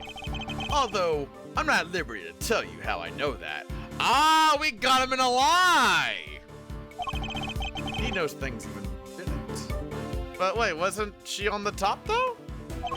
In fact, he seems to be aware of every tiny detail about this case. Wait, I thought Kay was on the top though. Although she was pushed down, but oh god. This could be a valuable clue. Know a lot about the case? Oh. Tell me what you know about Kay! The suspect, Kay Faraday. How much do you know about her exactly? I know that she's the suspect. Aside from that, not much else. Cross my heart, but it's true. Time to go for the clue. Ooh, we got the rook going on now. Sorry, but the more you tell me, the less sense your story makes. For one thing, you know details that even those investigating the case scene were not aware of. Why is that? Just how much do you really know, Chairman Winner? Ho! There's that intimidating face you'd like to make again. I'm just gonna say it.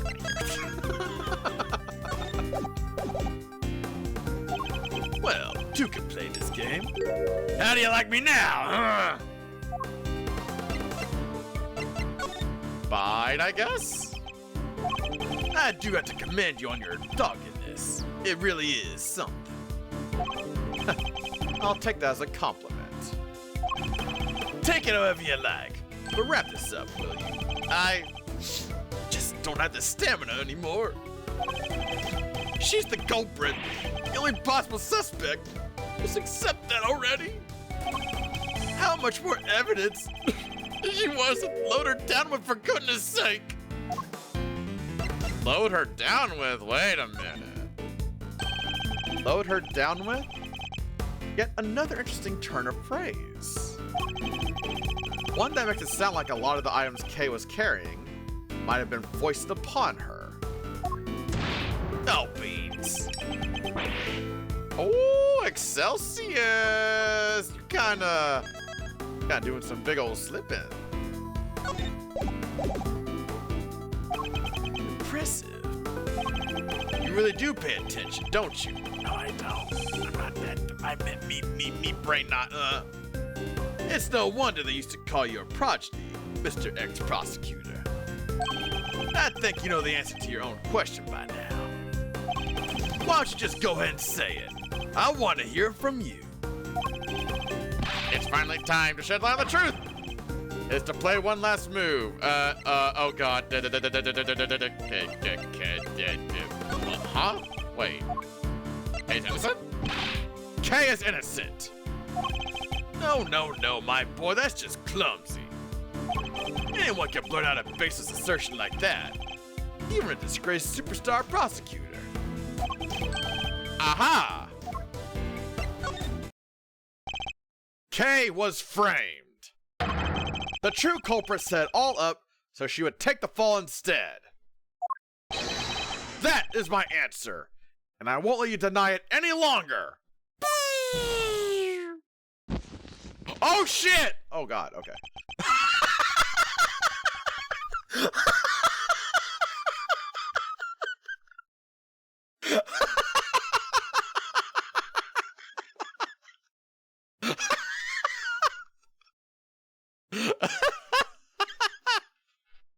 Okay, that was funny. Oh, that was worth it. That was hella worth it.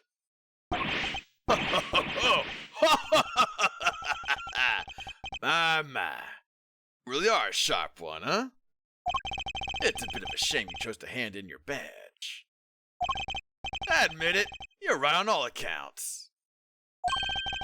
And that's checkmate. Fucking Christ. Mind chess. Checkmate. Oh. exhausting. You knew Kay wasn't the real murderer, and yet you still had her arrested. What's worse, you thought you'd get away with it.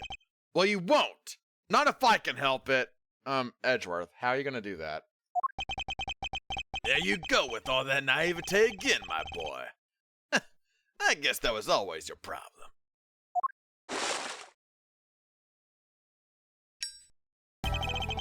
With the girl arrested and the conviction secured, this whole mess goes away. And that's what will happen. But whose interest does a conclusion like that serve? The committee's, I suppose. And mine? Oh, you know, listening to you just now, well, it really got the tears flowing, I have to say. It was poignant and heartfelt and sincere. And utterly infuriating. Look, I'm not perfect, I know that. But you're like a sophistication in these matters is beyond the pale. You insist that the truth is more important than anything else. But would you say the same if you knew what the real value of the truth is? What are you trying to say? When you get to my level, you don't uncover the truth. You make it, little by little. Kay Faraday, murderer. That's the truth. The truth I created. Yes, my boy. That's what I like to see. You're so sincere sometimes it's painful. It just makes you want to put you in your place. Knowing the real truth will get you nowhere. Because that's how much it's worth. Nothing. Shocking, I know. But why not go after the real killer? How much do you even know about what really happened? You're still not getting it. That's your truth. And it is worthless. Mine is all that matters. You understand what I'm saying, don't you, Mr. Ex-Prosecutor? I have all the power here. Curse you! Well, aren't you menacing? You and your little friend are just as bad as each other. Violent criminals who deserve to be locked up. You'll pay for this! Oh, and with that, yet another person disappears from my life. Oh, it just makes me want to cry and cry and cry.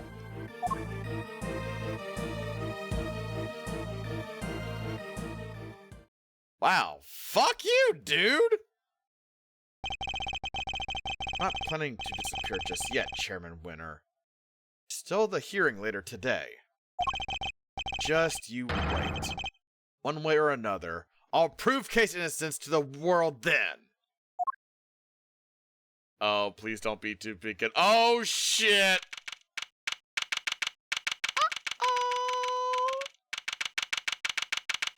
Gulp. Well, here we are. March 14th, 8:07 p.m. Committee for Prosecutorial Excellence, Chamber. 10 members. Over a majority are present. I hereby call this hearing to order. We are gathered here today to assess the professional competency of Prosecutor Miles Edgeworth. Here, in the sight of the goddess, we do solemnly swear to pass fair and frank judgment. Fair and frank? Don't laugh. Verity, if you would be so kind as to summarize the case against Mr. Edgeworth. On April 5th, despite having been advised of the illegality of an investigation he was conducting, the accused refused to desist and eventually had to be detained by myself and Chairman Winner. His actions compromised the investigation and into the murder of a certain defense attorney. And despite having been presented with copious evidence of her guilt, he continues to insist that the suspect, 1K Faraday, is innocent of all charges. Perhaps you could explain the details of the murder to us as well. Of course.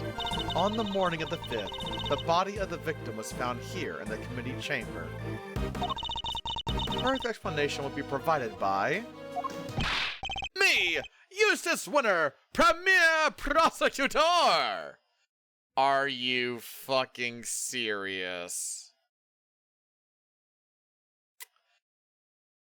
We got to listen to this guy, okay. The floor is yours, Mr. Winner. The murder itself happened late on the night of the 4th. The victim was Miss Rosie Ringer. That same night, an illicit auction was being held here in this very room. Ringer took part in the auction, I think. Yeah. Meaning that the murder took place sometime during the auction. When she was found, Ringer was dressed in an outfit that matched the description of the auctioneers. However, due to the fact that the auction carried on after the murder had occurred, I deduced that Ringer was not in fact the auctioneer. Deduced nothing of the sort. And what about the basis on which the suspect was detained, Mr. Winner? Yeah, I got this. So Faraday was overcome by, Crushing remorse, Eustace. Yeah, that. Tons of crushing remorse. So she confessed. According to her confession, she was on the roof of this building when she encountered a person in a red raincoat on the viewing platform. And that person was Miss Ringer, I take it. Precisely, Mr. Chairman. I thought you said Eustace was gonna say this. What the hell are you talking about? Why are you intervening? Precisely, Mr. Chairman. The killer dressed the victim in the auctioneer's outfit after the fact. But at the time when she was killed, Miss Ringer was wearing a red raincoat. And who won the race to find that raincoat nearby? Me! That's who! Did you? That was somebody from forensics. Strictly speaking, it was found by one of the forensic investigators under Mr. Winner's command. I knew it! The blood analysis on the coat showed that it was indeed Miss Ringer who had worn it. And the suspect's confession was the final nail in the coffin. She confirmed having committed the murder. So, as you can see, Kay Faraday was the killer. There's no way anybody else could have done it. Alright, Miles. I expect you have some objections. Let's get them out of the way, shall we? Uh-oh. Okay, what are we about to do here? Cause, I ain't got no evidence, so, I just got this. I have no objections, Chairman Winner. Well now, is that so? I thought it would take... No objections in the matter of my unauthorized investigation, that is. But in the matter of Miss Faraday's supposed guilt, I have plenty. Overruled. I can personally attest to the fact that Mr. Winner's investigation was fair and impartial. Of course it was! When it comes to carefully conducted ops, I'm the winner, every time! You know, Miles, it's within my power to offer you a plea deal of sorts. If, and this is purely hypothetical of course, you were to withdraw your objections. You might wake up tomorrow to find yourself the proud owner of a seat on this committee. Are you serious? So I ask you again, do you have any objections, Mr. Edgeworth. If you think you can buy my silence, think again. Well, watch your mouth. Only the chairman watches his. I didn't come here to talk about committee seats. I came here to talk about the murder case. I demand a statement under oath, and I won't rest until I have one. I want to know exactly what the committee's view on the incident is. You want to put us on trial, my boy? Very well, if it'll make you happy. Verity, please provide Mr. Edgeworth with the materials pertaining to the case. Really? But, sir... This will be his last hurrah, so let's humor him with the send-off he desires. Say so, Mr. Chairman. Evidence data received from Judge Gavelle. You have no objections to Verity represent the committee, I assume. None whatsoever. Mr. Edgeworth? Don't worry, Kay. Everything will be fine. You'll see. Oh! Let me just get this going right now. And then I'm going to check everything I just got back, just to see. Okay, so it literally is everything. Everything. Everything. Everything. Okay, nothing new to look at. No models to have a little peeky peek at. Okay. Okay, yeah. Same thing here. Yeah. You know, we never have talked about the burn marks yet. I wonder if that's going to come up somehow. A model. Oh. The base is a very unique shape. If it were removed from a dusty shelf or something, it would be immediately obvious what had been standing there. Oh. That. The prongs of each arm are covered in blood. Spacing matches that of the wounds in the victim's chest. But is this really the murder weapon? That's what it's saying. The pamphlet. Yep, we got that storeroom there. Yep. Okay. Got the flower, the ticket stub. Okay, alright. Letter. Okay. Then das Pin. I've already looked at this. Right, yeah.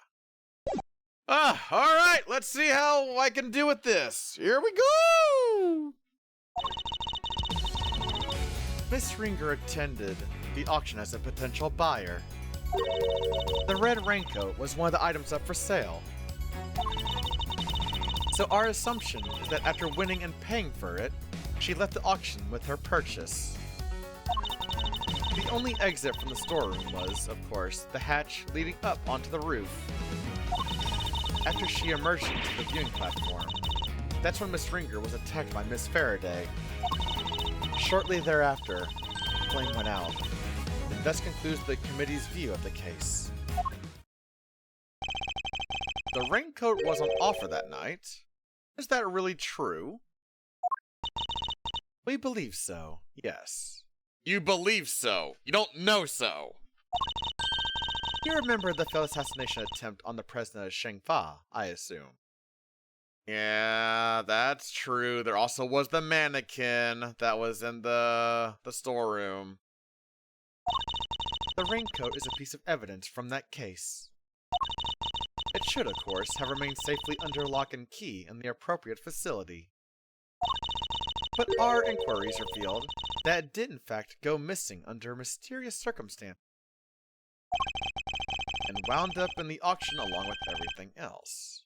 That makes sense, I suppose. Wonderful work, Verity. Just wonderful. Crystal clear as ever. You flatter me, sir. Now, Mr. Edgeworth, perhaps you could save us all some time and simply admit defeat?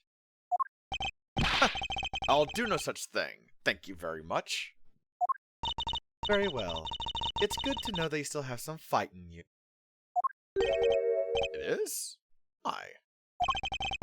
Come to think of it, she said some strange things when she visited me this morning, too. Yeah, it's almost like she wants us to figure it out. Because she's acting very, like, surface level, like, oh, fucking whatever. But it seems like deep down she's like, please figure this shit out for God's sake. What exactly is she up to? Let's see what we can do. Let's check the coat real quick. His fingerprints and blood were found on the hood. But just the hood?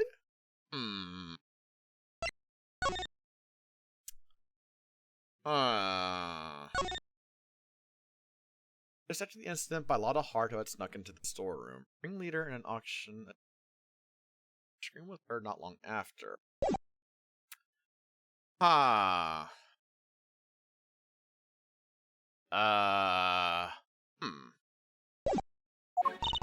Miss Ringer attended the auction as a potential buyer. Hold it! In other words, a member of the committee was actively involved in the illegal evidence trade. It is unfortunate. I don't know what else to say. And of course, we'll be looking into any such activities just as soon as this hearing is over and done with. I commend your decision to pursue the matter further, Mr. Chairman. Oh, don't be silly, Verity. It's the least we can do, really. Not that's any of your business, Miles. Not anymore. If only you had remained a prosecutor. But you didn't. Now, if we're quite done making an old man cry over this whole sad affair. Very well. Allow me to continue. The red raincoat was one of the items up for sale. Hold it! So the raincoat really was one of the auction lots. That's correct. I believe it originally belonged to a Mr. Shelley DeKiller. Considering its status as a piece of evidence, it's the only logical conclusion. It's from when he made his attempt on the president's life. There was an unexpected mannequin standing amongst the other items on sale. But there wasn't a tag on it, though. That's the weird part. It could well have been used to display the coat prior to the auction. Do we know how the items were being smuggled in? That is still under investigation, and is entirely unrelated to the matter at hand. Especially considering that you will soon officially be a prosecutor no longer, Mr. Edgeworth. It sounds like the outcome of this hearing is a foregone conclusion. No surprises there. My personal circumstances aren't important right now. Please, continue, Your Honor. As I was saying, the raincoat was one of the items up for sale. So our assumption is that after winning and paying for it, she left the auction with her purchase. Hold it! Why did she leave so soon after making her purchase? Because of the auction house rules. Winning bidders are expected to pay for their items immediately. Miss Hart told us pretty much the same thing. Miss Ringer, having paid for the raincoat, probably left immediately afterwards in accordance with the rules. The only exit from the storeroom was, of course, the hatch leading up onto the roof. Hold it! Miss Ringer was a member of the committee. Could she not have left the committee chamber via the main door? While the auction was still underway, that would risk exposing its existence to those outside the trusted circle of attendees. Given that Miss Hart found out about it, I think its existence is already well and exposed. The rules of the auction stated that attendees were to enter and leave via the hatch in the roof. Miss Ringer had no reason to not to follow those rules. And given where the murder took place, we know that she must have done so. After she emerged onto the viewing platform, that's when Miss Ringer was attacked by Miss Faraday. Hold it! But why? What possible motive could Kay have had? That is exactly what we are hoping to establish in our upcoming interviews with Miss Faraday. Coercive interrogation after the fact. Something you seem to specialize in. If the murderer knew that the attendees would all be leaving via the hatch, then the roof would have been the perfect place to lie in wait. So, as I was saying, after she'd emerged onto the viewing platform, that's when Miss Ringer was attacked. Shortly thereafter, her flame went out, and thus concludes the committee's view of the case. Hold it! Her flame went out? The flame of her life, for Edgeworth. Though, perhaps her flame was stolen from her is more apt. Objection! But the candelabrum that extinguished her life was one of the auction lots. Meaning, Kay had no way of getting a hold of it to begin with. Overruled. Miss Faraday could not have lain in wait for the victim without knowing of the storeroom's existence. She could have easily have snuck down the ladder and stolen it while the auction was underway. If only we knew where the candle holder was during the auction. That would surely clear the matter up, no? Well, either of you?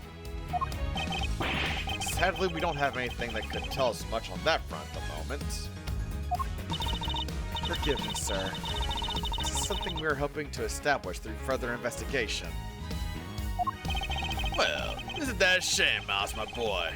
It seems this line of inquiry is something of a dead end then, isn't it? So their theory is that the victim and her killer met on the roof.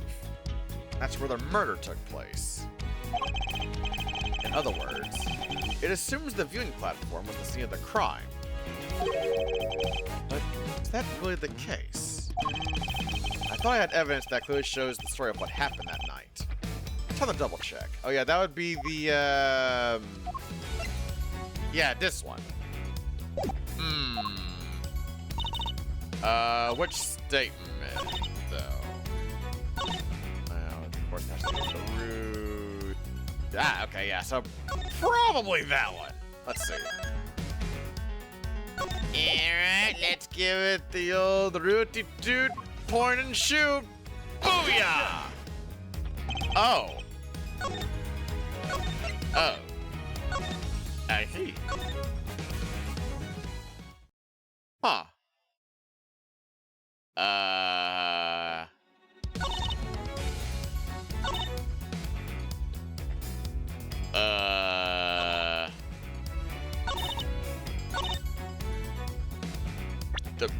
The blood on this one? Objection! Oh.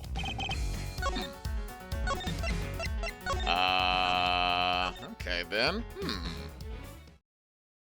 I feel like I'm on the right track.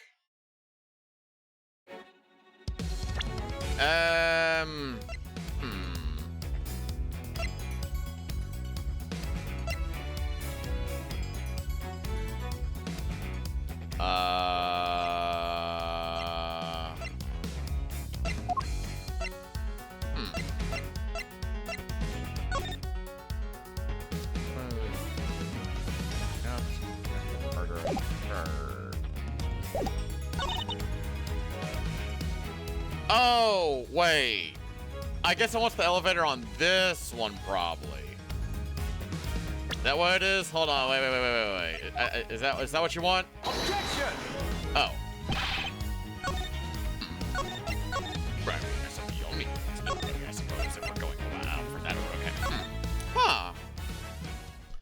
Well, what the fuck then?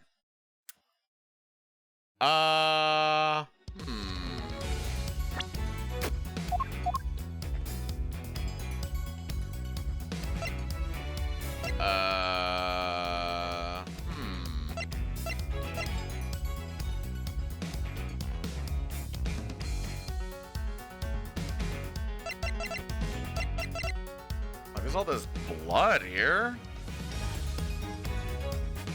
And like, if it was attacked on the viewing platform, can't really... Well, no, because the candelabrum stuff, right. Which killer hit the body?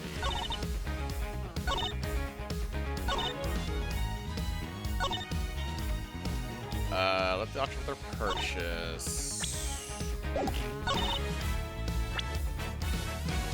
Huh.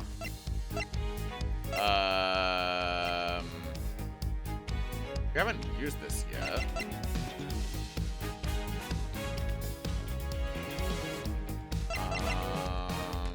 Will the box work on any of these? No, not really. No.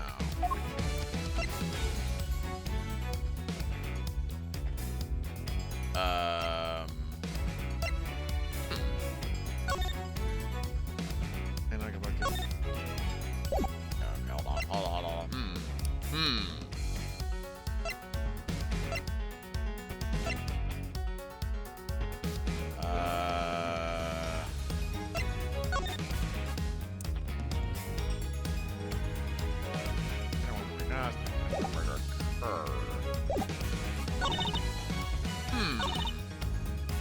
It does feel like this one. That's what my gut's going with. Only question is, what the fuck would work there?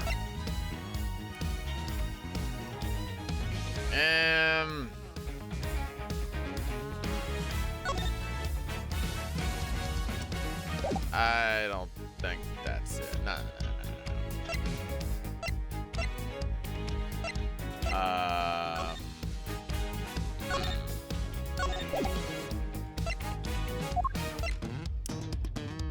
That's when the string was attacked by Miss Faraday. What do I have that would work against that, though?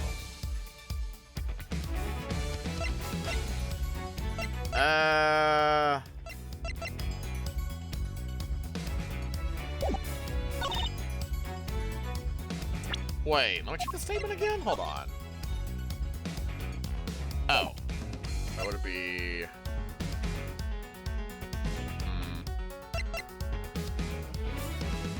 Okay, so I guess she was like wearing this, but then had the raincoat something. My brain's braining. But is it going to go anywhere? Crashing up to the roof, that would be the ladder right there, which would work with that.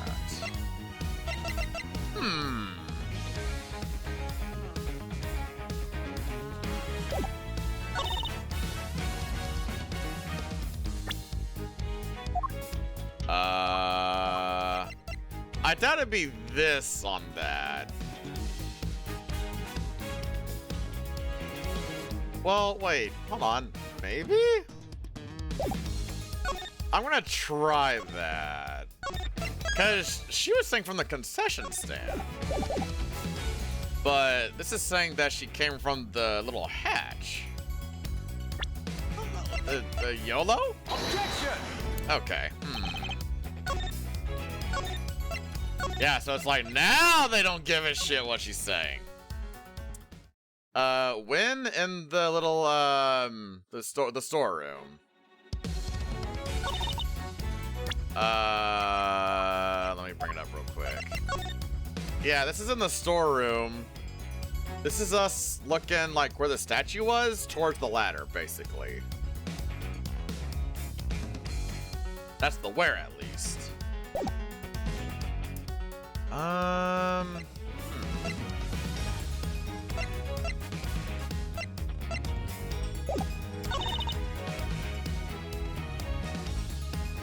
Why do I think it's the box on this one? I have no clue why.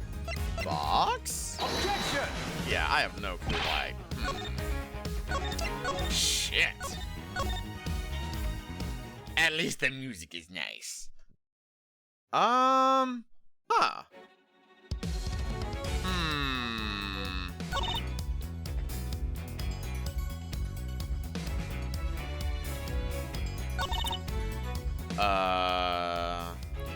You're winning and paying for it. She left the option for purchase. Was one answer for the sale.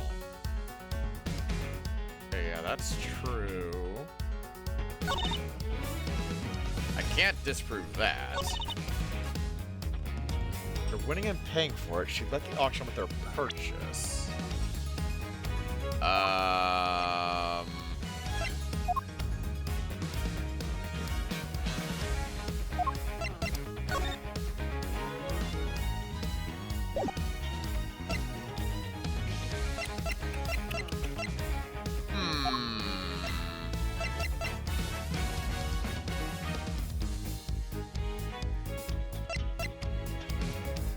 Let's just try. Let's just. Okay, yeah, I figured.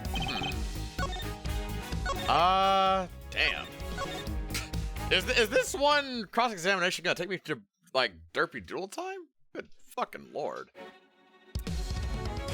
Like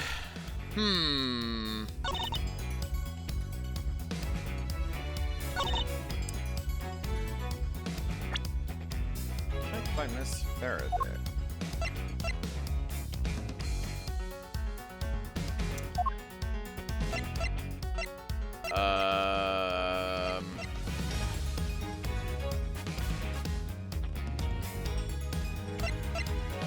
Objection! Okay. So not that. Okay. What the fuck could it be? Oh my god. I pressed everything. There's no additional statements that were added.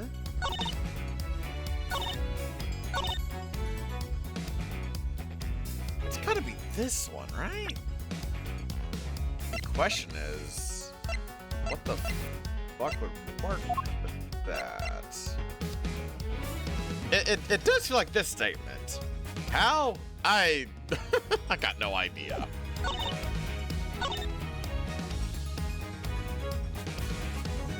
Well, maybe because the Objection! Okay, no.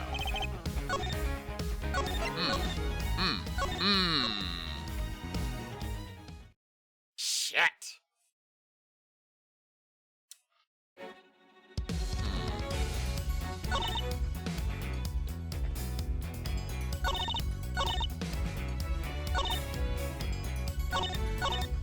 It has to be this statement, right? I don't want to just be like, let's try this. No, reload. Let's try this. No, reload. I don't want to do that.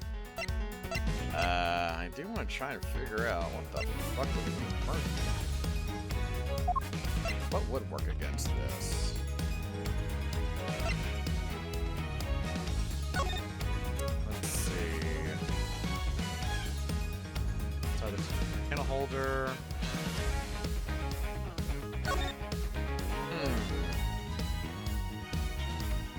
And does have the bloody hand like in the red raincoat picture. Ah.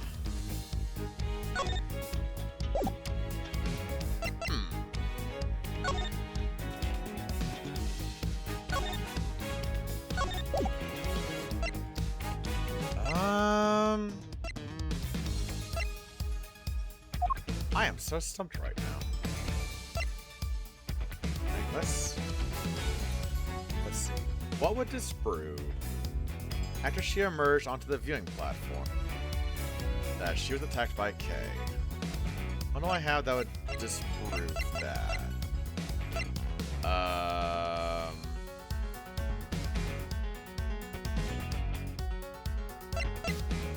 Did I try this one?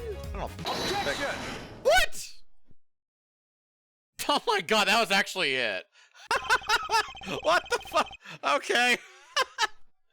I swear to god, if it's gonna be because there's blood on the hand of the picture, I'm gonna feel a little silly. Not a lot silly, but a little silly. Maybe you can clear something up for me, Judge Cavell. But what is Miss Hart doing here at this hearing? She's an eyewitness. I thought it would be obvious. Well, now I ain't really an eyewitness. More of an ear witness, I guess. She's not exactly the most confidence-inspiring choice to help you make your case, Ish. I like to think I choose my allies a little more carefully than you, Mr. Edgeworth. Then you should question them more thoroughly. 'Cause there's something she hasn't told you. Take a look at this. It's a photo taken by Miss Hart. Yes. In the storeroom, correct? What of it?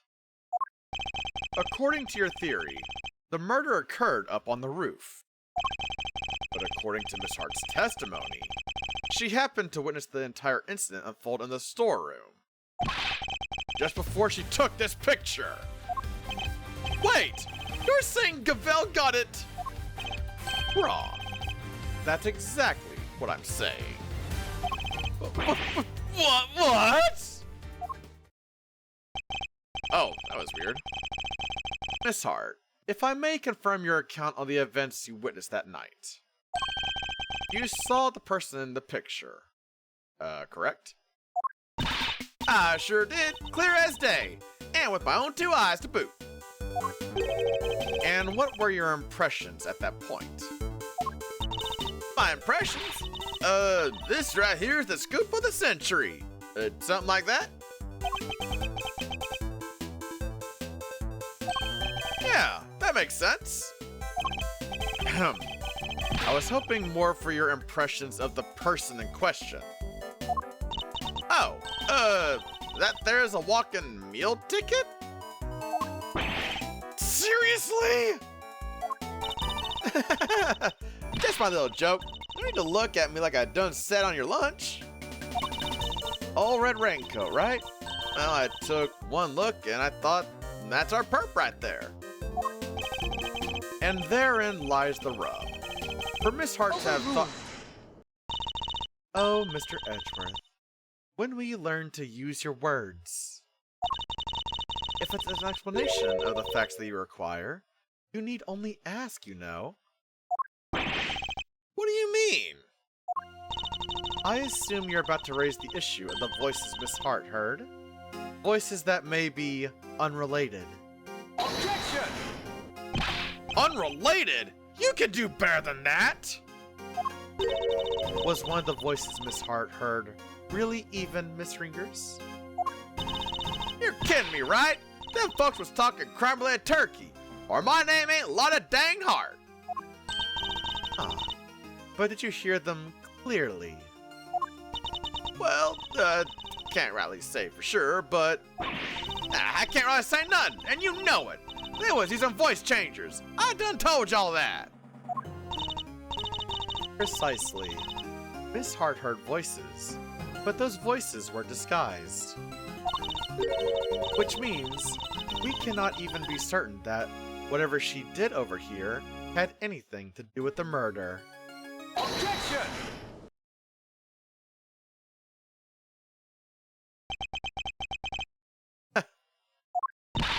You don't need to yell objection or to sigh at me, Mr. Edgeworth. It seems I overestimated you, Judge Cavell. Nonsense. Verity's the best of us, my boy. The very best.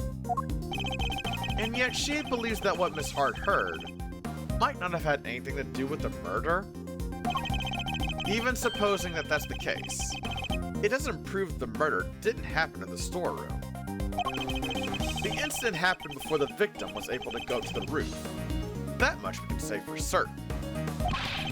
And I can tell you why. After clapping safe. There we go.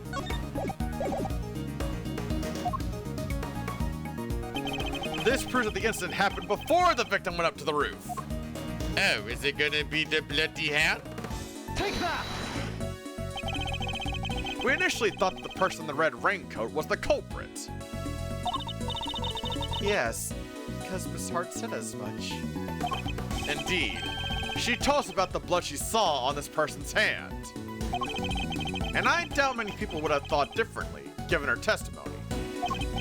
Ergo, if this person is the killer, The blood we see would be from when they attacked the victim. But knowing what we know now, that this person is in fact the victim, it recontextualizes everything. The presence of the blood still shows the picture was taken after the attack. But now, it tells us something very important about the victim too. Oh shit. Tells us that the victim, well, isn't the ringleader, did survive the attack? Struck the killer, maybe. Ah! Uh-oh. No, not that.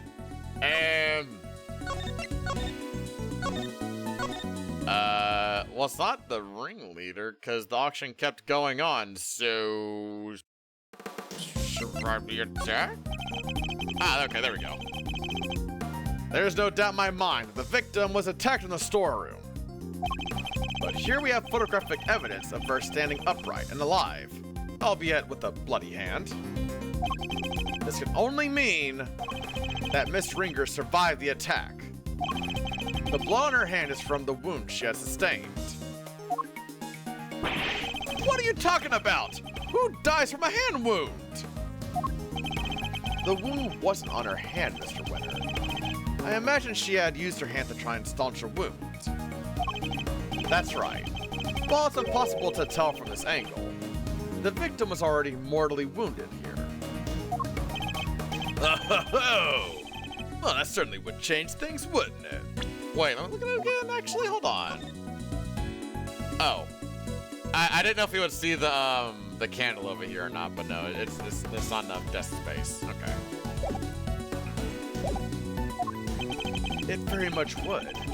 Not least by making it absurd, it's just that Kay was the attacker. Her encounter with the victim happened after this picture had been taken. After the victim had already been attacked and was in critical condition. I'd put it to you that Kay witnessed what was... bleh, that all Kay witnessed was the victim finally succumbing to her wounds. That would have been quite the coincidence. It's a textbook case of wrong place, wrong time, I'd say. You seem to be forgetting a rather important fact, Mr. Edgeworth. Well, that or pretend not to remember it. What? What fact am I forgetting? I think it's time to wrap things up, don't you, Verity? Put the boy out of his misery. Dad! Cavell works for me! Why do you keep giving her orders? That's my job! You really are a total and utter embarrassment. I'm not! I hate to break it to you, but you both are. Ooh. Go to it, Cavell! Put Edgeworth out of... out of his misery. As you wish. Okay. What am I forgetting? Miss Ringer's body was found with 3 wounds in her chest. Well, welcome on in to the new follower. Wrap yourself in your favorite blanket, get comfortable, grab your breath of choice, and enjoy the show. And we all know what those wounds are from, don't we? That's right. They're from when she was stabbed in the chest by a 3-armed candelabrum. I doubt anybody could survive such grave wounds. If you cared to read the coroner's report, I'm sure you would change your tune. Nicely done, Cavell! Now Edgeworth will... make several objections? Yes, I'm afraid I will. But why? Weren't you listening? Oh, I was listening. Very carefully, in fact. Hence my objections. Come on! Why do you always have to undermine me? That's never my intention, I assure you. But it is a good bonus. It isn't? Because you do it so well to yourself every single time already. Of course it isn't. Yeah, I knew that. Because I'm... Please, Eustace, just stop for goodness sake. You've already embarrassed me enough. Huh? What do you mean, Dad? Oh my god. Let's see. Miss Ringer's body was found with 3 wounds in her chest. Hold it! 3 wounds. That can't have been pleasant. Yes. Which is why we must see that the perpetrator of this cruel act pays for their sins. I... Don't listen to her, Kay. She's just trying to scare you. We could please continue on, Judge Cabell. Very well.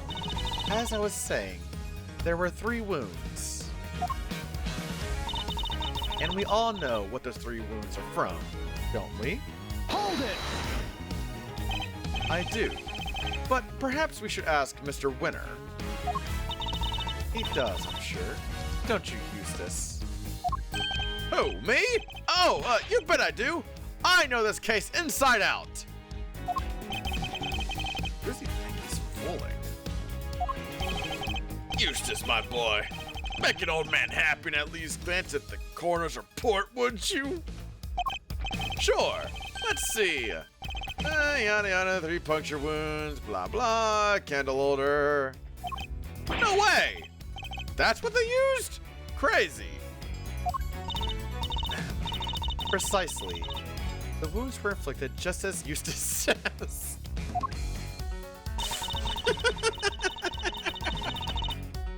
That's right. Therefore, when she was stabbed in the chest by a 3-armed candelabrum. Hold it! And you're sure the stabs to the chest were the cause of death? There's no doubt about that. None. One of the spikes of the candelabrum even pierced the victim's heart. And unless you mean to call Dr. Hurt's professional opinion into question, we can only treat that as fact. The coroner's opinion backing up my own winning ones. Now that's what I call a flawless victory! I'm certainly not about to ignore the coroner's findings. Hey! What about my findings? You can't just ignore them! The cause of death really was the puncture wounds in the chest from the candelabrum. That would seem to contradict one of the pieces of evidence we gathered. He's not just ignoring my findings. He's ignoring me. Do something, Gavel! As you wish. At the very least, I will ensure that he cannot ignore my own conclusions. Okay, wait, so...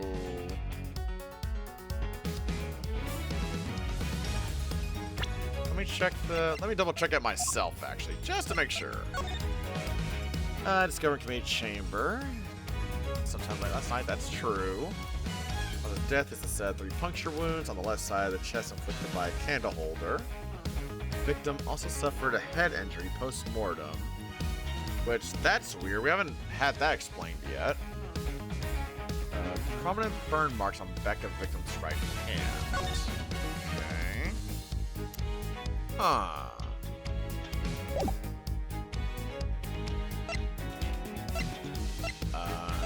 Okay, we can't exactly...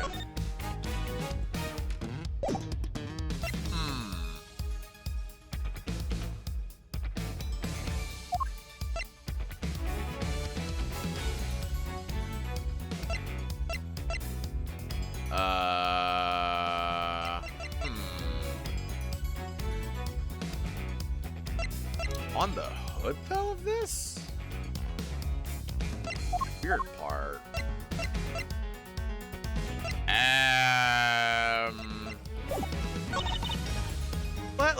Let's keep going with these other 2 real quick. I doubt anybody could survive such grave wounds. Hold it! But the victim may not necessarily have died instantly. I think we can say that much at least. Perhaps. But she would surely not have lived for longer than a few moments either. So, there were people who could survive even if you stabbed them in the chest? Sure, there might be, and there might not be too. So, which is it? Trust me, there are not. And in case you're still tempted to believe there might be, if you care to read the coroner's report, I'm sure you would change your tune. Hold it! Cause of death is the set of 3 puncture wounds on the left side of the chest, inflicted by a candle holder. Well done for reading, Mr. Edgeworth. That report forms the basis of my own conclusions. In other words, if I disprove what it says, I disprove your conclusions too. You have the strangest sense of humor, but I wouldn't mind seeing you try. However, before you do, I would advise you to read the report very carefully. After all, I'm not interested in your opinions, only in solidly grounded deductions. Very well, then you shall have my deductions. Mr. Edgeworth? Don't worry, Kay. Everything will be alright. I need to find something to prove that the victim was still alive and breathing immediately after the attack. I can't. His fate will be sealed. Her friend was she was stabbed in the chest by the candelabra.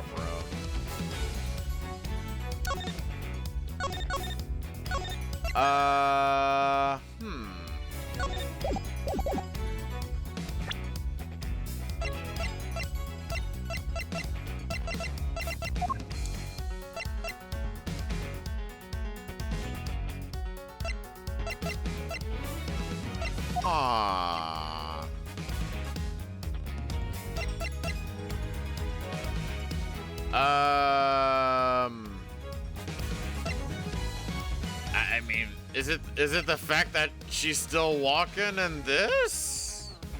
Question mark? Objection! Okay, yeah, no.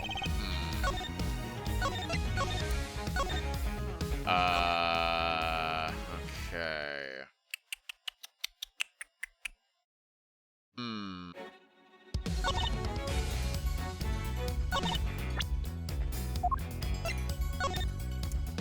Discovered in community chamber. Tell me that sometime late last night. Cause of death is the set of 3 puncture wounds on the left side of the chest by a candle hole. Suffered a head injury post-mortem. And then also own a burn mark. But that hasn't come up in anything yet.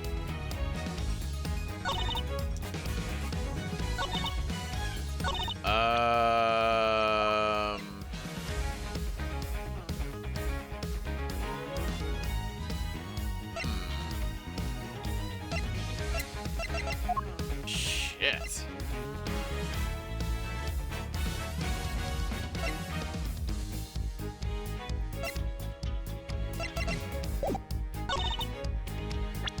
Doubt anybody could survive such brave. Does the coat have the holes? I mean the red coat. I can't get a closer look at it.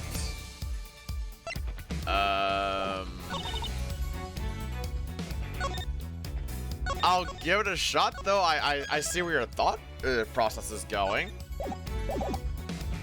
Let's give that a shot. Let's see. Bibbidi bobbidi boo. Objection! What? Oh my god! Wow. Fuck me, nice guess, Okami. Holy shit. God damn. Your brain cell fucking worked overtime for that one. Chairman Winner, you know what this is, of course. The red raincoat. That's right, isn't it, Verity? Yes, sir.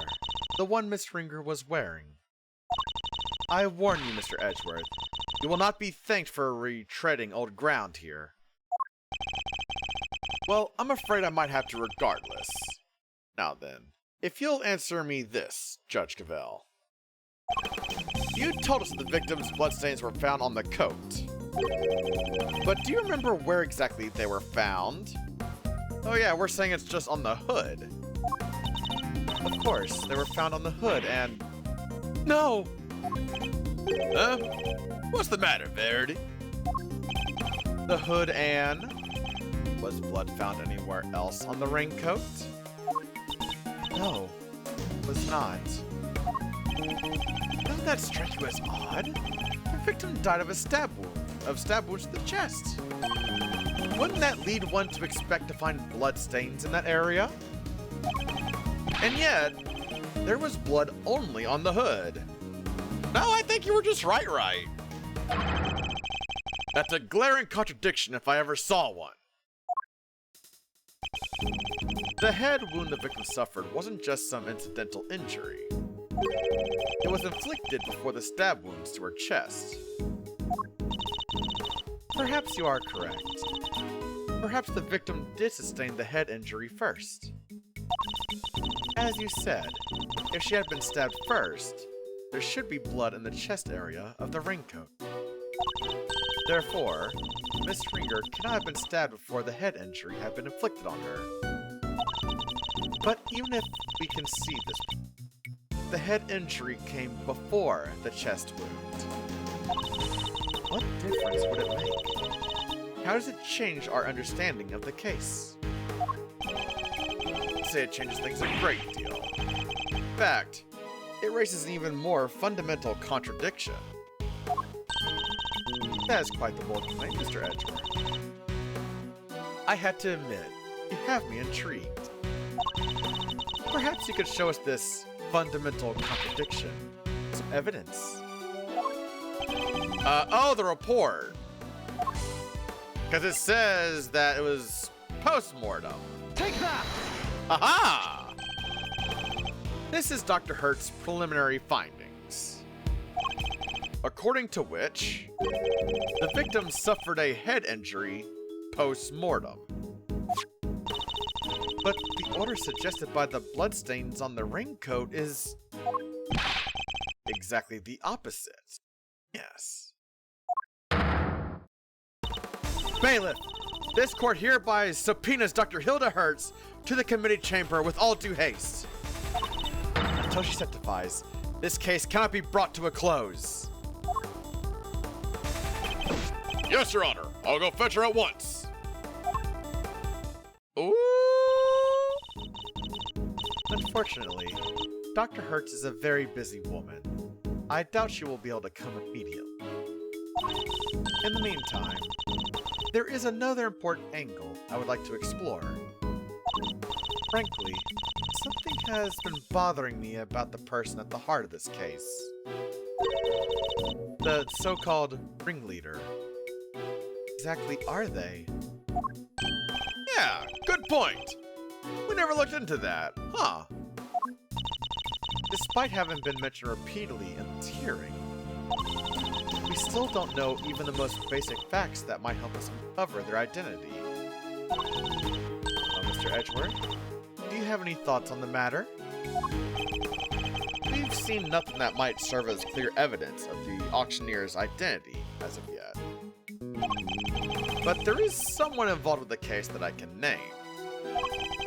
I suspect that at the very least they might be able to point us in the right direction. And that's... Chairman Winter! I demand that you testify as to what you know. What? Are you crazy? Why would you accuse my dad? You would cast doubt on the integrity of the chairman of the committee? Do you understand the implications of such an act? I don't care who or what he is. We're talking about the truth here. And about a man who seems dead set on framing Kay at all costs. Mask, corsage, ticket stub, and everything else, the items Kay was carrying when she was found. They were deliberately placed in her possession somehow. By Chairman Winter himself. A shocking accusation, and one I find hard to believe. But for the sake of completeness, I must ask. Why would he do such a thing? To cast suspicion on Kay, of course. Why else? I even managed to get him to say something to that effect. Chairman Winter, your rebuttal, please. I don't remember saying anything like that. I think the good chairman might be in shock. So what if I did?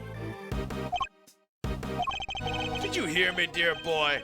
I said, so what if I did? You say you got me to admit as much? But where's your proof, huh? With no witnesses to speak of, your word alone is hardly enough to make an accusation like that stick. Or do you mean to tell us that you have something more to base your outbursts on? Still has the arrogance he showed back at the detention center. Yeah. Mr. Edgeworth, I am going to have to ask you to explain yourself. If that's alright, Mr. Chairman. Not at all. I'll be very interested to hear this for myself. I'm intrigued to learn where Miles might have gotten the idea that I'm some sort of criminal. Because you'll never find a more fine upstanding citizen than myself. He has a lot of nerve, innocent like that. Very well. Let's start at the very beginning.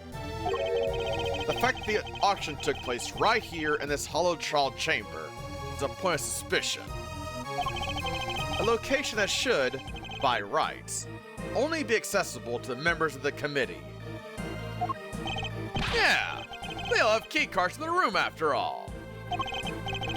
Furthermore, these auctions seem to be held on a somewhat regular basis. And for that to be possible, there can be only one winning explanation. That's right, Mr. Winner. That the auctioneer is a member of the committee. No! What on earth is wrong now? What do I do, Dad? I played right into his hands! You did indeed, you utter nitwit. But, Miles, my boy, you do realize that you've cast quite a wide net with your explanation. That's true. There are 11 members of the committee altogether. 10, given Ms. Ringer's unfortunate passing. 10 potential suspects in total. Well, it certainly isn't me. And it can't be the chairman. Can it? Whoever it is, speak up right now. Come, calm down, all of you, please.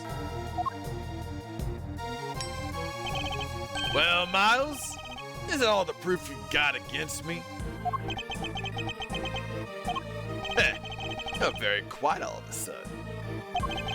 But it's too late to back out now. You accused a former chief prosecutor and current committee chairman of a crime. I would tell you to prepare for the worst.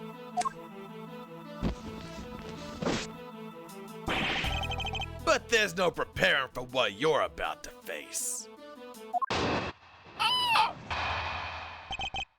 And I will know my place next time, because it's time for Derpy Dudes.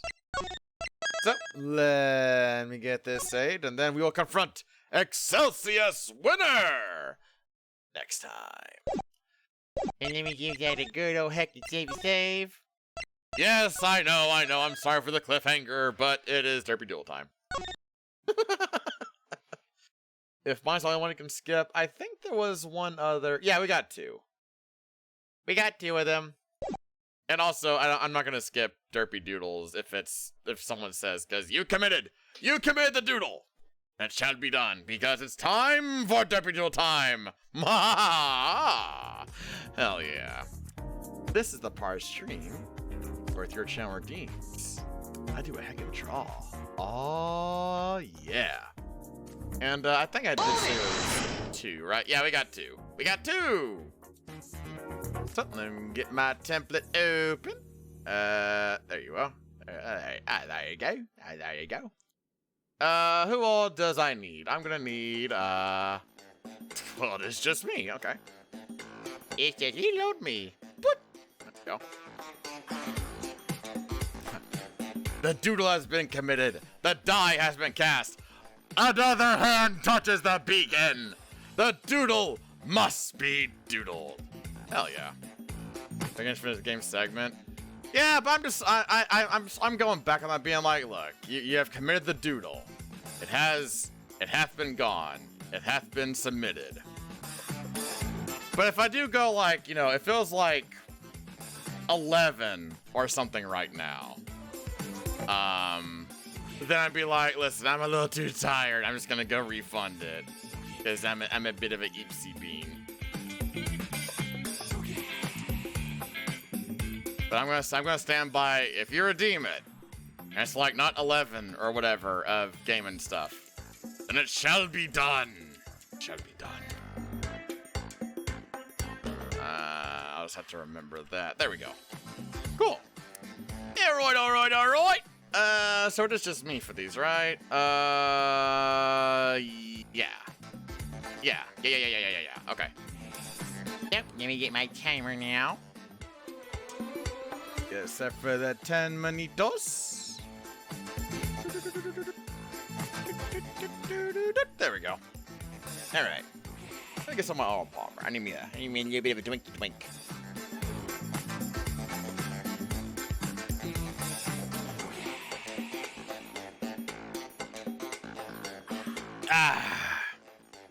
Also, even if I did refund the doodles, there is no fucking way I'm finishing that segment. Absolutely not.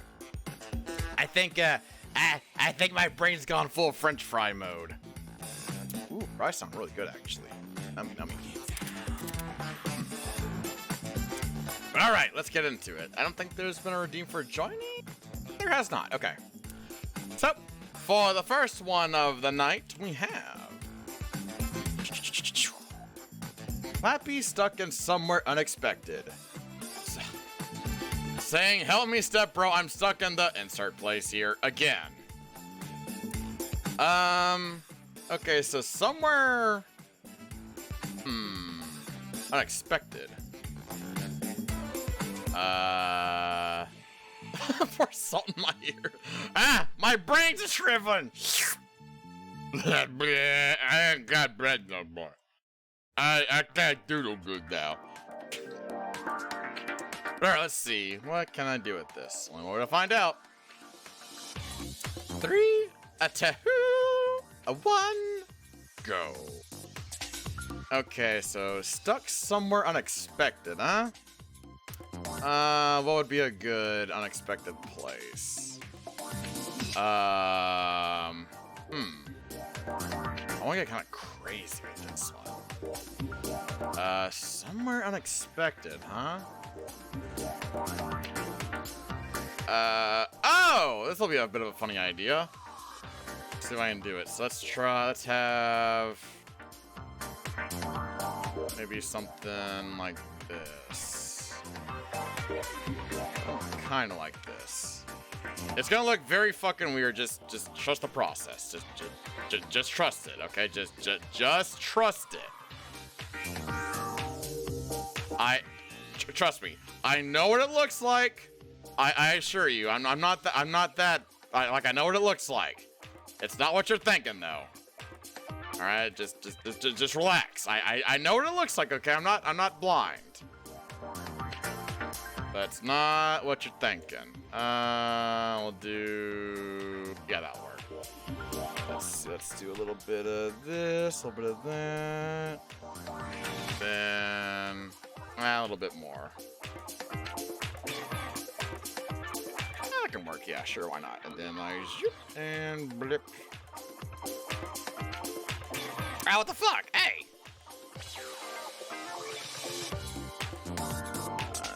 Got that, and then like that. There we go. That can kind of work. Sure.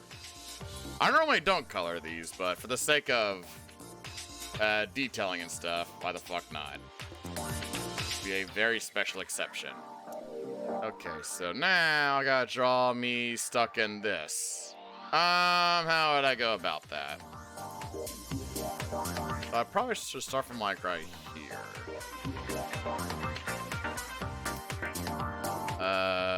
Let's go with like something like this. That can work, sure. Yeah, why not? Okay, then we got das Leggies. Something like that.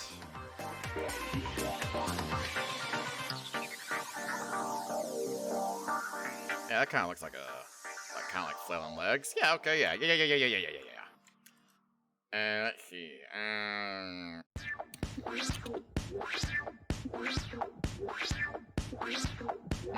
Probably more like this.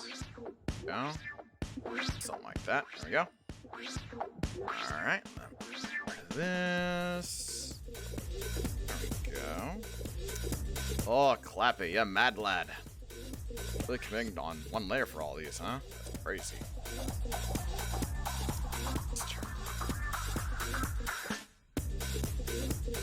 Okay. Huh. It's kind of working out, actually. Let's see. Just have to go ahead and get these in here. Go. Ooh. Oh, yeah. The funky little song. I dig this. That and that. Gotta get like this sort of natural thigh highs going on over here.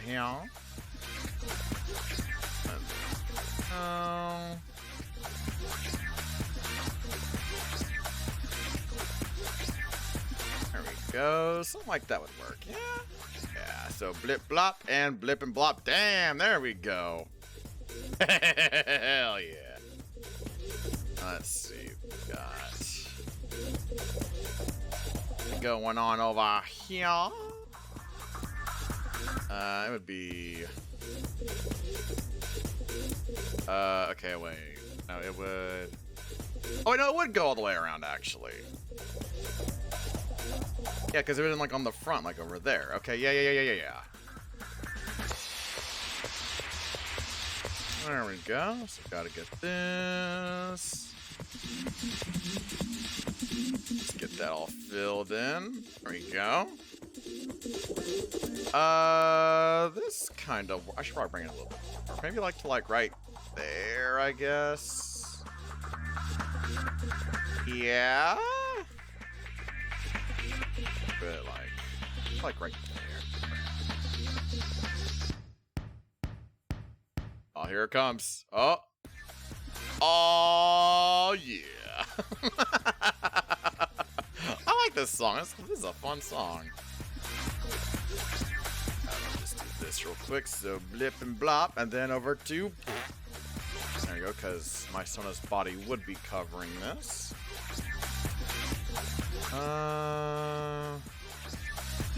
Like this.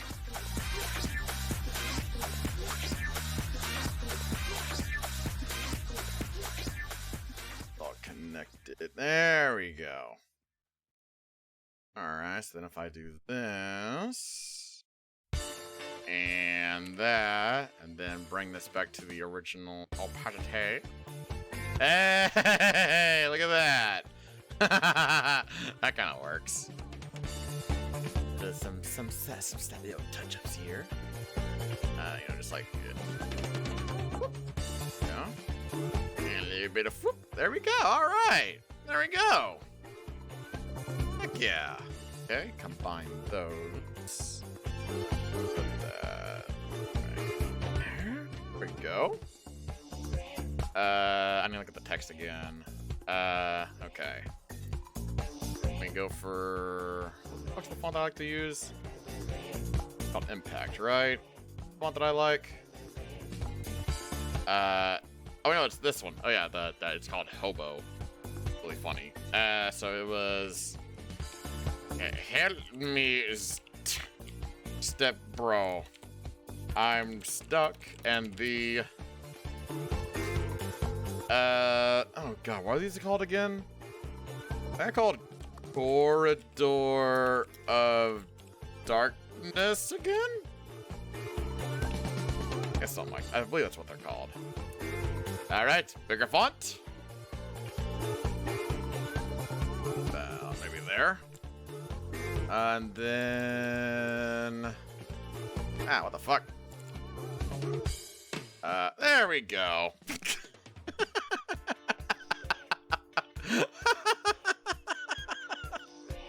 Fantastic. My tail! It's not colored in. Oh no! That will not do at all. No, no, no. Well, colored in, air quotes. There we go. That's so goofy. Okay, so I don't even have a stepbrother. Okay, so what the fuck? I guess I'll just create a stepbrother cabin, I guess? Okay, sure, why not? Okay, what would that even look like? I want to try, I guess I gotta draw another cabinet that's not me. Maybe I'll do it like the reverse, because I'm like more rabbit-like. Maybe I'll do more like a cat-like cabinet, I guess? Let's see. Have the head maybe like peeking out. Like around the side over here, like that. And like that. Gonna give you cat ears this time instead. I kind of just like this, right? Something like that. There we go. All right, all right. And then I guess I like the little poof of a bunny tail. Right there. There we go. We'll add like surprised eyebrows, like right here, just looking over like, what the fuck? No. You know, cat nose, they have like this thing going on. I gotta rotate it a little bit. Let's grab this. There we go. Can I do the mouth like this for like a sad face? Or like a what the fuck face? Yeah, I suppose that kind of works. Like little sweat drop here like, oh my god, what the fuck's going on? Yeah, that works. It's coming out the ear. No. I'll have it like right here. Oh, shit. Let's get... it's like the inner part, then I'll call this one done. There we go. Hell yeah. So fucking goofy.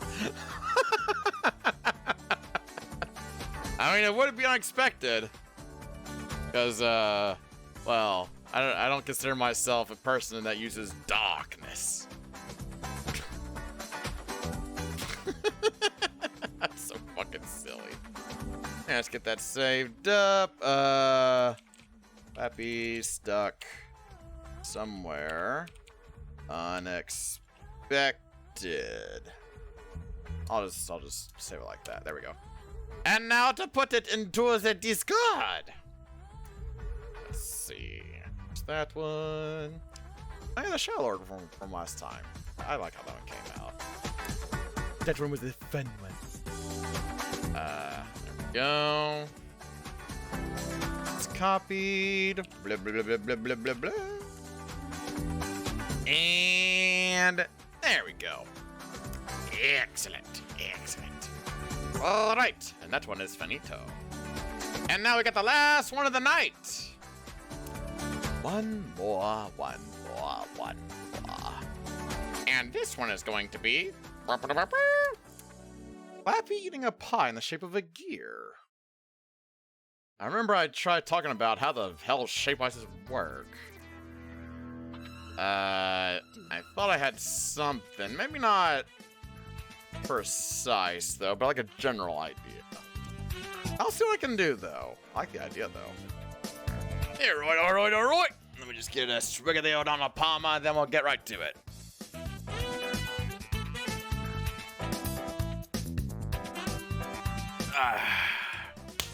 Right, let's do it. A 3, a 2, 1. Okay. So eating a pie in the shape of a gear. Like, I can visualize it.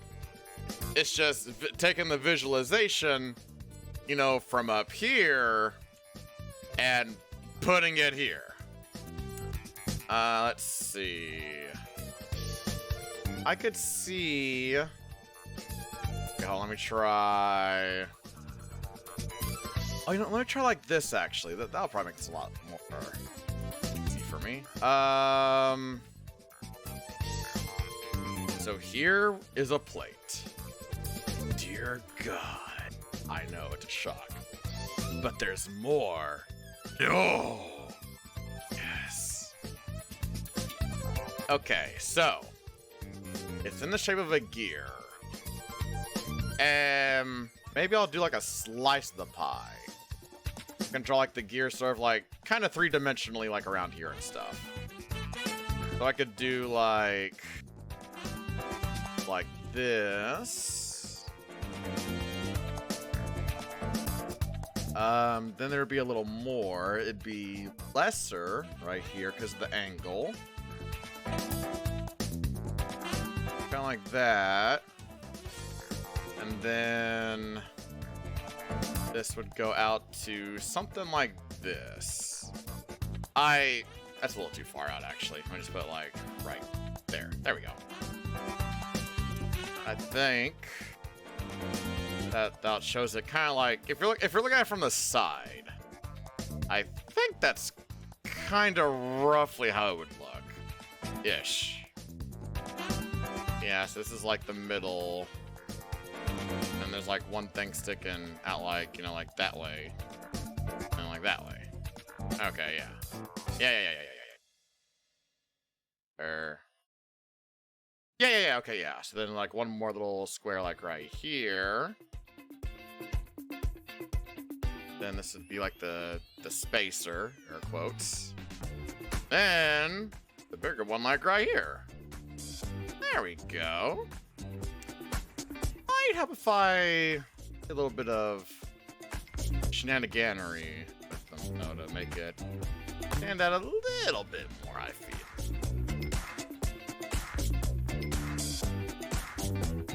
Let's see. So let's see what all Clappy can do here. Being a little crazy with these ones today. Okay, let's try. Maybe, hold on, let's make it very light. Going like unprecedented territory with these. Get like some kind of sort of very basic shady goodness here, maybe. Kind of like that. Stand out. Very tricky.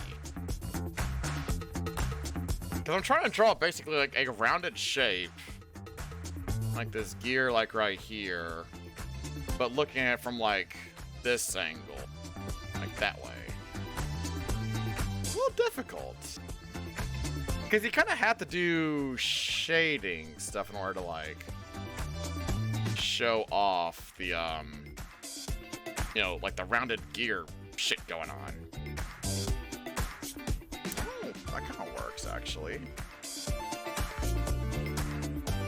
know what, yeah, I'll just do that. I'll just do that. That should be good enough. Okay, that's the lines, that's that, and then there's the plate. Okay. Merge those together. Excellent. Okay, now I must draw myself enjoying a slice of this lovely gear pie. Okay, Okay, so I'll probably... Wrong way. There we go. Alright. So let's have myself... Maybe it'll be like on a big old table. Hold on. Yeah, that's what I'll do. Like a big old tabley cloth, table there. Yeah, just something like that. Hell yeah. Alright. Then, there's eat a plate here. The slice of this gear pie, which is going to look like this sort of stuff going on here. Just on a different layer. Maybe it'll have like a full outer crust, you know. Maybe something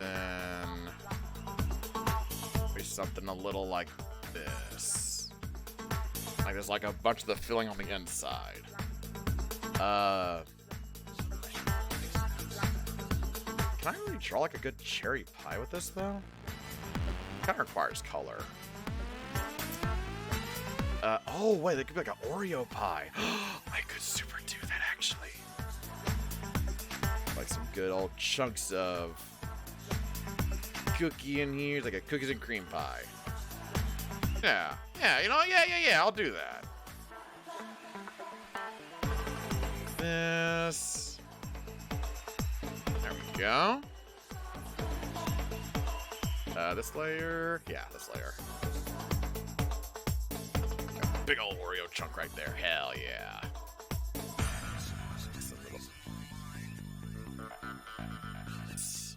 Over. There we go. That's I'd eat that pie. I would hell eat that pie. I mean, it's like a layer of like chocolate pudding or some shit in the middle. Oh, this sounds really good, actually.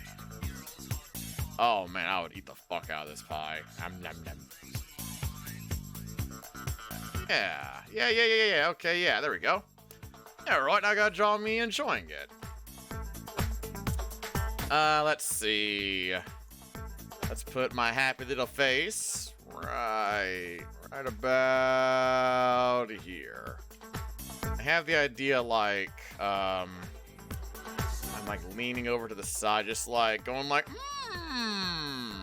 you know, like, use something really fucking good. You're just leaning over, just like, oh, that's so good, let's see, so probably have the arms doing something like this. Gonna be some very goofy ass looking arms, but that's okay. Okay. Oh. Those are way too low. Hold on. Maybe like down here or something. That's probably a lot closer. Okay, that's a lot closer. Still very tiny arms, but that's the best I can do. What I've got.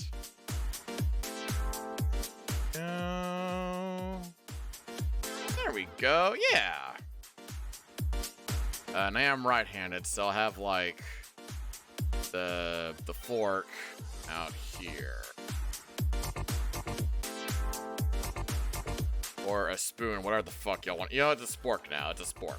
It's gonna be a spork. There's gonna be someone out there that's like, oh my god, Clappy, eating a fucking fork for a pie? What kind of nonsense are you doing? It's like, man, it just works. It just works, alright?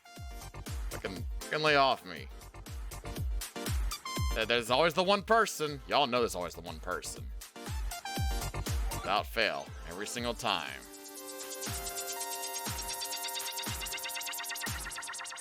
Do something one way and everyone's on your fucking case about it. It's almost like I'm doing my ooh woo face, kind of. Almost. Let's see, let's get my ears. That way, one over this way. These are kind of big, actually. I guess they're probably appropriately sized. Go. there. I gotta get the hair in. Let's get that hair in. So, like something like this.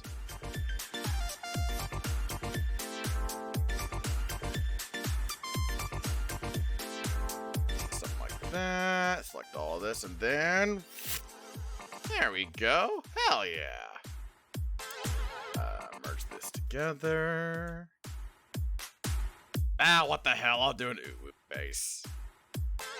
It kind of feels like a very delicious. Or I guess like a general happy face is what it is.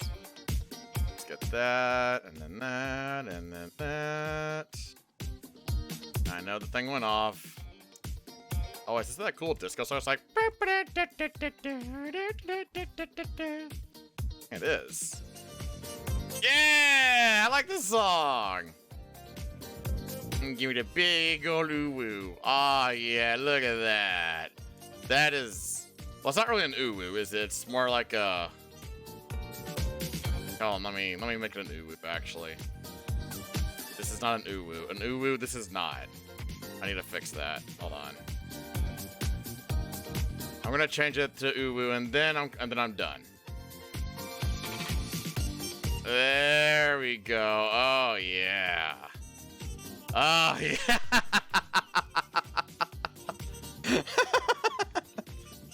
Ace Attorney. It was. I just don't change the art because, well, the majority of the stream is the game, and that's the main focus. It helps whenever I raid out because if I change the art, people will be like, "Oh, you were streaming art the entire time. What were you working on?" And then I had to explain, no, I was playing Ace Attorney, and then I was doing Derpy Doodles. But welcome on in, Mr. Frog. I just finished the last doodle of the night, which is me enjoying a lovely pie that's in the shape of a gear. I'm loving it. Oh yeah. Wait, one more thing. Yeah. There we go.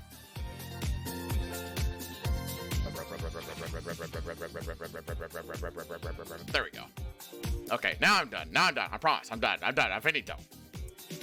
Alrighty, into the Discord it shall go. Clappy. Enjoying pie. Gear shaped. There we go. And now to forever immortalize it in the surf.